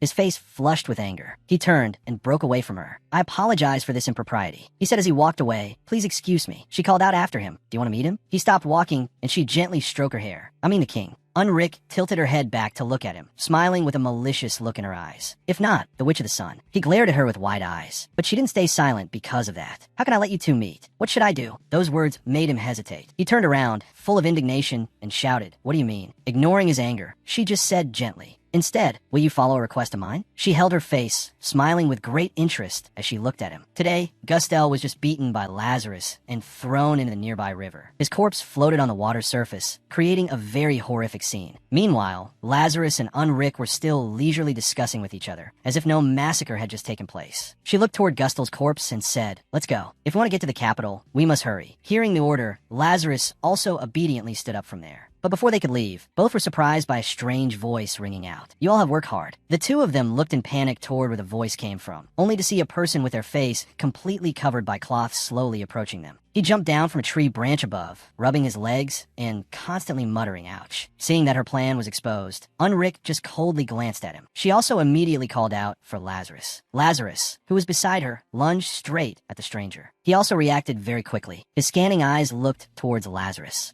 Then he immediately leaned backward to dodge his fatal attack. Lazarus's punch came so fast that it made him exclaim in astonishment, "Whoa." But without giving him time to stabilize, Lazarus rushed forward to attack him relentlessly. But it seemed those attacks couldn't touch him, not even a little bit. After dodging for a while, he also quickly drew his sword to defend himself. He then quickly explained to Lazarus, as if trying to defuse the situation. "Why so hasty? Don't be so guarded. Let's talk a bit." Hearing those words, Unrik immediately became curious about him. She asked, "Who are you? I don't remember inviting you." Seeing her reply to him, Lazarus also immediately stopped his attack, staring at him. Seeing this, he smirked slightly and said, "We are hunting the same person, but you struck first and snatched him away. What a shame. Instead of dealing with him, I will consider it and return the favor," he said as he pulled a large scroll of paper from his pocket and threw it towards Unrik. "You're looking for the Night of the Sun, right? I think this will be helpful to you." Seeing the necessary information, she reached out and caught the scroll. Then she slowly pulled a small piece of paper from inside. On the other side, he continued speaking. "Unless you secretly climb over the city walls, it will be necessary. It's a rather difficult place to get into." But Unrik was also curious at this moment to see what was inside. She tipped the scroll downward, revealing a part of a royal letter. Following that, a small vial fell out from inside. That precious, sparkling thing made her eyes widen in amazement. She glanced back at Gustel's corpse, thinking to herself that she was chasing the chef who knew the witch's identity. Then she quickly glanced over at the stranger from earlier. She raised her voice and asked, "Are you the king's knight? Why are you cooperating with us? Don't you worship the Witch of the Sun?" Hearing Unrik's question, he just coldly pulled his hood down and said, "That is a difficult question for me to answer. Let's just say it's roughly a relationship of mutual benefit." Then he casually turned and walked away. As he walked, he said, "Well, whether you use it or not depends entirely on your choice. If you don't use it, I won't lose anything either. But if you know what it is, even selling it at a loss is enough to recover the capital, isn't it?" After his words, Unrik seemed to have come up with a new scheme. She glanced to one side, her lips revealing a terrifyingly mysterious smile. After that, Unrik quickly went to meet Elkin. She held the small glass vial in front of him and asked, "That is the medicine for the master of the castle, right? Tomorrow morning, this will be the castle master's medicine." Elkin immediately took the vial in his hand. His eyes widened as he anxiously asked back, "White powder. What is this?" Seeing this, she immediately continued, "It's harmless. You just need to secretly put it into her medicine." He sensed danger from her actions. He panicked and said loudly, I am a doctor. I don't know what it is. How can I do such a thing?" Hearing that, Unrik just smiled lightly and asked, "Don't you want to meet the king?" As if his true desires were hit, Elkin suddenly fell silent. His mouth was still wide open, but he didn't know what to say. He then tremblingly handed the vial back to Unrik, hesitating, "But why? Why is it the medicine for the master of the castle?" Seeing his hesitation, she impatiently urged, "Why are you so curious? It will help with the ritual. I told you it's not poison. If you don't believe me, I will confirm it myself." Saying that, she quickly snatched the vial from Elkin's hand, making him flinch. Unrik took a little medicine from the vial and brought it to her mouth, licking it clean to prove it to him. Witnessing that scene left Elkin shocked. He looked at her, both confused and trembling. She kept a cold face, her eyes looking as if she wanted to kill him. "If you can't do it, give it back here, okay?" She reached her hand out. Before she could do anything, he snatched it away. He anxiously clutched the vial and stammered, No, it's not that." She tilted her head, her eyes full of contempt, and smirked. "What a pity for you. I only suggested it because you seem to be in a hurry. You just need to put it in. What are you so worried about? Did you think getting involved with palace affairs would be easy? If you want to achieve your goal, you have to accept it." He looked uneasily at the vial in his hand. Unrik continued, "Anyway, I promise. If you follow my request, I will also follow yours." He widened his eyes, sweating. Northerners don't break their promises, right? The choice is yours. In the room, illuminated by moonlight, Elkin sat on the bed, his legs trembling. Now he fearfully clutched the vial in his hand. He recalled the moment she gave him the medicine and instructed him, "Tomorrow morning, put this into the castle master's medicine." He gritted his teeth, reassuring himself, "There's nothing to worry about. This is driving me crazy." His hand gripped tighter. I'm a doctor. I can't let others get involved in this. Or should I return it now and pretend this never happened? I have to return it. I must return it. But he struggled intensely internally. What if this is the last chance? But when will someone like me ever have such a close opportunity? When I first came here, I thought this was a great opportunity to get close to the royal family. He made up his mind. All right, it's for the ritual, so if I don't put it in, on the contrary, it might be a mistake. He suddenly thought of something. But if it's for the ritual, why force me to put it in secretly? Why not inform Lady Griselda? He hurriedly jumped up. That's right, I must inform Lady Griselda. Suddenly, he stopped. Then he slumped back onto the bed. He clutched his head. I want to go to the palace. The mage knows about the hunt for the king and the Witch of the Sun. He thought, if Lady Griselda finds out, she will question the intentions behind everything up until now. He trembled and clenched his fists. He thought about his purpose for being in this castle. He heavily opened his eyes. The reason I came to Mamarata. His childhood memories rushed back. The image of someone patting his shoulder. The image of him only able to stand and watch. Mom, Dad, are you going to meet the witch? He widened his eyes as if about to collapse. They need my ability. Who knows? This might be a great opportunity. They only said that and left him a piece of paper. If you want to achieve your goal, you have to accept it. The choice is yours. Unrik's voice echoed in his head. The next day, the sky was clear and blue. The warm sun gradually rose behind the mountain. In the room, the sounds of grinding followed one another. There was a knock on the door. Knock, knock. He-Eye's voice echoed in. Elkin, it's He-Eyes. I've come to get the medicine. At this moment, he lowered his head darkly and tightly gripped the vial. His eyes suddenly became sharp and cold. The sun was already high up. That warm sunlight pierced through every window frame. Kaya sat silently on the bed. She turned her face when she heard the call. Master. He-Eyes walked in, holding a tray with a glass of medicine with both hands. She hesitated, worried. If today's ritual ends as planned, she said as she handed the glass of medicine over. This will be the final dose of medicine. Kaya gently took the glass. Elkin's silhouette suddenly appeared in her mind. Her voice was pensive, her eyes showing a hint of sadness. Then, she raised the glass to drink. Gulp, gulp, gulp, gulp. Each mouthful of medicine was swallowed. After drinking, she wiped her mouth with her hand. She placed the empty glass back on the tray. In the palace, in a room covered in cobwebs. Both the room and the hallway were frighteningly quiet. So quiet that one could clearly hear every heartbeat. Thump, thump, thump, thump. In the middle of the room was a blue-haired girl, standing facing the window. Someone called out to her. Miss Unrik, you've waited a long time, right? It was He-Eye's voice. Beside her was Hildegard in a maid's outfit. She continued, I will guide you to the master's room. Hildegard looked coldly at Unrik. He-Eyes said to go this way. Standing nearby were Elkin and Tarion. They said nothing. Griselda asked if everything was ready. Let's go, Unrik replied. At the place where the ritual takes place, there is only receiving and offering wine, so there must be self-preparation. If another subject participates, the curse might develop in an unexpected direction. Please wait on the first floor with the others. Tyrion's face still showed worry. He said, Lady Griselda, what I want to say is... Lazarus suddenly spoke up, interrupting. Princess Elba, Griselda asked in surprise. You can speak? He said, while the witch performs the ritual, I have an important matter to discuss in private. Griselda looked puzzled. She quietly left, saying, wait, let's go somewhere else to talk. Elsewhere, He-Eyes and Hildegard led Unrik to the master's room. He-Eyes said, the master of the castle is behind this door. She replied, she is in there.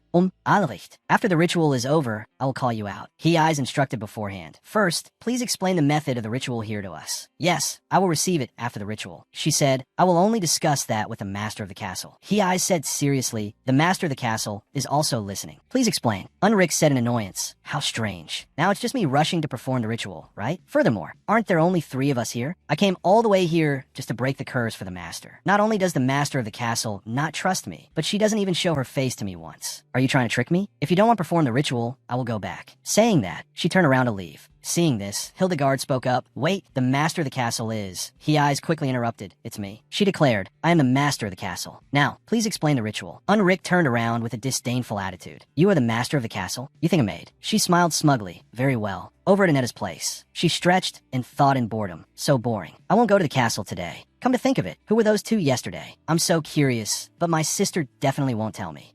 I'll just ask Elkin later. It'll be faster. Someone shouted no. Where did they suddenly go? Anetta startled and turned around. It was Mr. Linderman arguing with some woman. He said, we haven't even tried yet. Why? She yelled at. We received a unilateral notice. How could they? Anetta asked, Uncle, what's wrong? He replied, Anetta, you came at the right time. Go talk to the merchant guild people. You kids stay here. The woman walked away in annoyance. Even if they argue with us. Mr. Linderman explained that the Northern Merchant Guild, which supplies medicinal herbs, found out the trading location was the capital, so they unilaterally cut off the trade. Anetta replied, if it's Northern medicinal herbs, didn't Eric say he really needed them? He said, that's exactly it. If so, we won't have enough to send out next week. What should we do? Anetta asked, were you talking, Uncle? First, she had to know about the castle. With that determined state, she clenched her fist and swung her arm back. But right behind her soldier was a man pushing a cart. Looking at his attire, he seemed to be a palace worker. Annetta bumped into the man. Both of them were startled and stumbled. She tripped and fell backward. Mr. Linderman ran over to help her up, asking, "Annetta, are you all right?" The man stopped with the cart, which was carrying someone covered in straw. Annetta hugged herself and said, "I am sorry." She instinctively glanced over. On the cart was actually a pale, purplish human corpse. The person's head was sticking out, revealing their face. Annetta panicked. "Hey," she screamed, "Uncle." The chef. Two soldiers spoke up one after another. Hey, it's better not to look. "What is it, little girl? Do you know this person?" She wondered,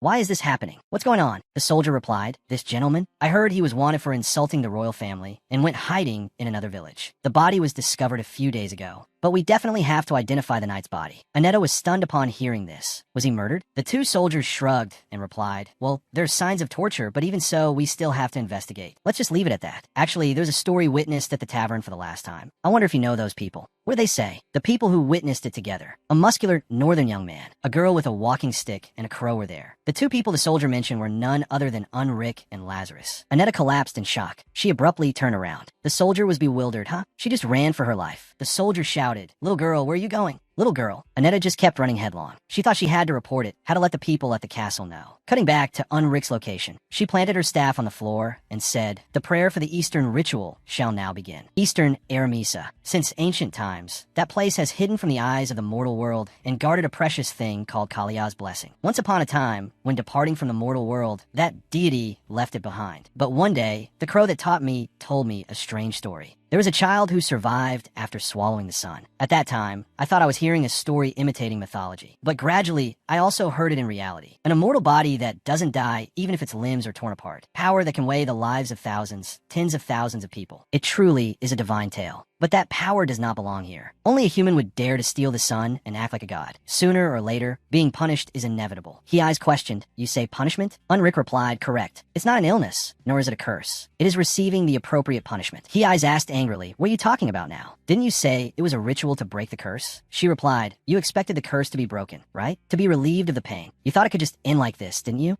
Hiai said fearfully. She continued, "The ritual method never existed in the first place because I didn't come here to do that." From inside the staff planted on the floor, Unrick drew a blade about 2 handspans long. She raised it in front of Hiai's, taking her by surprise and leaving her no time to react. Hildegard widened her eyes in panic. That blade was already stained with blood. She screamed, "Hiai's! Hiai's!" opening her eyes wide. She thought the blade had pierced right through her. Blood was dripping onto the floor. But surprisingly, it was Hildegard's blood. She had blocked it for her. That very blade had pierced right through the middle of her hand. It was a shocking sight. At that moment, Unrick pulled the blade out. Hildegard's hand spurted blood. She stumbled backward. With her power, Hildegard used magic to heal her blood-soaked hand in a matter of seconds. Unrick laughed in delight and said, "All right, so it is you." Witch of the Sun Hildegard's gaze changed. Inside her, the urge to fight was boiling more than ever. Cutting back to Theron's location, he asked anxiously, "Why hasn't anyone come? Shouldn't those two have come down once the ritual began?" Even Lady Griselda, who was led away with that giant, hasn't returned. They said we just needed to stay here. Aren't we going to check? Hey, Elkin, aren't you listening? Elkin remained seated on the chair, restless and saying nothing. Theron wondered to himself, what's wrong with him? We have no choice but to wait. This is crazy. The door suddenly cracked open. Someone barged right through the door. It was Annetta. Tyrion asked, "Annetta, what's wrong? Didn't you say you weren't coming today?" Ignoring his words, she panted and asked, "Where's my sister?" He said, "Lady Griselda? If it's her, she's in her room." As soon as he finished speaking, she immediately ran for her life toward the stairs. He helplessly shouted, "Hey, Annetta, what is it? What's wrong?" As for Elkin, although he had been silently keeping his composure all this time, he was the one more terrified than anyone else. He was sweating profusely, his heart pounding. Over at Hildegard and Hiai's location, Hiai's lost her balance and fell. Hildegard said, "Hiai's, step aside. There was no way out for me from the very beginning." She turned to Unrick and boldly retorted, "You lied. Where did it start? Were you sent by the king?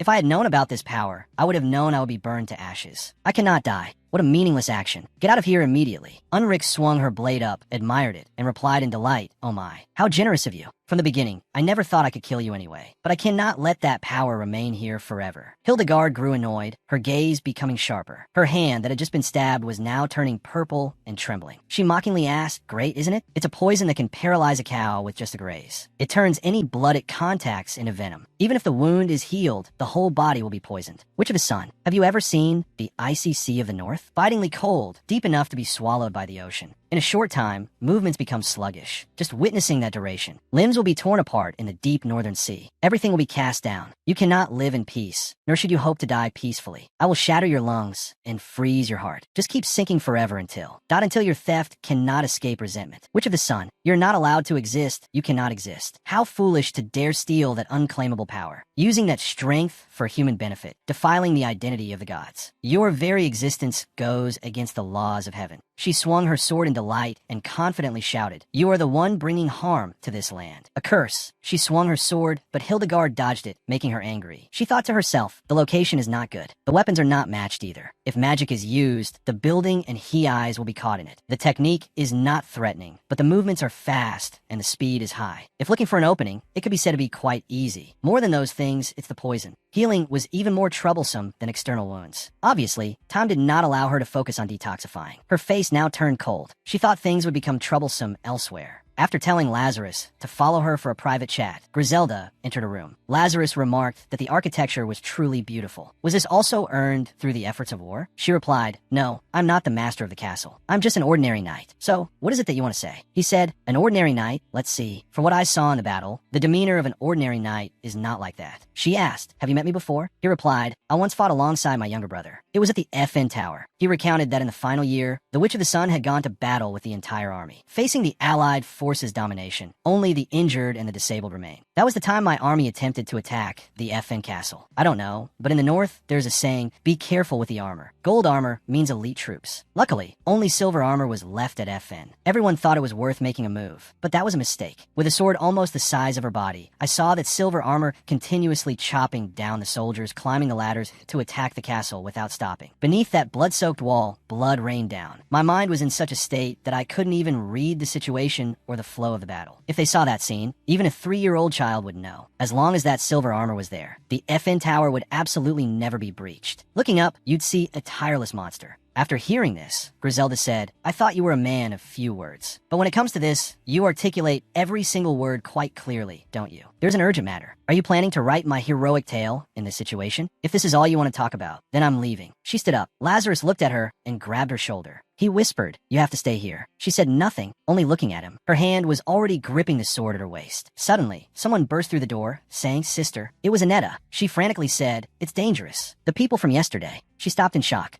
Right in front of her was Lazarus. Seeing him, she awkwardly said, "Dear guest, I didn't know you were here. I will come back later." Lazarus immediately rushed over. He covered the girl's mouth with his hand and pulled her back. Griselda was stunned. Before she could do anything, Lazarus stopped her, saying, "Take your hand off the sword." He gripped Annetta by the neck, threatening, "Wouldn't take me any time at all to crush a small head like this. To meet you here as well. Although I don't believe in God, it seems God is on my side today. You can't remember me, can you?" He used his hand to brush up his bangs, revealing 2 diagonal scars slashed across the upper half of his face. He said, "But I remember. You were wearing the blood-stained helmet of my younger brother and comrade." Flashing back to the past during a battle, Lazarus was trying to stop his ally, Ras. "Ras, no, don't climb up, Ras." Even though he kept calling his name, the boy didn't stop climbing the ladder to scale the enemy's castle gate. Upon reaching the top, Ras was ambushed by a waiting soldier, who drew a sword and beheaded him. Lazarus stood below, witnessing everything, returning to the present. Griselda asked, "Is this a personal grudge?" It was a battle where everyone was prepared to die. "Even so, I absolutely despise you all, because you're so detestable. If I get the chance, I'm always ready to strike." She gritted her teeth, glaring at him. "But this has nothing to do with my younger sister. If you do this, can you still call yourself a proud northern warrior? Let my sister go right now." He tightly gripped Annetta's neck. The little girl trembled, trying her best to pry his hand off, but she couldn't do anything. He remained completely silent. "What do you want? If you want to kill, then kill me." He replied, "When it is your turn, you'll also have to pay the price." She glared at him. She thought to herself, what is with this guy? What is he trying to show with this hatred? If your goal was to harm me, then why didn't you attack when it was just the 2 of us? At that moment, I was right next to you, and there would be no need to take Annetta as a hostage, and keeping it from others just to hold me down here. She finally realized what was going on. Hildegard. Over at Hildegard's side, she hurriedly grabbed a bowl from the table. She threw it at Unrick, but it was useless. She blocked it. Now showing her true colors, Unrick revealed a sinister smile. "Ha ha ha." Hildegard thought in frustration. She's intentionally keeping her distance and stalling for time. "You know that I don't know how to use magic, don't you? Furthermore, it will be dark soon. She will target me when I'm suffering from the complications. I have to end this before the sun sets." Unrick maliciously swung her sword into the air. Hildegard yelled, "He eyes, get down."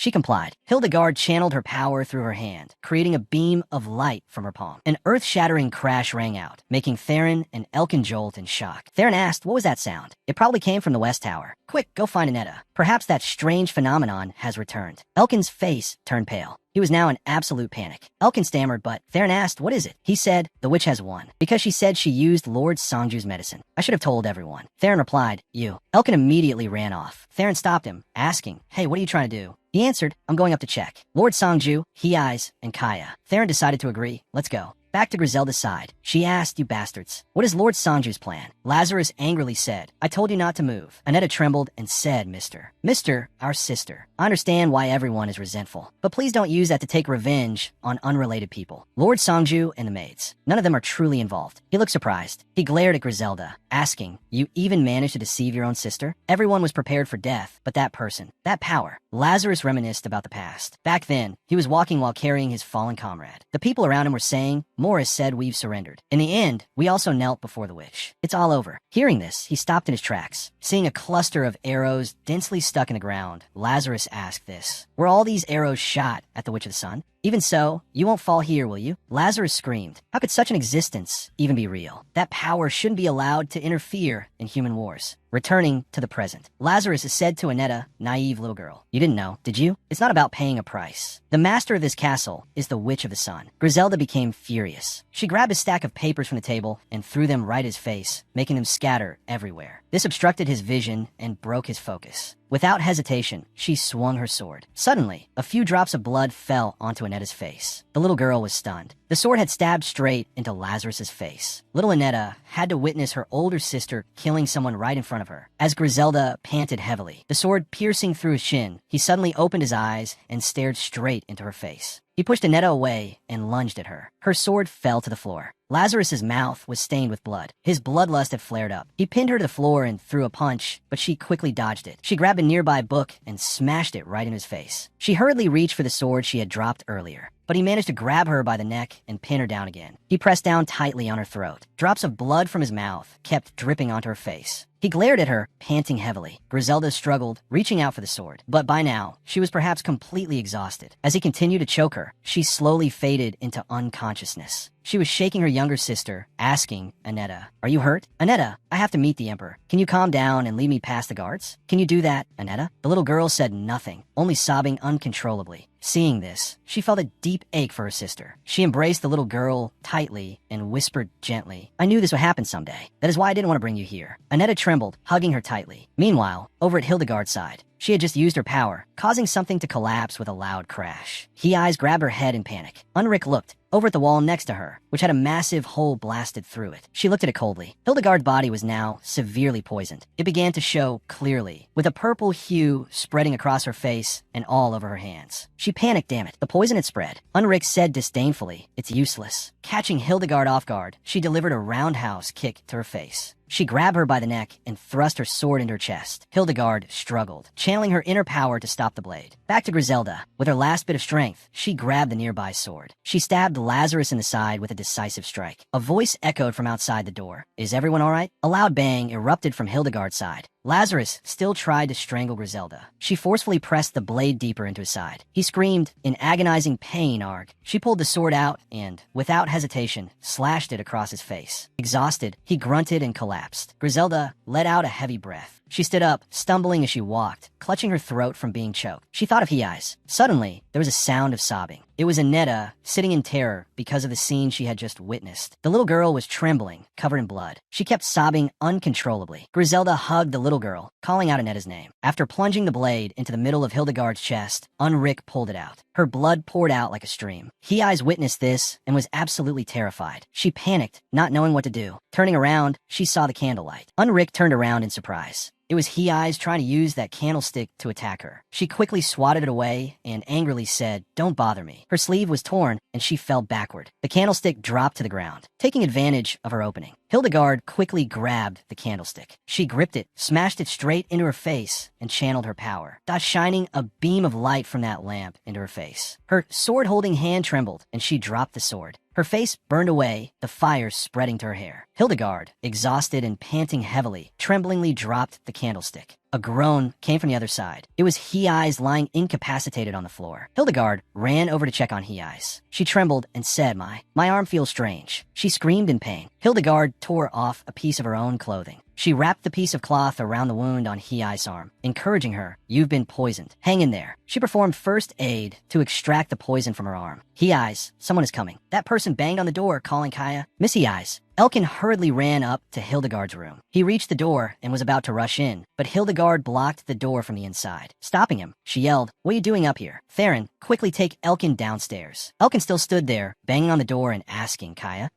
is everyone all right? She informed him, Elkin, He-Eyes has been poisoned. Prepare the medical supplies to treat her and call Griselda to help me. And bring the master's night medicine as well. He asked, What about the ceremony? She hesitated for a moment, then said, Just hurry up. He replied, Yes, I'll be right back. Then he ran off to do as she said. Hildegard turned toward Ulrich. She laughed sinisterly.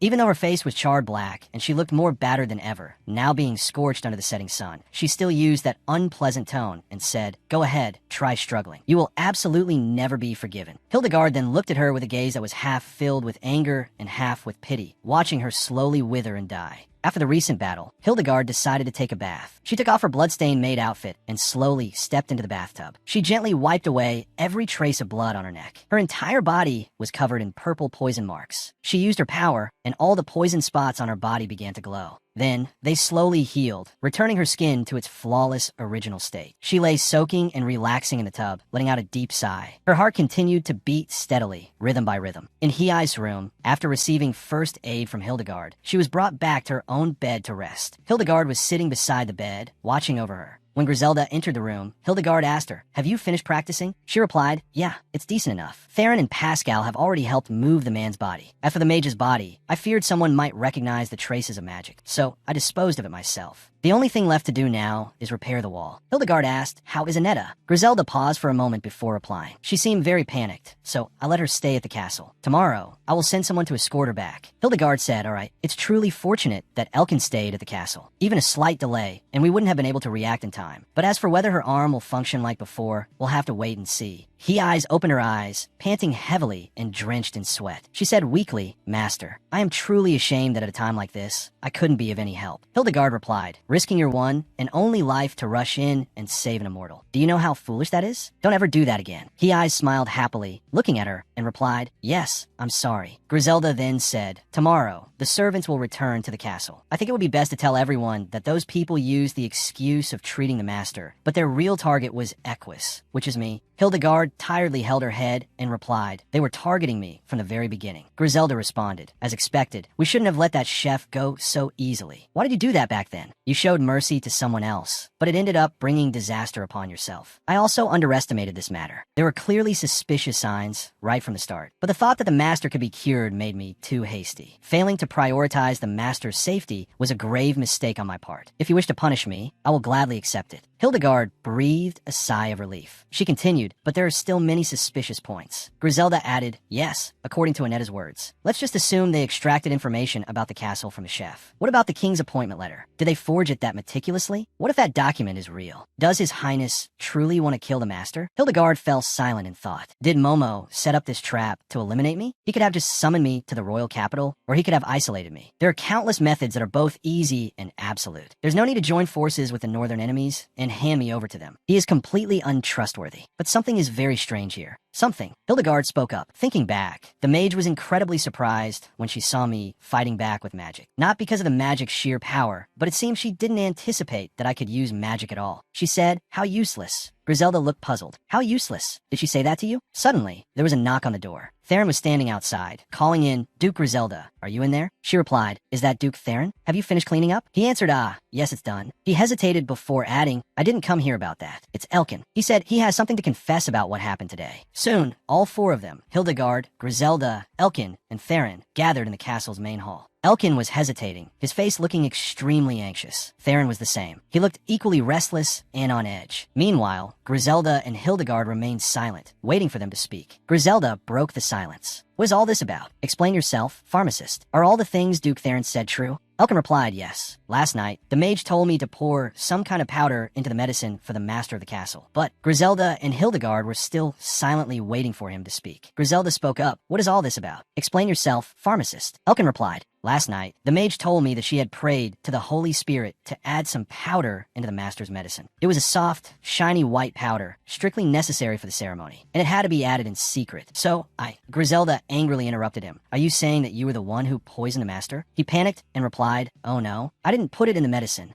As a pharmacist, I knew that was wrong. It was indeed suspicious, but as far as I could tell, it wasn't poison. I even checked the mage's supplies myself, but I found nothing wrong. So, Griselda yelled, whether it was poison or not. If something like that happened, but you should have told me. Elkin flinched in fear. Hildegard calmly asked him, where's that powder now? He replied, I was worried that I would keep overthinking it, so I threw it off the cliff. Now there's no way to check what it actually was. Griselda thought for a moment. She then asked him seriously, pharmacist, it is best you answer honestly right now. Are you on the same side as the mage? He defended himself. Absolutely not. It's nothing like that. She retorted, nothing like that? You were the first to know what the mage was up to, and that the ceremony had ulterior motives. Yet, you didn't say a word to us. Because of that, the master and everyone in the castle were put in danger, including my sister. Give me one reason not to suspect you. He stammered, unable to say anything. She demanded, why didn't you tell me? Answer me. He replied, well, he thought to himself. They said that if I helped them, I could go to the royal capital and meet the king or the Witch of the Sun. Hildegard seemed to have already figured out. Her eyes clearly showed a trace of sadness. She thought, Elkin, you made a deal with the mage. Elkin continued to hesitate, eventually just saying, I'm sorry. The veins on Griselda's neck bulged. Her blood was boiling to the point of madness. Then Theron interjected, my lord, Elkin didn't know things would turn out like this. She shouted fiercely, I didn't ask for your opinion. Hearing that, Theron fell helplessly silent. Griselda's breathing grew increasingly heavy. She gritted her teeth and asked, so you are not going to answer? Fine. She moved her hand toward the sword sheathed at her waist. Seeing this, Elkin could already guess how he was going to be dealt with. He closed his eyes, bracing himself. Griselda stepped forward, but instead of drawing her sword to strike him, she drove her fist hard into his chest. Elkin opened his eyes, completely taken aback. She glared at him in frustration and said, I trusted you. He looked at her with bewildered, uncomprehending eyes. She sharply turned on her heel and walked away. Elkin tried to stop her. Lord Griselda, she immediately replied, this conversation is over. The pharmacist is to leave the castle tomorrow. Theron and Hildegard watched anxiously. Elkin kept calling out to her, Lord Griselda, Lord Griselda. She just kept walking, completely ignoring his pleas. Her words kept echoing, haunting his mind. I trusted you. He stood there in profound sadness, unable to say another word. Theron looked at Elkin, also burdened by his own worries. He thought to himself, I was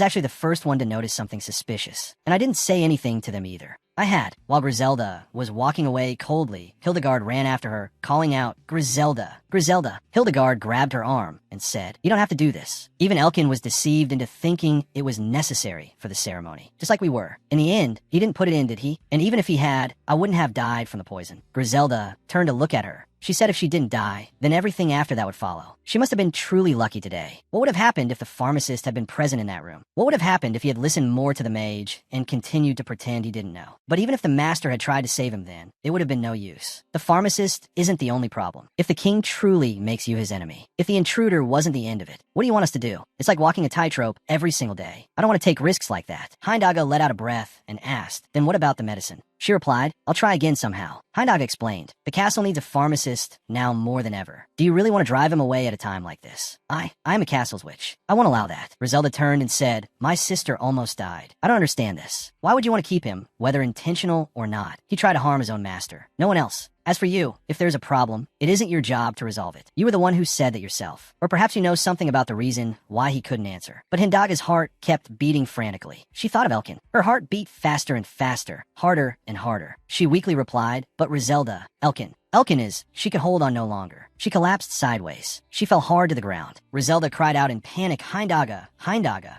Early morning, the sun had just risen. Birds began to sing one after another. In a room of the palace, Annetta, after suffering the shock, had been brought back to her room to rest. The girl had just woken up and sat there in a daze. She went to fetch a basin of water to wash her face. She slowly used a cloth to wipe her face. As she wiped her face, she gazed at her reflection in the basin of water. Her bangs fell forward. She touched her bangs and wondered bangs. She quietly looked at her reflection in the basin of water. Then, sadly, at Indaga's room, the sun had just risen. A ray of sunlight fell upon her face and startled her awake. She opened her eyes and looked up at the ceiling. She looked to the other side. Beside her bed, Griselda was sitting there dozing off. She called out, "Griselda." Griselda woke up. She asked, "Lady Hildegard, are you feeling any better?" Hildegard asked, "Is this my room? What happened?" Griselda rubbed her eyes in alarm. She recounted that yesterday you suddenly fainted. Your body stiffened, like the symptoms at night before taking the medicine. It was urgent, so I gave you more medicine to stabilize you a little. She hesitated for a moment, then said, "Your condition is worsening. Either way, it seems you'll need stronger medicine." She stood up and said, "I will consider this when finding a new physician. We still have the medicine that Elkin prepared before, and we have the preparation method in hand. So please hold on for a few more days, and limit your outdoor activities." Hildegard still kept thinking of Elkin. Griselda urged, "Please rest, my lady. I will see Annetta and Elkin off and then come back." With that, she left. Hildegard called out, "Griselda." Then Hildegard said nothing more. Griselda said nothing either. She went out and closed the door. Hildegard lay there still. In Elkin's room, he was packing up his belongings, preparing to move out. He just sat there, sighing sadly. Suddenly someone asked him, "Is it true that you're leaving the castle?" It was Annetta, standing at the doorway, asking after him. He replied, "Yeah, I have to go." "Ah, is it all right if I leave with Annetta?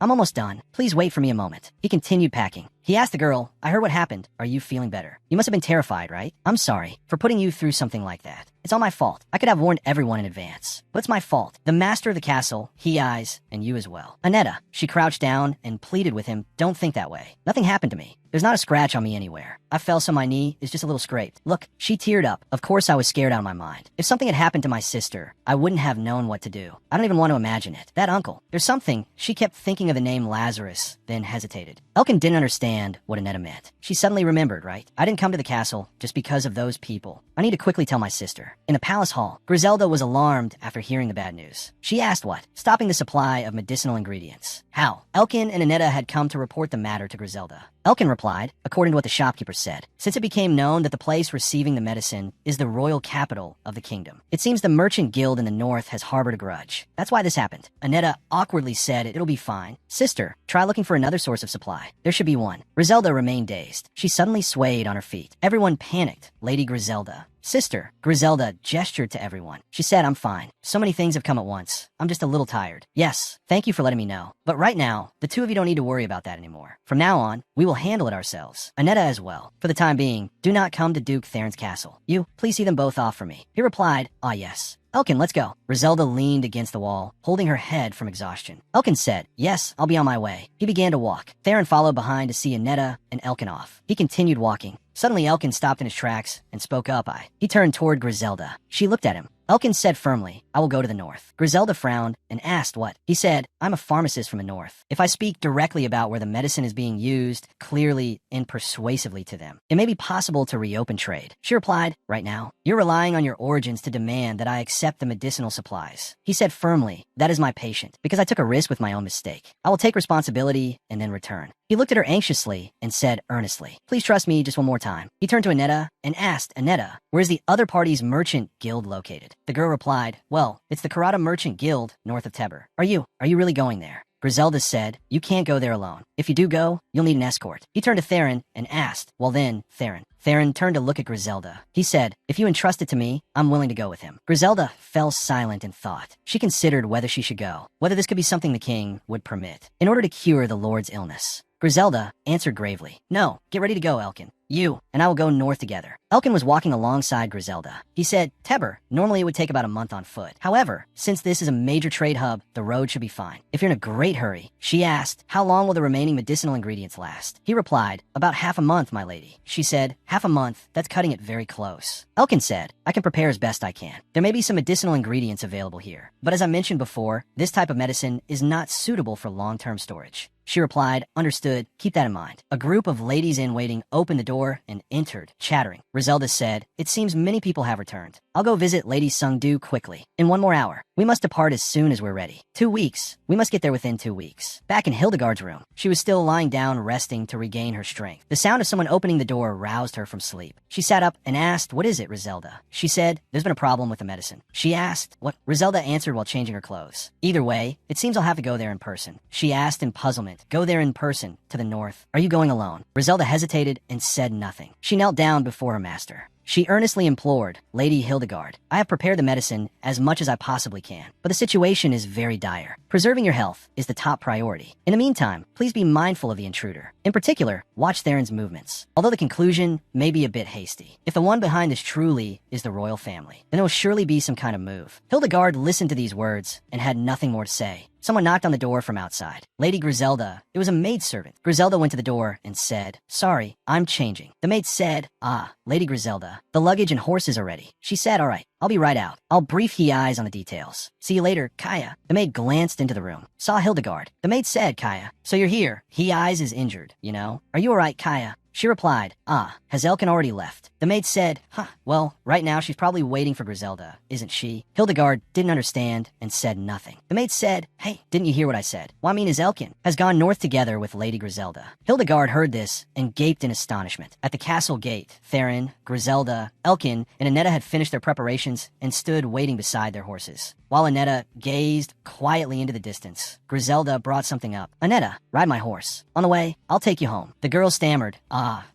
Griselda glanced toward Theron. She stepped forward and said, Lord Theron, a word with me. Elkin was tying luggage onto another horse. He thought to himself, although it's practically bordering Tebber, this is the first time I'm returning to the north since leaving my homeland. 5 years. Someone from the north called out to him. Elkin. It was Hildegard. She had just hastily thrown on a purple cloak and come out to meet him. He said in surprise, Kaya. She asked, You're going to the north? He replied, Yes, for the master of the castle's medicinal ingredients. She cut him off and asked, So will you be coming back? Around when? Can you return safely? Yes, of course. Even though it's been a while since I've walked, there won't be any problems. The road to Tebbers is also fine. Hindaga looked at him without saying a word. She hurriedly grabbed his wrist tightly. Elkin, startled, turned to Kaya and asked. She said, Promise me. Hildegard looked at him and said seriously, Promise me that you will return. He looked at her, not knowing what to say. His wrist was still held tightly by her. He looked to the other side and said, The flowers planted in the garden. It's sunny here, so the flowers will bloom soon. The light purple ones are small and pretty flowers. Before the flowers bloom, I will return. I will find the medicinal ingredients and come back safely. Elkin looked at her gently, his eyes full of earnest affection. He gently removed her hand and said, I promise. Everyone had finished preparing. Annetta had mounted her horse. Griselda stood below, holding the horse, and said, Elkin, let's set off. Elkin looked over at the two of them and quietly let go of her hand. Griselda instructed the gatekeeper, Buston, do not let anyone in until I return. He nodded in obedience. Griselda loudly commanded, Close the city gates. The horses began to step forward and set off. The three of them set off together. Hindaga and Theron watched them go. Elkin, riding his horse at the back, exited the city gate. The howling wind blew as a word of farewell. Hindaga just stood there watching. The city gates gradually closed. Elkin's figure also gradually disappeared. He turned his head back to look at Hindaga, but the city gates were now closed. On the way to the north, Elkin, Annetta, and Griselda passed by the town where Mr. and Mrs. Linderman lived. Elkin said to the other two, Then, while you take Annetta home, I will go to the grocery store first. We will gather at the north in an hour. Sitting on a horseback, Annetta was sad and said nothing. The weather was beautiful today. Griselda rode the horse, sitting behind Annetta, and went along the bustling alleys. Children were playing and running around together. Adults were also chatting happily. A family of 3 was also walking together to the market. Sitting behind, Griselda glanced down at Annetta's shoulder. Her collar had a little blood on it. She thought for a moment and then asked, not saying a word, Huh? Are you tired? Annetta was startled. The little girl said, It's just that I don't want to make noise, aha. Griselda said seriously, Listen, Annetta, I've been thinking. Even if we successfully got the medicinal ingredients, it would be better if we transported them to the castle. Not right now. The little girl wondered, Does that mean we won't see each other again later? She replied, I shouldn't have involved you in this from the beginning. It's my fault for calling you to the castle, Annetta. The situation is getting worse without us knowing. Your normal life will return to you, sweetheart. I don't know if something like yesterday could happen again, but I hope you will live a more peaceful life. Because of that, Annetta bluntly replied, I don't like it. I am Annetta Elba, the future heir of the Elba Merchant Guild. The little girl yelled fiercely, A peaceful life? From merchants being taxed and embezzled to robbers being judged and compensated. Do you know how much they're being oppressed? This doesn't even compare to the hardships. You and Elkin are going to the north. I can't stop the things I'm in charge of just because of what happened yesterday. The little girl tightly gripped the horse's mane and confided anxiously when I saw the chef's corpse. But there was a reason you said that it wasn't a place to play. Why do you want to leave me behind like this? I'm not a thoughtless child who can't understand that. But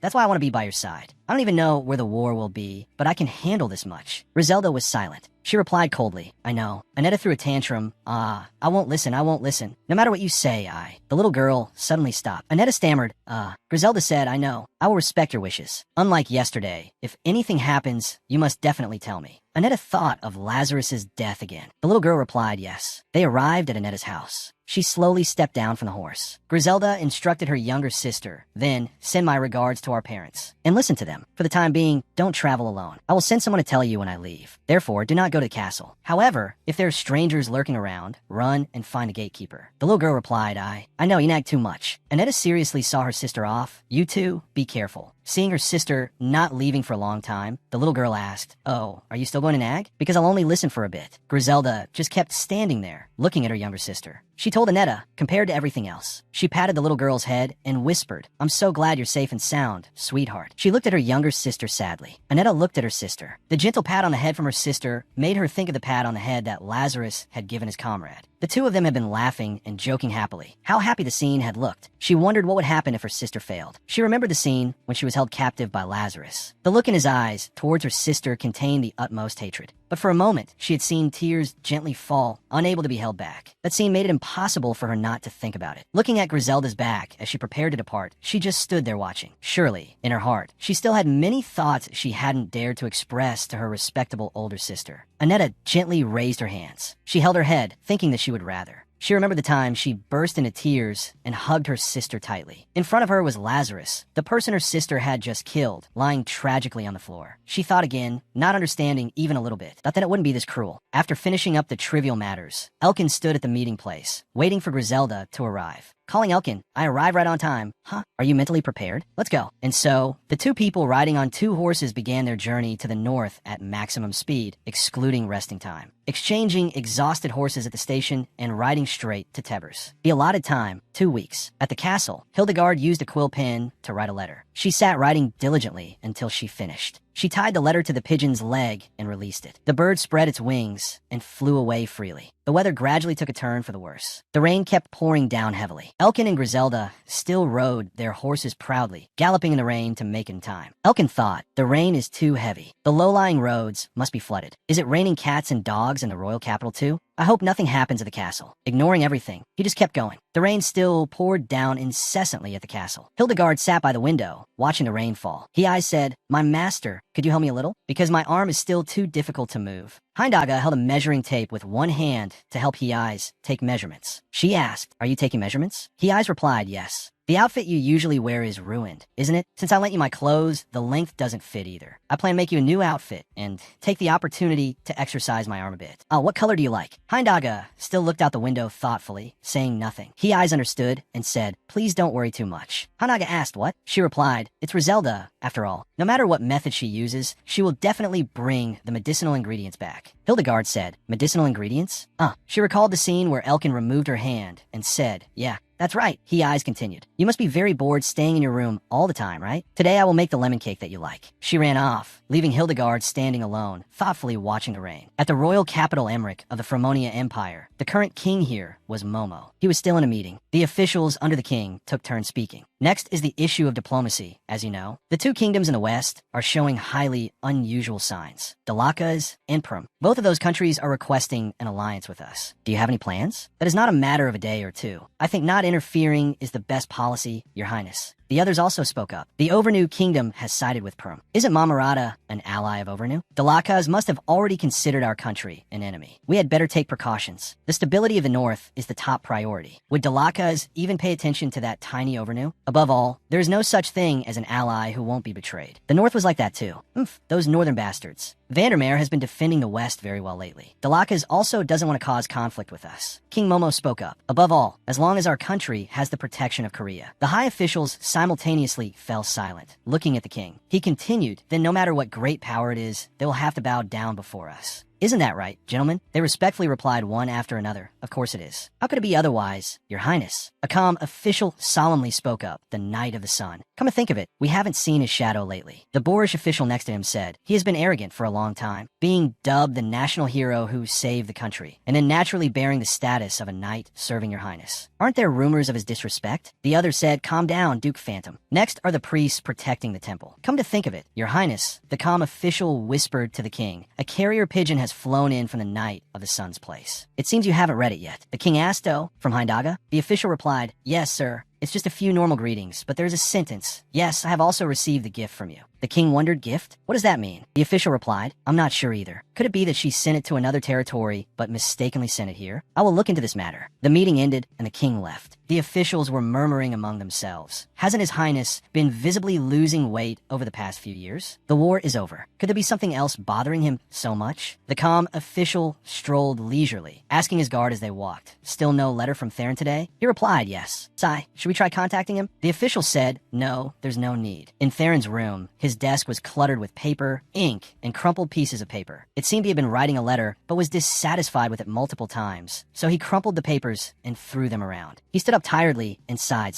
He recalled when Griselda was preparing to depart for the north. She called him, Duke Theron, see me for a moment. He approached her and said, Duke Griselda, I'm also aware of a serious situation. Although I might not seem reliable right now, I'm trying my best, so you won't have to worry. She coldly said, I know why you came to this castle. Theron was stunned. He asked, excuse me? Griselda replied, do you remember what I told you when you first arrived? It doesn't matter who you served before or who gave you orders. But once you step foot into this castle, you must be loyal to the master of the castle. While I'm not at the castle, no matter what you do, Duke, I cannot stop you. Causing a disturbance in the castle or digging for information from the servants. It's fine, but you must know one thing. The master of the castle is not our enemy. He thought deeply, the fact that I received orders from the commander to report every major and minor event that happens in the castle, not to miss anything, to uncover the identity of Hildegard Alios, the master of the castle. The fact that an intruder entered the castle is clearly something I should report. But since that day, I haven't been able to write a single letter. I don't know how it's connected, but the actions of the mage, from what I've seen, are not the intentions of the royal family. On the contrary, seeing no movement from the commander, it is highly likely that the royal family doesn't know the full situation here either. But if I send a letter, it would be no different from me snitching to the royal family, who knows nothing about this matter. If I just send a letter saying nothing happened, then it's like I'm deceiving the commander. Theron stood there, getting a headache from thinking. He agonized, what am I still hesitating for? My mission is to report these things. I cannot deceive the commander. He sighed tiredly, thinking if that is the truth. What if the royal family truly considers Hildegard Alios and the people in this castle as enemies? He thought sadly. He remembered the people in the castle, including Kaya, He-Eyes, Griselda, and the other servants as well. He thought if so, then Suddenly, there was a rustling sound outside, startling him. He wondered, who is it? It was Hildegard sitting outside. She was sitting alone on the grass. Theron walked over and called her, Kaya, what are you doing here? Is it okay for you not to be with the castle master? She replied, I just felt a bit bored. Whenever it gets quiet, I become anxious. He asked, is it because of Griselda and Elkin? She answered, don't mind me. Go to your work. He didn't say anything more. A while later, he tiptoed back to her. His slow footsteps on the grass annoyed her. She turned and snapped, hey, stop sneaking around like that. Are you spying on me? What are you trying to dig out of me this time? Startled, he stammered, W, what do you mean? That. He embarrassedly looked away and said, it's not like that. I did that because I was worried about you, Kaya. You look like you don't have any energy right now. Hildegard said sadly, I'm just looking for sprouts. Back then, I also planted many other types of plants in various places. I don't know if I can recognize the flower Elkin mentioned. He wondered himself, Elkin mentioned, then answered,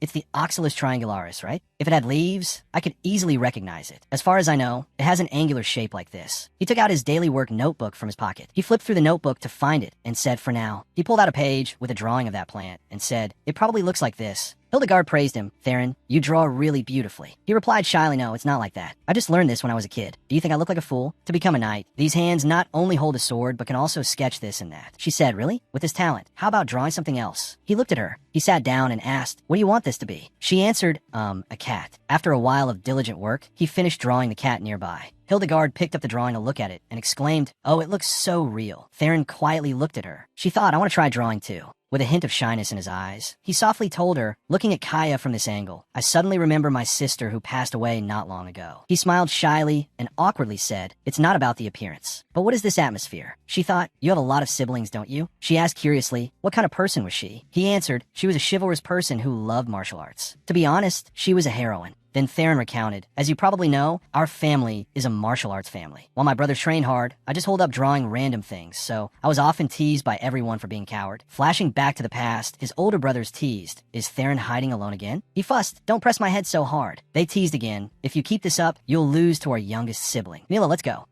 Someone walked up and asked Theron, what do you do in the garden every day? Did you draw this? He looked up. It was Mila, his older sister. She said, Theron, you're pretty good. He was overjoyed. Mila won't call me an idiot anymore. Returning to the present, Theron said melancholically, I really miss her. Hildegard asked, did they die in the war? He answered yes, in a battle on the plains 8 years ago. Hildegard was shocked and amazed. He recounted, along with my eldest brother. I was very shocked because both of them were so reliable. It was like the family relied on each other. I remember that even my sister's body wasn't intact, so holding a funeral was very difficult. The captain was in the vanguard leading, but they said the support was delayed. Everyone was strong. As long as the battle went well, we would have lived comfortably. Hildegard gritted her teeth and snapped the pen she was holding in her hand. Theron saw this and turned to her. Her face looked completely drained of life. He asked Kaya. She held her head and replied, ah, so that's how it was. Theron was confused. He said, come to think of it, Kaya, you've never talked about yourself, have you? Not even once have I heard where you come from or what family you belong to. He blushed. She replied, Elkin asked the same question. Are you guys curious about that? He blushed and answered, oh, of course. Hildegard said, let's see. I don't know if it sounds strange, but I hardly remember my childhood memories. Therefore, there's nothing to tell. Ah, don't sing. I think I used to learn to dance. He asked, dancing? She pondered for a moment. She recounted, when the sun set, everywhere in the world was dyed a fiery red. Everyone held hands together. I remember that I danced. But Theron wondered, you come from another region, right? And then accidentally came to this castle? I don't mean to dig into your past, but I'm really just very curious. Hildegard sighed, slowly stood up, and asked, what about you? A boy who liked to draw. Why did you suddenly want to become a knight? You wanted to build an attack like the Wester Fortress? You also have a navy in your territory, right? Why did you have to come here? He looked at her blankly. Hildegard said, wait a moment, I'll go get something to drink. She walked away quietly while he was still thinking, his hand still holding the pen, drawing another picture. He drew and thought, why? You ask why? It was just a matter of course. Anyway, exactly since when? That day, the younger him was happy. First, Anton left into the void. My eldest brother and sister Mila then left together. Returning to that time, Theron had just finished a very skillful drawing of 3 flowers. It was as if his tears were dropping one by one onto that drawing. He thought, I am the 4th, a worthless younger brother. Theron just sat hugging his knees, looking at his drawing by the window. Someone came up and said, so you're here? He hurriedly wiped away his tears. That person called him Theron. The day he became the eldest son of the family. The image of 3 stone pillars, symbolizing the 3 lights of Wyron. Victor Wyron, with a resolute gaze, holding a sword and wearing a knight's cloak. Right below the capital, from Inham to the far south of the Doran Sea. He was the legitimate heir of the entire southern Mamarata.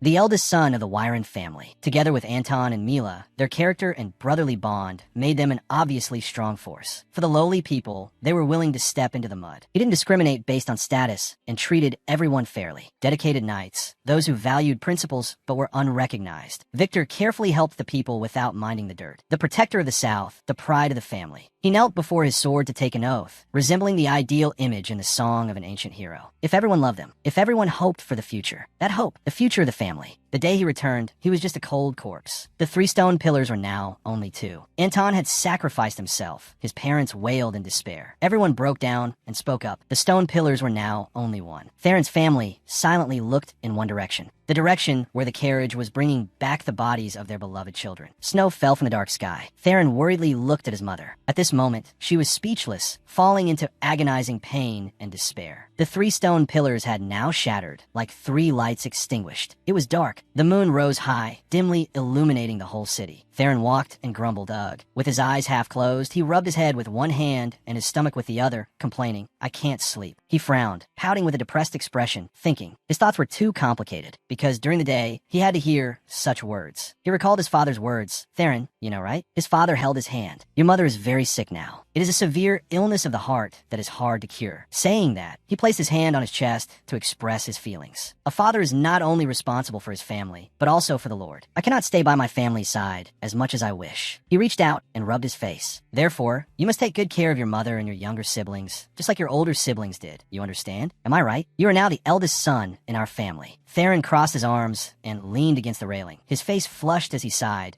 and thought to himself, even though his father suddenly said that. He imagined himself, when he grew up, wearing a knight's cape, holding a sword very heroically with a handsome face, laughing ha-ha. He sighed, interrupting his rich imagination. Alas, even though eldest son sounds like a magic phrase, I cannot be as strong and smart as my brother. But suddenly, a sniffling sound caught his attention. He wondered who was crying again. Below, 2 maids were talking. One advised while the other covered her face, crying incessantly. Hey, stop crying. Someone will hear you. The other hesitated, but the madam is so pitiful. The funeral had passed for a few days, but whenever one person stopped, another would start sniffling. The sorrow was like an endless, contagious disease. Everyone truly loved those 3 people. Theron sadly buried his face in his hands. Perhaps the entire castle had sunk deep underwater. The next morning, sunlight shone on every tree canopy. I worry about Mother more than anything. He walked down the sunny corridor, holding a book. He was both sad and worried about his mother. He thought she didn't appear at dinner, nor did she meet the wet nurses. Theron's mother was drowning in anxiety. Lydia, his twin sister, was originally a tough child, but then he worried about the youngest sibling. The youngest, Leo, was still in her mother's arms. I'm grown up now, so there's no problem, but he sighed, but his eyes were drawn to something. He pouted. What is it? I can't forget, even for a moment, how sad Mother was. Theron looked out at the blooming flowers in the garden. He pressed himself against the wall, hiding behind the curtain, listening to the servants talking. Madam, the weather is so beautiful today, isn't it? I will bring your meal. Please wait a moment. When all the servants had left, he tiptoed out. His face was joyful, his heart pounding because he saw his mother. Mother. She sat elegantly. She still sat blankly looking in one direction, ignoring his calls. Mother. He shyly kept his hands behind his back, as if hiding something. He thought to himself that it seemed like a long time since he had seen his mother. Theron softly continued. "Hi, Mother." He suddenly brought the bouquet of flowers he had carefully picked right in front of her. Her eyes flickered slightly. He smiled brightly, holding the flowers up with both hands. His voice was filled with love. "This flower." He suddenly paused and changed the subject. "Just recently, all the flowers in the garden have fully bloomed." Although she was still absent-minded, he didn't give up. "I think you will really like them." Only then did she pay a little attention, her eyes moving. She fixed her gaze on the eye-catching reddish-pink flower. Mother. Memories of her eldest son rushed back. The image of her eldest son smiling brightly, holding a flower in his hand, gently saying, "Mother, look at these. They're so colorful, aren't they? I suddenly thought of you, so I picked them." She clenched her teeth, letting out a groan. Ugh. She suddenly grabbed the bouquet. Theron was startled by her reaction. She clenched the bouquet tightly in her hand,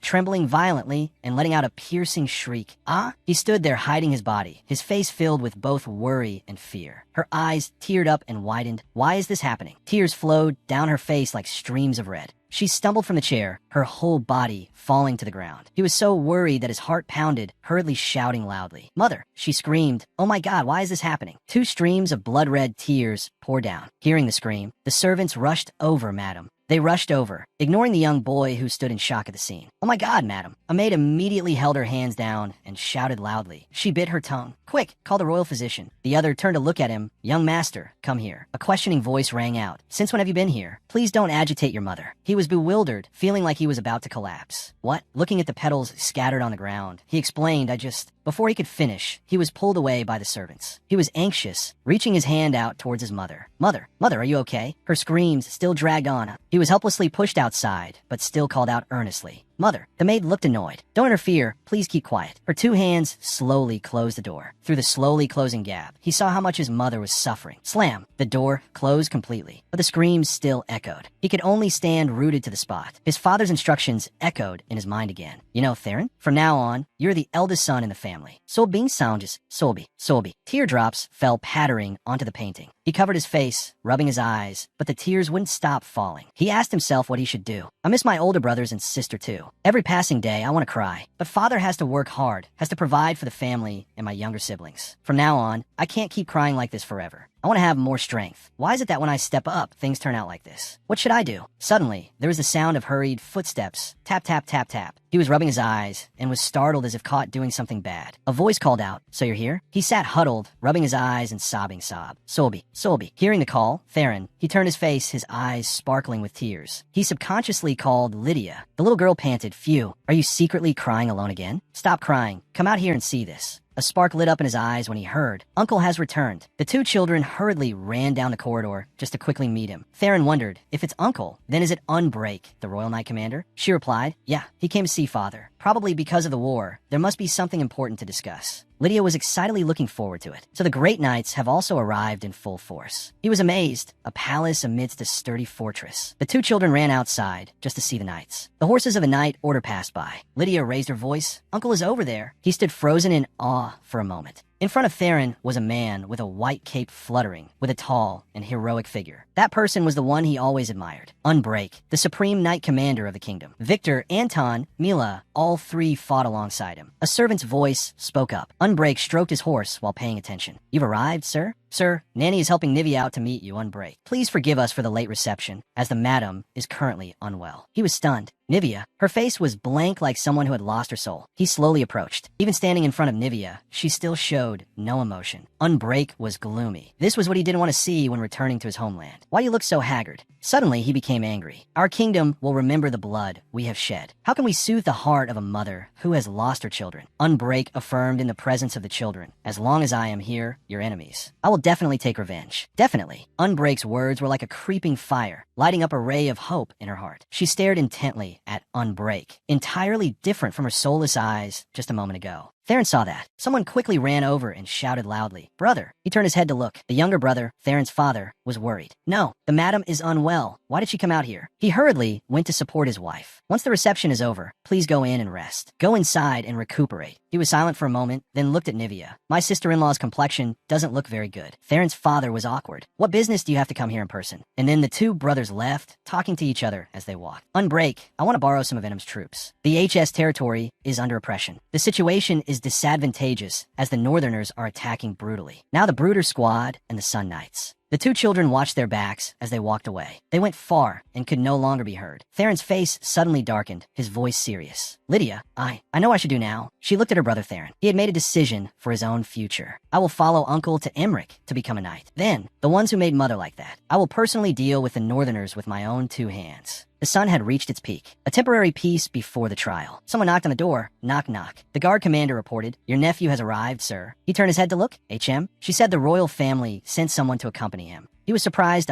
Theron. The boy was timid. Then Unbreak went in, and Theron nervously walked in. He held a wine bottle, pouring it into a cup while saying to Theron, "It's been a long time, hasn't it? How many times did we meet when you were little?" He put the wine bottle down. "You're still small now." The boy was silent, his body stiff as a board, not even daring to look Unbreak straight in the face. He smiled, raising the wine cup. "All right, have you never felt uncomfortable?" "They don't shout loudly." "No, I haven't." He suddenly became aggressive. "Even though I haven't learned swordsmanship much, and I haven't been trained, I believe in my abilities. I have also shot a bow." And he interrupted his nephew. "Stop talking nonsense. Spit out clearly." The boy sweated and felt embarrassed. He calmly said, "Then you will have to receive basic training at the monastery. There is nothing to be ashamed of. At your age, that is a matter of course." Uncle Unbreak wondered, "What did your father and mother say?" He awkwardly replied, My father stopped me. He said I wasn't capable enough. That's why he said he would entrust it to your judgment." He looked away as if avoiding it. "My mother doesn't know that I will leave." Suddenly, he grabbed Theron's fingers. "Even so, He interrupted and said, "The boy has never had a single callus on his hands." He was startled, and he frowned. "Are you volunteering to take your brother's place in this war?" That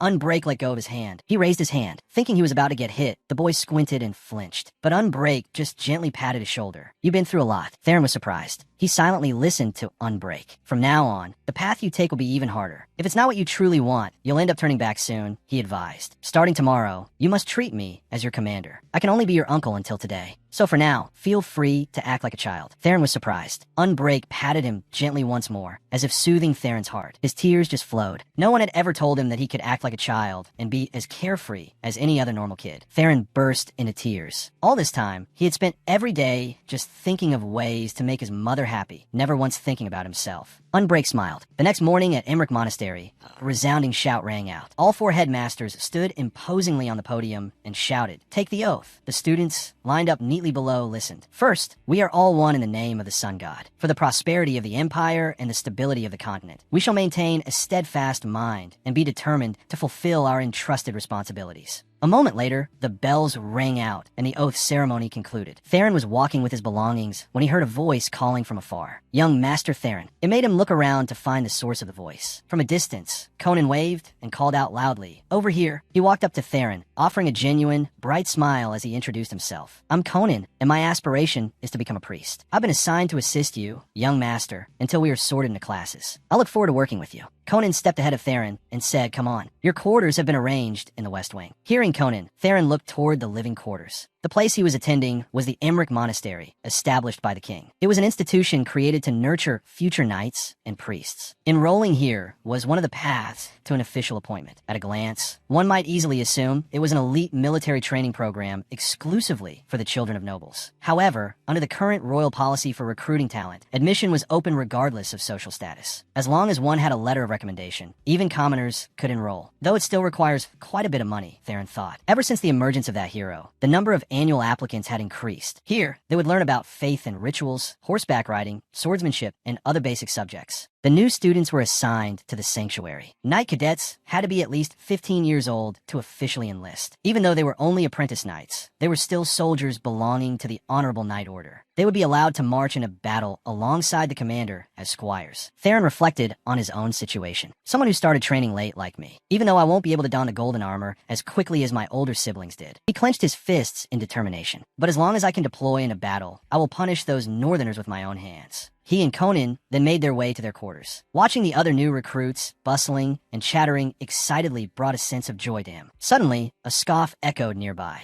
Dion stood at the railing, looking down mockingly. So these are the proud new recruits of the Emmerich Monastery. The guy standing next to him, Henry, chimed in. I know, right? They reek of unweaned brats. Just look at those stupid, excited expressions. Once they're in here, they'll be worked to the bone. I wonder how many of them will actually make it to the end. Suddenly, Dion exclaimed, Ah, that's right. I heard the eldest son of the Wyron family is here this time. Hearing himself mentioned, Theron froze. He looked toward where the voices were coming from. The guy on Dion's left asked, Wait, isn't the eldest son Victor? Hearing the question, Dion replied, His older siblings are all dead. So now the fourth kid becomes the eldest. The guy on the right scoffed, Wyron again. I'm so sick of hearing that name. Dion continued to mock the Wyron family. Back in the day, when a Friday family produced a king, the Wyrons made it their job to kiss the king's ass. Later, when other families produced kings, they survived by doing the exact same thing. Even now, that's both their main talent and their livelihood. Their nickname is the Royal Ass-Kissing Dogs. Haha, how filthy. Hearing those words, Theron's face darkened, but he remained silent. Conan, standing beside him, panicked and tried to comfort him. How can they speak so rudely? Young master, please don't listen to them. But Dion kept going. So this time, they're just offering up another sacrifice to survive, right? At this, Theron clenched his jaw in anger. The mockery continued. They supposedly raised 3 pillars for the nation. But look at them, one by one, they've all dropped dead. I bet you anything the next one to drop dead is this new kid. Hearing that, Theron's expression grew even darker. Beside him, Conan was sweating in fear. Dion laughed loudly again. They've already sacrificed 3. Making it 4 wouldn't make a difference. At this point, Theron gritted his teeth, boiling with rage. He threw his belongings onto the ground. He charged straight toward Dion. Conan could only stare and cry out, Young master. Hearing the sound of rushing footsteps, Dion turned around in confusion. But before he could even register what was happening, Theron punched him squarely in the face. The blow sent Dion crashing to the ground. The guy next to him immediately held his hands up to block Theron and yelled threateningly, Who the hell are you? Are you crazy? Do you have any idea who this is? Theron roared back, Let go of me. Theron was held back by 2 guys, but his face remained fierce as he thrashed around. I'll kill you. Dion sat on the ground, clutching his face and staring at him. You little bastard. Theron was being dragged away. Seeing Theron restrained, Dion scrambled to his feet and lunged forward to punch him back. Just then, an older priestess carrying a potted plant and a young girl who had newly joined the monastery walked by. The girl smiled and asked the priestess, Is that the plant you mentioned earlier? It's growing so fast. The priestess kindly replied, I just added some extra fertilizer. It should grow even faster now. Seeing Dion and Theron brawling, the priestess and the little girl widened their eyes in shock. Suddenly, Theron reached out and grabbed a handful of dirt from the priestess's potted plant, causing her to panic.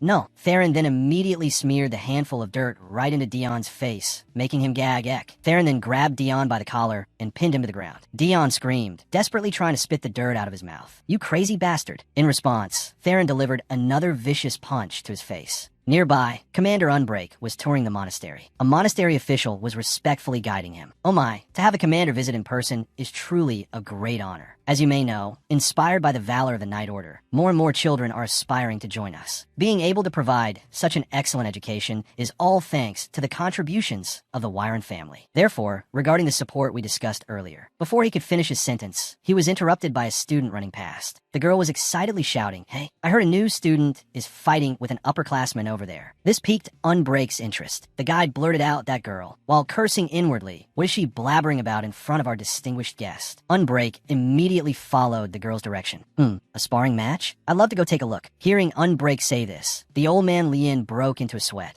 It's probably just the kids fooling around. There's no need for you to see that, sir. But Unbreak ignored him and walked straight toward the gathering crowd. The area was in a frenzy, with murmurs buzzing all around. He's small but fierce, huh? What are they even fighting about? Upon arriving, Unbreak frowned as he looked at the mob of students. Right at that moment, Theron was straddling Dion, winding up to deliver another punch. The people around them were frantically trying to intervene. Come on, break it up. That's enough. Young master, please stop. Meanwhile, Dion was desperately trying to shield his face with his hands. Theron raised his fist high and threatened. Say it. His expression was utterly feral as he challenged him. Say it again. What did you just say about the Wyron family, huh? Suddenly, a deep voice rang out, causing his fist to halt in midair. What's going on here? A large shadow loomed over him, prompting him to look up. He saw Unbreak standing there with a stern expression. For a moment, Theron was completely speechless. When he finally snapped out of it, he blurted out to the man in front of him, "Hold on, just let me get one more punch in." But then, he watched as the man leaned down and asked, "Are you all right, Dion?" Theron stared at the man in sheer bewilderment. He looked at the man, whose brows were tightly furrowed. Then he looked down at the boy he was pinning to the ground. He gritted his teeth as a realization hit him. Dion Friday. Horrified, he quickly pulled his hand back. The king's nephew. Eventually, Theron was brought into a private room with Unbreak. Conan stood timidly outside the door. Suddenly, a booming shout erupted from inside the room, making Conan jump in fright. "You certainly made a spectacular debut.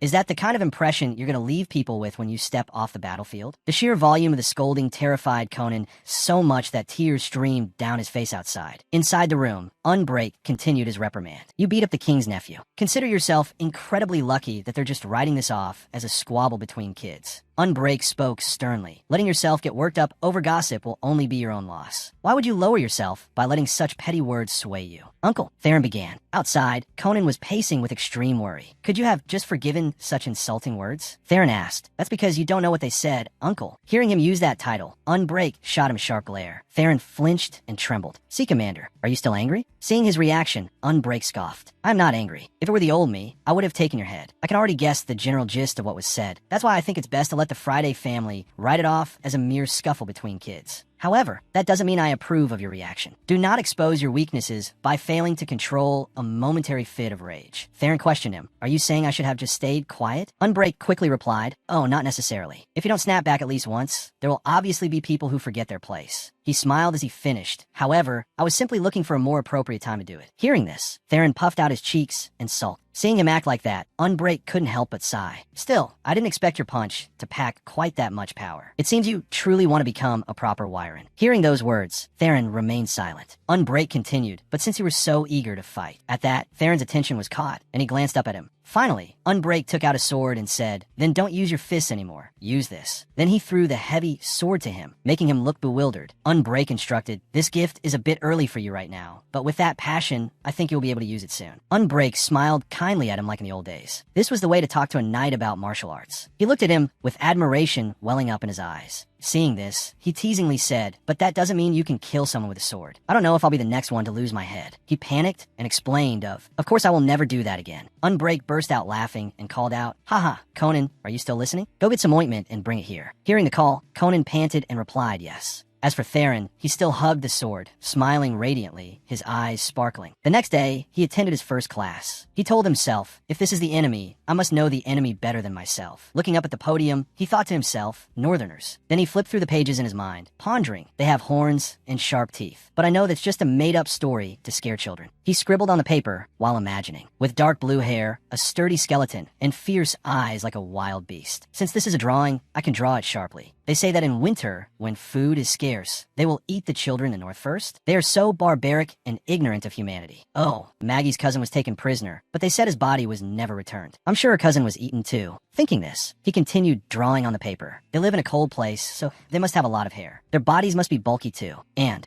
finally, he stopped and looked at his artwork. A picture of a demon appeared, and he stuck the picture onto a straw dummy. He calmly attached the paper to the dummy. Then, he heavily lifted the gifted sword. Theron exerted all his strength to swing the sword high. Hiya! Then he slashed powerfully at his target. Intermittent thwacking sounds echoed out. Returning to his studies, he and the others were required to jog to build up their physical strength. The instructor yelled, "Don't slow down. You've only done 4 laps so far." But Theron was already exhausted. His face flushed red as he inwardly complained, "I'm this tired. How can I defeat the Northerners?" Conan, staggering from exhaustion, cried out, "Any more, and it will be too much for me." He still tried to run, panting heavily. Back at his training ground, he thought, in a head-to-head match, what is fundamentally more important than flashy techniques is how to handle footwork. Unlike stationary wooden dummies, the enemy is always moving. For such late training, recalling the appearances of my brothers that I've observed is quite useful. Victor's swordsmanship is as rustic as a rock, but with loyalty and standards, even when facing a storm, he holds his ground and always attacks powerfully. He also has a personality, just like his single-minded older brother. Anton's sword looks like a dance of water. From head to toe, every movement is seamless and smooth. He recalled what he observed and learned from it. Once the flow is missed, no one can stop his masterful steps that have reached their peak. And back to the training session. After running, he practiced swinging his sword again. He held the wooden sword and shouted loudly, "Hiya." Behind him, a passing man noticed him. He made a comment that caught his attention, making him turn to look. Good posture for a newcomer, kid. The man leaned against the wall, his arms crossed over his chest. As expected of a Wyren, huh? Wyrens always join with outstanding abilities. Especially Mila, who often likes to fight her superiors, those stronger than her. Hearing the name surprised him. The image of his older sister appeared in his mind. The day of the regular tournament had arrived. The announcer's voice rang out, black uniform, white uniform, step forward. At the same time, Dion yawned as he stepped in front of Theron. Seeing him, Dion stopped, his eyes widened for a moment, and then he sighed. "Sigh, what's this? You again? TSK, I've been facing you for quite a long time now, haven't I?" Theron spoke up. "I was disrespectful in our previous encounter." Hearing that, Dion immediately hoisted his wooden sword onto his shoulder, smirking.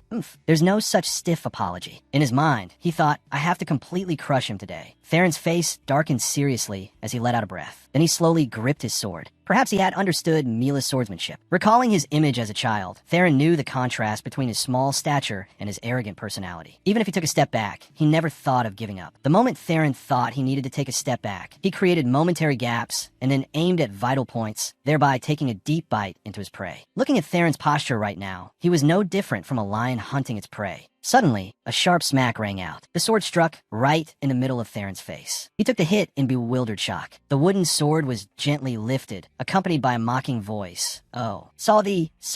Dion gave a disdainful smile, his voice full of smugness. "I tried to stop before hitting you, but I made a mistake." A stern voice immediately interjected. "Hey, hitting the head is strictly prohibited." Hearing that, he just repeated the word sorry. Meanwhile, Theron was enduring the pain from his bleeding wound. At this moment, a thought flashed through his mind. Even if it's a wooden sword for practice, it's a solid weapon. Imagine being hit with all your opponent's strength by a stick the size of your forearm. Just thinking about this, his eyes welled up with tears. His inner self was screaming, "It hurts terribly, my bones feel like they're screaming. Oh, I think I'm about to cry." At the same time, a man ran over and carefully wiped the blood on Theron's nose. His naive inner self seemed to only now realize that it was different from practicing alone. If I didn't have protective gear, how much would it hurt? It was too close, wasn't it? Theron thought it was not too late to attack and retreat. Of course, it can't be perfect, but that sound of admiration, even if it's just an imitation, I still want to try. His eyebrows furrowed slightly, harboring anxiety. It will definitely still be difficult. The man, after treating his wound, looked at him with worried eyes and tentatively asked, "Hey, white uniform, do you want to end it?" But Theron didn't answer the question. However, the hand gripping the wooden sword grew tighter and tighter. He looked up straight at his opponent and resolutely replied, "No, I want to try one more time." The high blue sky, the leaves swaying in the wind. At this time, Conan was grinning widely, saying I lost. He became unsteady, his mind seemingly in the clouds. I couldn't beat those knights. This is my first time participating in a regular match, so it couldn't be helped. He must be finished by now, right? Suddenly, a voice caught Conan's attention. Wow, he's trying again. His eyes quickly stopped at the two people in front. The blue-haired young man, gripping the barrier, said, "Which match was that just now? The third? The fourth?" The red-haired girl next to him just cheered, "Come on, buddy." Their conversation stimulated Conan's curiosity, making him step closer to look. Right in front of him, at this moment, was the sword fight between Theron and Dion. He gritted his teeth, launching fatal attacks at his opponent. A powerful blow struck right on Theron's arm. Clattering sounds began to echo in the air after the collision of the wooden sword and the ground. Theron couldn't bear it, tightly gripping his own arm, trembling in pain. Dion on this side gently called out, "Hey." He pointed his sword at him, tossing out provocative words. "Even if you pretend to be strong, there's a limit. We should end this before some part of your body gets injured, right?" Theron's whole body was trembling from pain by now. Yet he still managed to pick up the wooden sword and reassured himself, "I'm fine." Theron pretended to care about Dion. "Are you tired yet?" Faced with this question, he became infuriated. He raised his sword towards his opponent again and pleaded, "Please instruct me one more time." Dion wiped the beads of sweat off his face, looking at Theron in bewilderment. "What the? Is there something wrong with this kid? He still wants a fight?" Theron gripped his sword, his heart filled with endless confusion. "It's strange. I can't concentrate because I'm only thinking about doing things like Mila. My reactions seem delayed. How should I move now?" He squeezed his eyes shut, trying to force himself. This won't do. Focus, focus. Theron slowly opened his eyes, looking up at the vast sky ahead. Yet a face faintly appeared in front of him. Theron was stunned for a moment by this very drawing. But he also had to ask himself why now. Even though I don't know why that face appeared in my mind, when I think about it, for some reason the whole world becomes quiet, while there's only the sound of my heartbeat beating gently. But Theron could feel it clearly. My bustling mind became cold as if doused with a bucket of cold water. Suddenly, it felt as if my ankles were blocked. I heard my arm raised to a certain extent, and I lifted my foot somewhere. Even a passing breeze on my skin became so vivid that it gave me goosebumps. Right after that, a Theron with blazing determination was preparing to fight. Dion on this side was not to be underestimated either. He gritted his teeth, glared, and rushed quickly toward him. A loud clack rang out from the collision of the two swords. So Theron quickly regained his spirit to fight the second time. He could gradually understand Dion's psychology. When the opponent lost patience, his movements would become more rushed. If he took one wrong step, he would lose a step. Thinking so, Theron always kept himself in a defensive stance, because he seemed to have guessed it. As soon as he swung in a large radius and couldn't return in time, there would be an opening on the left side. Relying on this opening, Theron made a decision, rushing forward without hesitation. He knew this was the expected stopping point of the opponent, so he jumped up. From there, he quickly lowered his small body. Theron had calculated it. His eyes followed. I will slow down one step. After realizing I've stepped deep into the range where you can pull your hand back, I will dash inside, close to your chest, gripping it firmly. His hand quickly held the sword tightly, then pointed it upward. Without any hesitation, he thrust it straight toward Dion's chin. But Theron's eyes now no longer had the innocent bewilderment from earlier. It was quickly replaced by a fierce, intensely murderous glare. Facing this fatal blow, Dion also had to feel terrified. He couldn't keep his calm and staggered. Finally, he fell down under the eyes of so many people. At this very moment, Dion himself seemed to not believe what was happening right before his eyes. Conan on this side, witnessing it from beginning to end, couldn't help but be dumbfounded. But Theron still maintained the same fighting stance as before, as if not believing what he had done. The hand gripping his sword became trembling and out of control. The situation that just happened made Theron temporarily stunned, not knowing what to say. Theron was hung upside down on a pillar by Dion. He struggled. "What kind of dangerous trick are you playing? Let me down," Theron shouted. He approached him. "Long time no see, huh? Beautiful view, isn't it?" He approached with a calm face. He shouted Dion's name. "Actually, tomorrow is my appointment ceremony. Now that I won't get to see you, I don't know what to do." He slammed hard into the pillar, making it shake violently. He trembled in fear, sweating in drops. "So I intended to take you to see a beautiful view for the last time. You are suffering because you want to avenge your dead brothers, right? There is one thing that worries me, because I will join the war and wipe out all the Northerners. If there's no one left for you to show off your excellent skills, what then?" He turned to smile at his guard and said, "Even so, if our kingdom wins, it's still good, right? He has burned his whole body, so you don't need to suffer. Now, just say thanks and pray, because I have counted for you." He chuckled, making his whole body sway along. He said, "Then you can watch and let me down." "All right, kid, before you're covered in dirt, pray quickly." He panted heavily, sweat pouring down profusely. It poured so much that it flowed into his eyes, making him squeeze his eyes shut. "Right?" He smirked. "You really should be worried. I'm worried about how long you'll be able to endure with that strength on the battlefield. Because you're a Friday, there are many people hunting you. In the eyes of the Northerners, your head is like a nugget of gold. The one who catches you will eat your bones and marrow clean. Your skull, hip bones, and shin bones will only be made into dog toys. However, just give it exactly 1 year. You will see me appear in golden armor when your head rolls on the ground, looking up at me with eyes begging for help. That's right, it will just look upside down like this." He put one hand in his pocket and winked one eye. "You lunatic, your mood is terrible." After he finished speaking, he led his people away, leaving him hanging dangling there. The rope lightly sawed against his leg, making him want to laugh, being lazy and then laughing. A moment later, he was startled by the call, "Young master." "Conan? Conan, is that you?" Conan ran as fast as the wind with an anxious face. "Young master, are you okay? I will let you down right away." He ran over and grabbed the rope tightly. "It was already late at night, and I didn't see you return, so I went looking. Who would do such a thing? It's obvious, those bad guys. This is too heavy." Theron stood up, his limbs trembling violently. He walked with staggering steps. Seeing that, Conan worriedly supported him and called out, "Young master." He looked at his legs. If the guys from the same class see this, they'll definitely start gossiping and blabbering about it. He tried to hold onto the wall. "You can rest a bit until your legs hurt less. I'm fine, Conan." Sweat was still pouring profusely. "Right now, I don't care about things like this." A thudding sound, thud, thud, began to ring out. A sandbag, symbolizing someone, had its head severed from its body. Another thudding sound. Then finally, large pieces and small pieces shattered and rolled away. As he trained, sweat poured profusely from his hands onto the sword. Sweat formed a long stream on his face. He stood still for a moment to recover his strength. The season of blooming flowers. He started attaching accessories to his outfit, putting on his gloves, leaving his sword behind. He then stepped out the door. "Mother, Although Mother was very friendly and gentle with everyone, that was just an attitude. But somewhere inside her still existed a coldness and decisiveness, and she was someone difficult to face directly. Perhaps that sense of distance had made me forget how to act spoiled when I was young. One day, I skipped swordsmanship class as usual. Mother knew I skipped class, so she personally went looking for me. He was sitting and drawing when he suddenly heard someone call his name, Theron. He looked up bewildered. I met Mother at the corner of the garden. She had her usual gentle face, but her eyes clearly showed dissatisfaction. My mother quietly sat in front of me and gently asked, "Were you drawing?" Mother only asked one question, but he was awkward and scared. This, the yellow flower plant. Over there, a hummingbird flies in and drinks nectar. I love it. I like drawing flowers, so I like to draw many pictures in the garden. His hands gripped his knees, trembling. But it's not like I skip class every day. Today, for some reason, I wanted to take a break. If I get beaten, it will hurt a lot. The swordsmanship teacher is also not very pleasant, so I don't like it.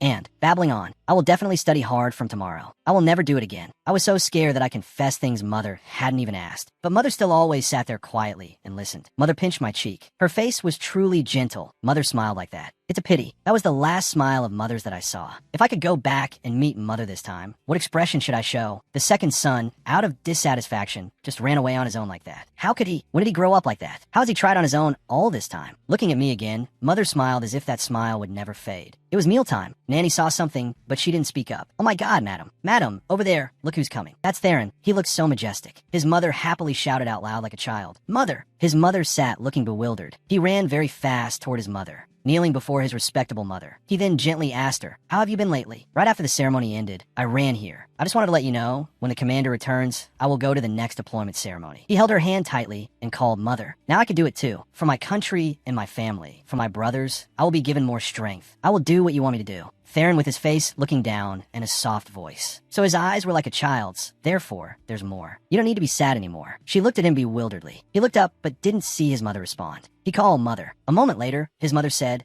"Yeah, that shirt." He placed his hand on his chest proudly. "I was shy to show it off to you. The uniform is still a bit awkward, right?" She replied, No. It's just that looking at you like this." He looked at his mother bewilderedly. Listening to her speak, "I wonder when you grew this big. I still think I just gave birth to you." Nanny, standing nearby, was also restless. Because it was a difficult birth, I was very worried. Fortunately, you could be born and come to this world. Strength seemed to transfer to those tiny legs and arms, and then you cried very loudly. Even as you grew up, you were never sick once, becoming healthier and more majestic day by day. This mother has never worried about anything. However, I wonder where you might get hurt. Perhaps you are enduring it alone? No matter how big you grow, I always think you are still just a child. So those were always the thoughts, worries, and hearts of parents. His eyes looked like he wanted to cry. I've faced many hardships. Because of your younger siblings, I haven't paid attention to you. I'm sorry. She lovingly pinched his ear. But in a flash, you've grown up on your own like this. I'm truly proud of you. She gently placed her hand on his cheek. A radiant aura emanated, proud of Victor. But that was a mistake. Right then, in front of her was Theron. She gave a proud smile. Hearing that, he sneakily glanced over at Nanny. Saying nothing, suddenly Nanny's chest tightened, suppressing her emotions. Mother, if you look at me one more time, you will smile, right?" The warm sunlight shone through the window of the room. Theron helplessly covered his face. He asked Nanny, "What about Mother?" The woman answered haltingly. Nanny's words became more and more awkward as she spoke. "The eldest young master is back. I'm cooking herring in the kitchen." I didn't like that. But the woman gritted her teeth and endured the humiliation to answer him. She said to the exhausted young man, leaning against the table, "Young master, Madam is currently very weak. She is temporarily confused by the side effects of the medicine, even if just a little. Where can we go to lift her spirits?" Nanny tried to calm Theron down, as well as reassure herself. "Don't worry too much. No, it's not like that. What I wished for, what I wanted to do, it was for the war to end soon." He was still holding his face. Nanny said to him, "The Sun Knights are winning. As long as you are safe and sound, young master, isn't that lucky enough? Madam will also gradually recover. Everything will be fine." Theron trembled, clenching his trembling hands. "Fine? How is this fine?" He said in pain. "If I had known this, I wouldn't have come back and would have marched to war instead. If I became a knight, I wouldn't have to suffer like this." Theron shouted at Nanny. "Even as a lowly soldier or whatever, I will kill them all." Nanny hurriedly comforted him. "I wish I were there too. I would definitely make them all die, young master." However, Theron turned away and suddenly stopped. He turned his head and glared at the person outside the door. "What are you saying?" Linda, who had been standing outside the door the whole time, had heard their entire conversation. She warned him in a stern voice, "Do you have to be like those three to be satisfied? So, are you afraid Mother will find out?" Mentioning their mother, Theron looked sad, suddenly becoming a knight, but giving up the inheritance rights and leaving without seeing her even once. She stomped towards him. "I told you as soon as you came back." She worried for him, try to explain to make him understand, giving up the inheritance rights and leaving without seeing her even once. I told you as soon as you came back. Lydia shouted and rushed in, hitting Theron. You idiot, what reason do you have to say such things? Her arms trembled with anger. What about everyone else? Is everyone else nothing to you? What about me and Leo and father too? Lydia made Theron feel guilty on the verge of tears. We went through everything together. They remembered the dark, terrible days they had to endure. If you leave too, what are we supposed to do? Theron shouted in shock, as if wanting to vent his frustrations. I don't know. Since when did everyone care about me so much? Linda said in pain. Then why did you come back? Go. Go away. Whether it's to the battlefield or anywhere else, just go as you please. Her words truly struck at the pride of Theron. He walked away in anger. Nanny shouted loudly, calling after Theron.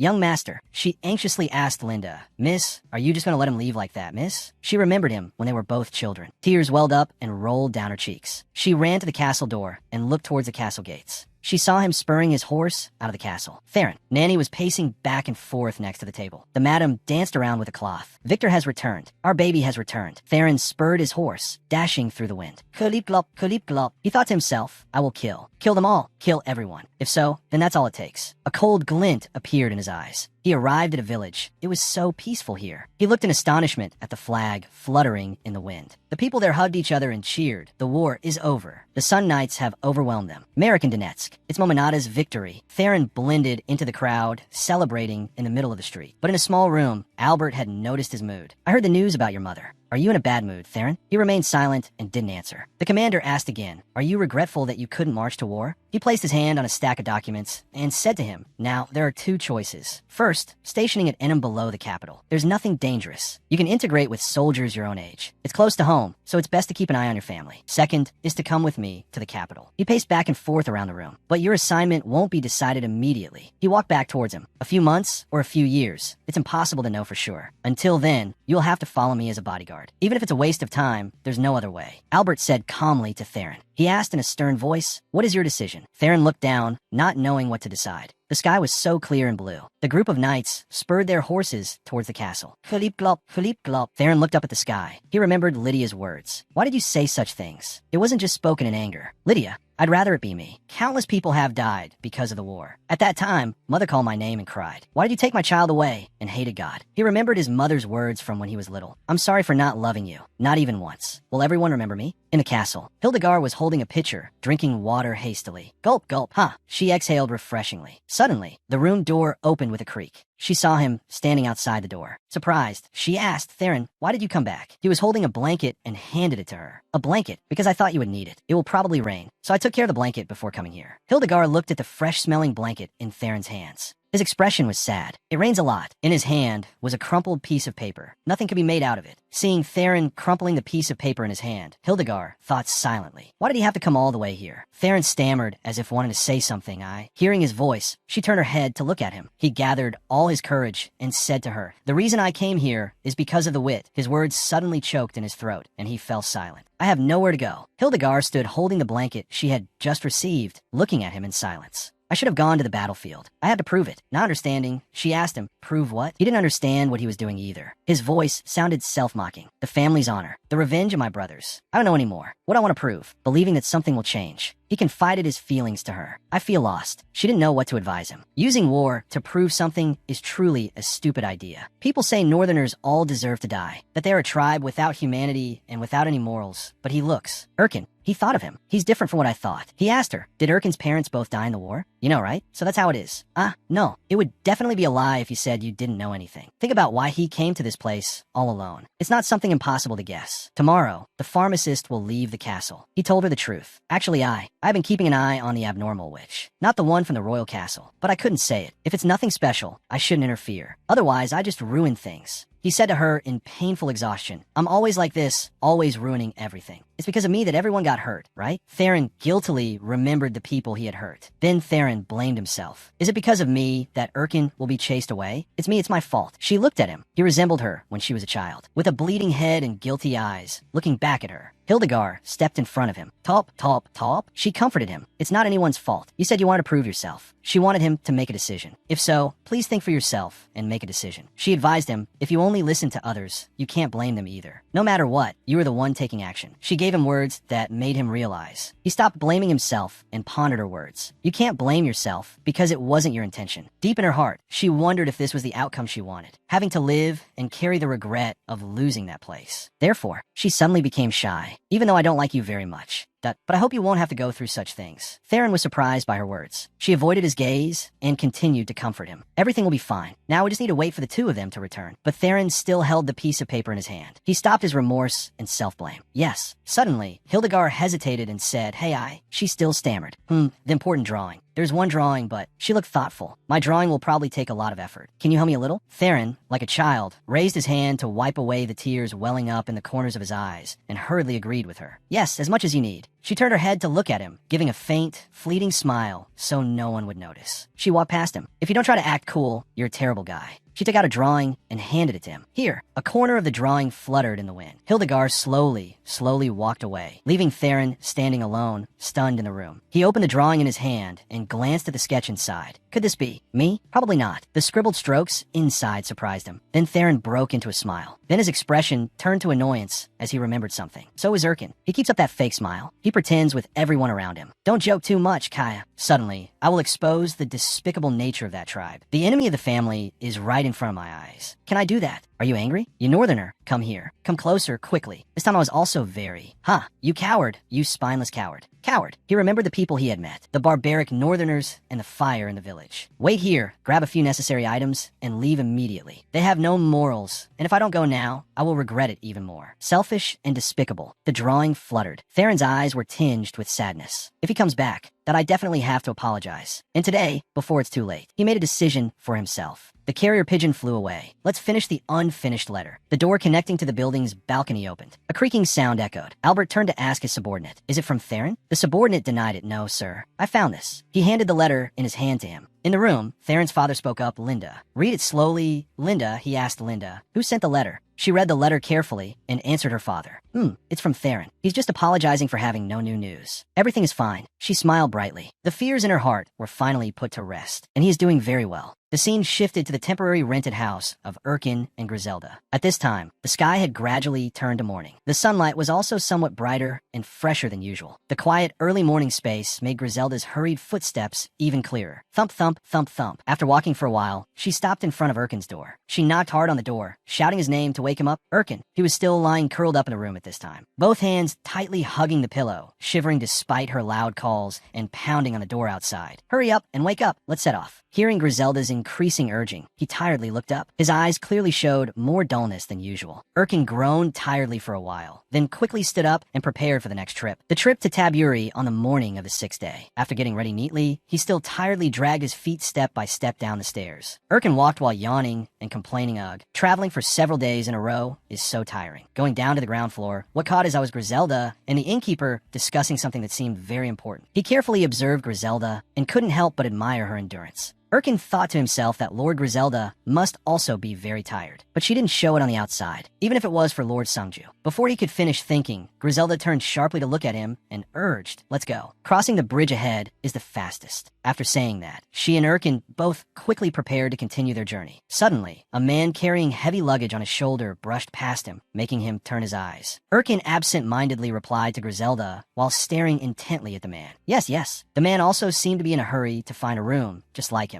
"Boss, do you have a room?" The innkeeper happily replied, "Yes, please wait a moment." Erkin kept looking at him. He thought to himself, since we've reached the border, there are a lot of northerners. Because it's a trade route, almost all of them are merchants. However, unlike the capital, the northerners and southerners, no matter which side they are on, have nothing to do with each other. In the north, dozens of large and small villages coexist together, which is called a union. Each village independently follows its own characteristics. Even among the northerners, one can see a mixture of different cultures. Among them, the villages bordering the kingdom, or those that frequently interact with transcontinental merchants. But they're no longer unfamiliar with each other's existence. Then he glanced outside to look at the surrounding scenery and the merchants gathering from many places like this. This is the largest commercial city and our destination. The market is getting closer. He moved while engrossed in thinking about his favorite knowledge, not noticing how far he had walked. Suddenly, the call of an old man selling jewelry by the roadside startled him, making him look over. He called out loudly with a cheerful expression. Come take a look. Earrings, necklaces, bracelets, rings. If it's something you can wear, there's nothing I don't sell. The sparkling stones with blue light on the box also made Erkin not pay attention to him. He continued his sales pitch, selling even mystical gems from the distant obelisk. The precious jewelry openly displayed in the middle of the market made everyone passing by laugh and wonder. Wow, why sell such things in this crowded market? But at this moment, the one thing that absolutely caught his attention was a pair of deep red jade earrings sparkling among the pile of jewelry. Exquisite. Erkin looked at it. In his mind, an image of Hildegard suddenly appeared. On her ears, she also wore a beautiful pair of earrings, just like that. While he was passionately imagining, there was suddenly a loud call from behind. Erkin. He was startled and turned around, looking back toward where the voice came from. It was a call from Griselda. She said loudly, "There are a lot of people, so stay close to me." Erkin finally realized. He looked towards the crowd surrounding Griselda, causing her to be stuck. He became so embarrassed his face turned red, and he stammered, "Why yes. Duke Griselda, wait for me." After that, the two quickly continued to Taburi as planned. But the further they went, the more crowded and noisier the surrounding crowd became. The two of them also looked around, unable to help but wonder, why is it so chaotic? Suddenly, there was a loud call towards the two of them. Turn back. The voice came from an elderly man. He hurriedly ran towards them, his mouth still calling out loudly. Turn back now. He warned the two of them about the event happening ahead. Not long ago, I broke my leg due to the heavy rain. You absolutely cannot pass through there, so turn back. Hearing the warning, everyone turned to look at the collapsed bridge ahead. It turned out that the pouring water caused it. Hearing what the locals said, Griselda hurriedly ran over to check and urgently asked, "Hey, is there no other way to cross?" The old man honestly answered her, "Because the water is flowing rapidly, crossing it barehanded is no different from suicide. How long will it take to rebuild the bridge on the opposite side?" While she was asking people questions, he stood in a corner looking around and thinking. Sturgis is in the north. Griselda at this time was also thinking of a way to get there as fast as possible. If they turn east, it will take more time. It's already the 6th day of the 2 weeks. If we calculate the time to return to the castle. Suddenly, Erkin's voice spoke up, interrupting Griselda's train of thought. "Duke Griselda," he said while pointing at the large mountain behind them. "Let's cross this mountain." That sentence also made her look in the direction he was pointing. Griselda looked up at its steepness and stammered. "The mountain looks so steep. Will it be okay?" Not letting her overthink, he quickly explained, "They are merchants, so it's very difficult for them to carry luggage up the mountain. Only the two of us are capable. The low mountain range on the other side is an overlapping point. On the contrary, it can shorten the time. Instead, we'll have to leave the horses somewhere." Erkin hadn't finished his sentence when Griselda spoke up. "No, that's a good idea. Let's go up right now." Saying that, she looked toward the nearby villager and asked loudly, "Hey, is there anywhere we can exchange for food?" The villager heard the call. He looked at the two of them, smiled, and said, "Oh, for how many days?" Now Griselda led the two horses closer to the merchant. He was startled and stared at them. "2 horses? That's too much." Hearing that, she looked at him with a dark expression and said loudly, "A little bit is fine. Just hand it over." Erkin next to her was also confused because Griselda's words sounded somewhat like forcing others. He thought to himself, it's a reasonable trade, but somehow it feels like a robbery.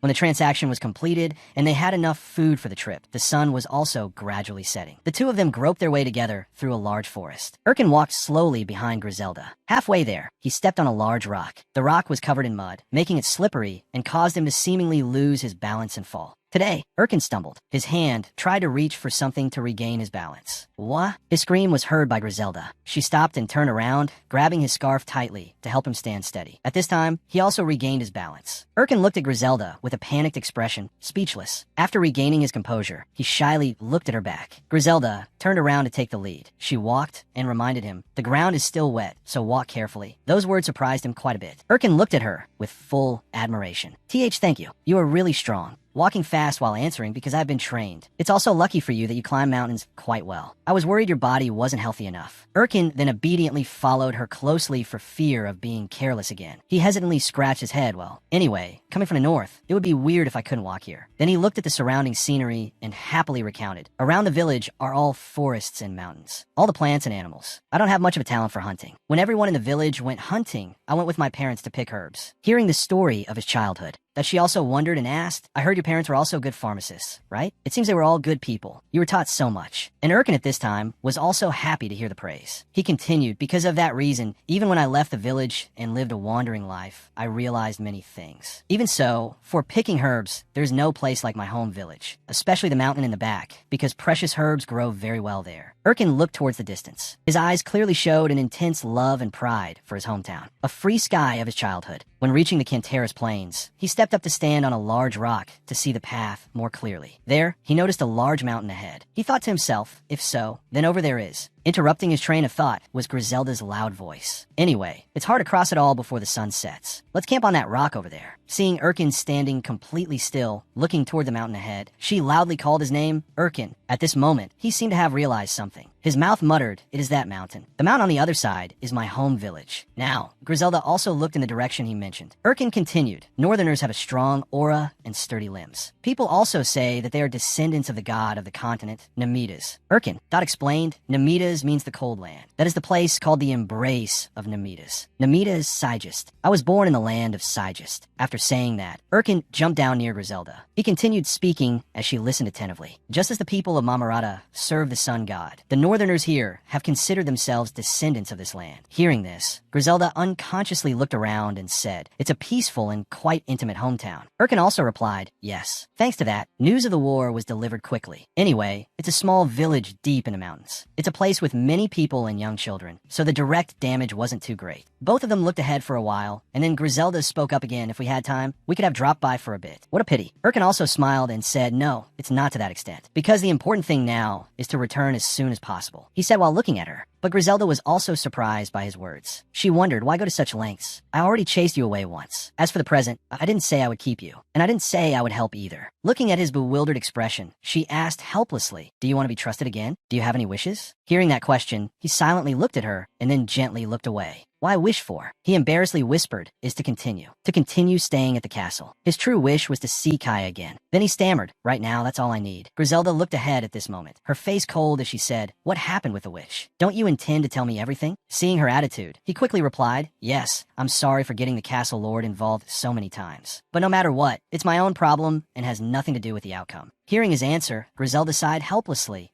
Let's just leave it at that for now. We'll talk about this later when we get back. After a long day of the two wandering in the forest, it finally got dark as night fell. The scenery in the forest was a bit gloomy and quiet. The two of them were now sitting neatly on a large rocky area to take temporary shelter. The surrounding silence was so profound that only the sound of Griselda scraping could be heard. She was trying to whittle the stick in her hand to catch fire and warm them both. Griselda then rubbed two large stones together to create a fire. As for Erkin, he was still fumbling through his luggage to find something for a while. He started to become awkward, remembering the conversation from earlier. Because of the conversation just now, the atmosphere was a bit. While he was thinking to himself, his hand suddenly touched a hard object. Erkin surprisingly called out to her, Griselda, look at this. She looked at Erkin with a puzzled expression. He then continued. While speaking, he held up a bottle of wine wrapped in a cloth bag. These are the provisions the merchant gave us. After that, the two of them enjoyed the drink together very happily. Taking the first sip, Erkin hastily groaned. It's so bitter, he said while shivering. The night is a bit cold, isn't it? Good thing we have this. Anyway, we will finally arrive in Taburi tomorrow. His voice became increasingly shaky, like a drunkard. Ah, do you catch colds easily? We're taking the detour through the fields, so it will probably be much colder. Even so, it's not winter, so it's still bearable. Griselda seemed indifferent to his words. She was silent for a moment and then said, I know what it's like. I've been there before. Hearing that, he became more excited. The fields? When did you? In response to his excitement was Griselda's cold gaze. She just glanced at Erkin. At this point, he suddenly stopped and became quieter. He stammered, ah.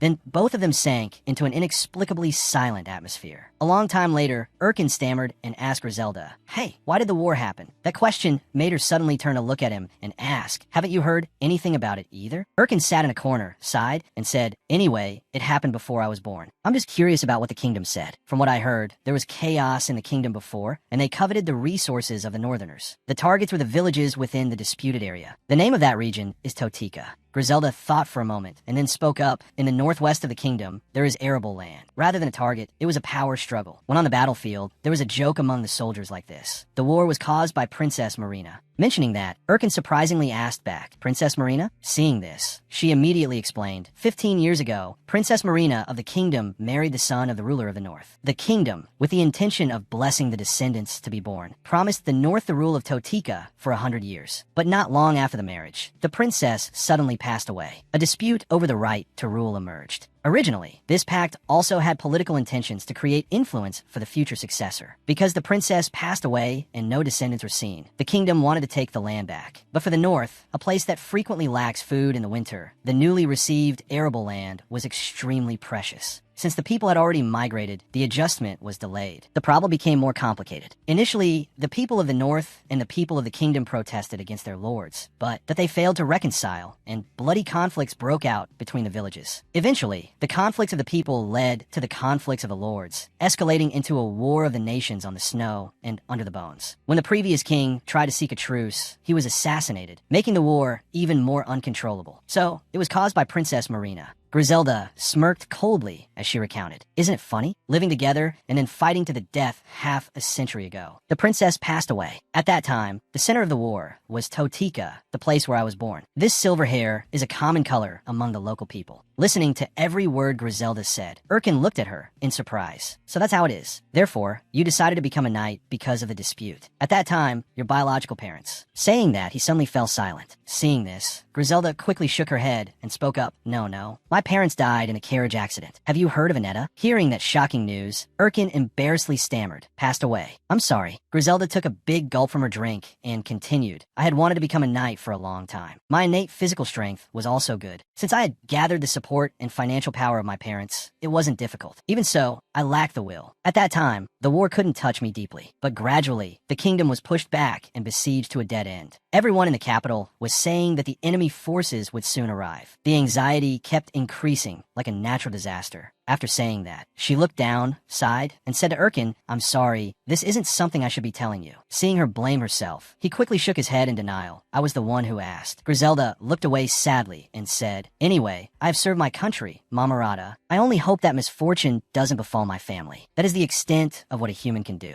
Griselda suddenly fell silent. She went silent, making Erkin panic. Looking over, she suddenly hesitated and continued. But my younger sister, Annetta, in her mind, the image of Annetta as a very adorable child appeared, and she was also hurriedly running to her as a safe haven to rely on. Sister, are you doing well? Have you been training a lot? Remember to come back often. Munch, is it good? W, what is good? The royal castle is besieged. Hearing that made her freeze. The gossip from the people, it's only a matter of time before they break into the city. Your Majesty, are you safe? What the hell are the knights doing? Annetta said, Sister, what is a siege? She looked at her sister and thought. Then she hugged Annetta tightly. If I wrap around you like this, slipping through. A very smart way of handling it by her. Back to the present. Var, I didn't want you to know about such things. Perhaps I have become such an existence. That child is so pure. I don't want her to be hurt. I don't know if everything will be all right. I have a word of thanks I want to give to you, Erkin. I heard that in the village, you took very good care of my sister. Erkin said no. Annetta was the one who always took good care of me. Annetta is a much stronger child than we think. Because she is pure, she has a strength that can only be unleashed when one is not yet aware of the fears of the world. And that must be possible because someone has protected Annetta up until now. But no matter how hard you try, it will be very difficult to keep things like that forever. The world is truly scary. There will be times when she gets hurt and falls. So what should we do? She said, when that time comes, just stay by my side. That will be enough. A while later, the wine is kicking in, so I'm getting really sleepy. I should probably go to rest first. You should also go to sleep early. All right. Erkin thought, I wonder if I said anything wrong. The atmosphere of the conversation, the surrounding environment along with the firelight, was like a perfection for him to think. A familiar feeling, but it had been a long time. Come to think of it, you have been on the battlefield for a long time, Duke Griselda. Have you seen her, the Sun Witch, who is a Knight of the Sun in that kingdom? Are you interested in such stories? It's so famous that even when I was little, it was a hot topic among the children in the village. Is that person the one who invaded the royal castle? What kind of person is the Sun Witch? Someone with a height reaching the ceiling? Or with an overwhelmingly captivating beauty? Is she even human? Let's see. I don't remember the past events very clearly. Go to sleep quickly. Erkin, we still have to set off early tomorrow morning. Griselda thought about the Sun Witch. She recalled, are you Griselda? Wow, you're so tall. My name is Ines. From now on, I will be your master. Welcome to the Eagle Garrison, rookie. Let's see. You will probably have to share a tent with me. It's not too different from the barracks. There are a few nobles here, and the atmosphere is relatively quiet. That one over there is the commander's tent. When standing guard outside, be careful not to enter casually. If it's the commander, then. Ah, that's right. That is the Sun Knight. Don't worry. There are only 3 of us anyway, including me, who directly takes care of her. You just need to do what we ask. In short, just do as I say. Suddenly, Ines got an upset stomach from something she ate for dinner and ran off in a flash, leaving her behind. Her mind felt like it was spinning in a dance, even when things turn out like this. The Eagle Garrison of the Sun Knight. Can I endure this? Ines. Commander Ines. Oh, what should I do?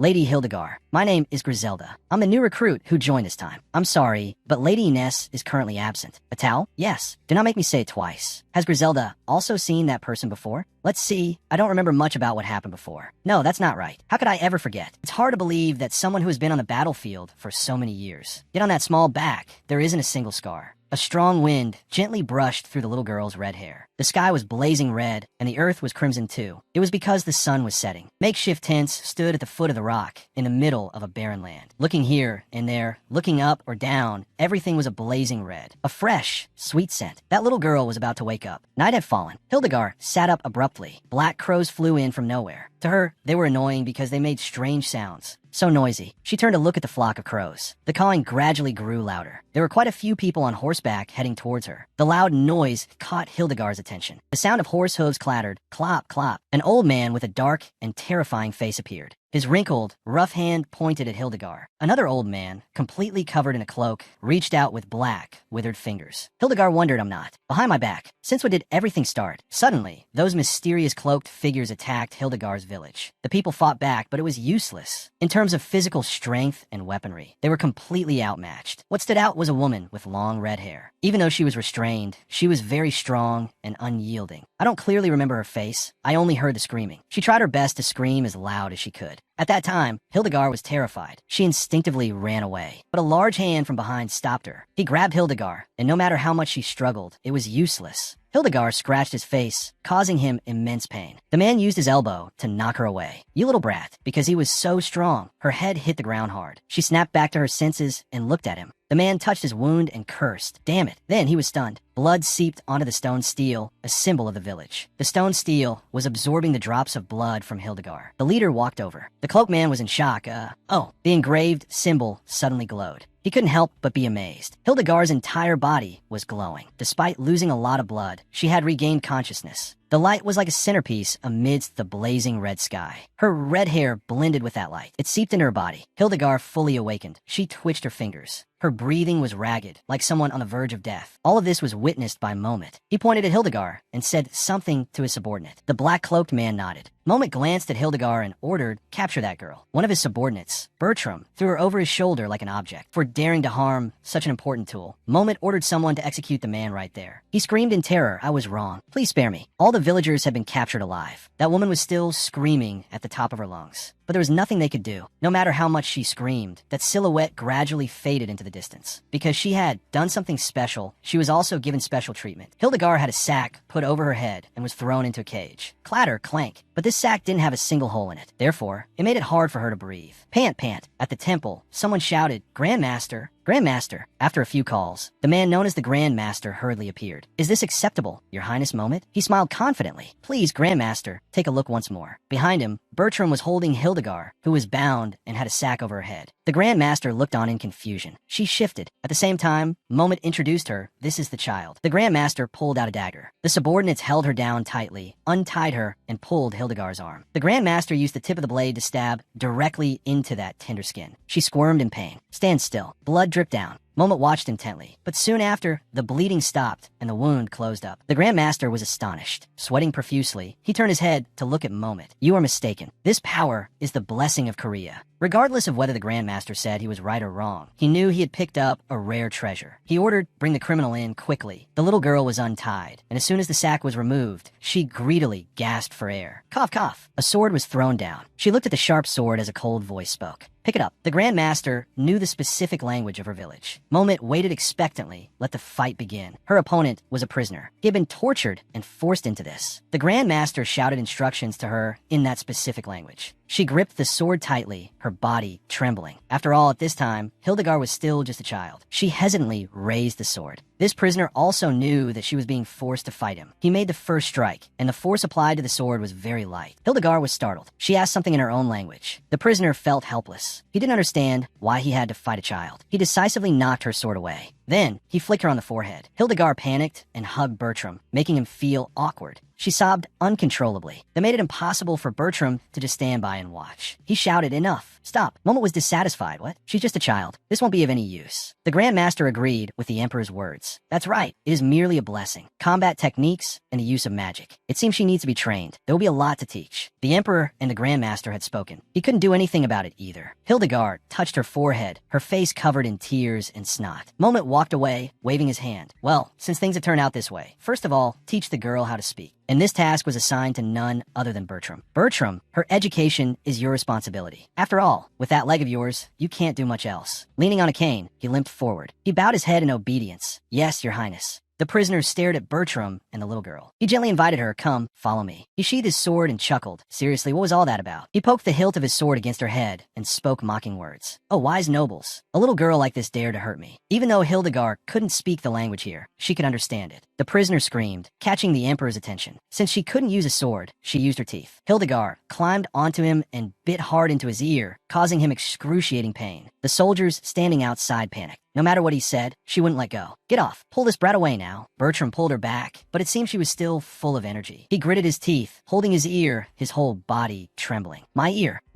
You crazy brat." A soldier told him to shut up. The prisoner, furious, kept cursing. "Are you a rabid monkey?" She panted, wiping the blood smeared on her mouth. Moment watched, laughing as he acknowledged her bravery.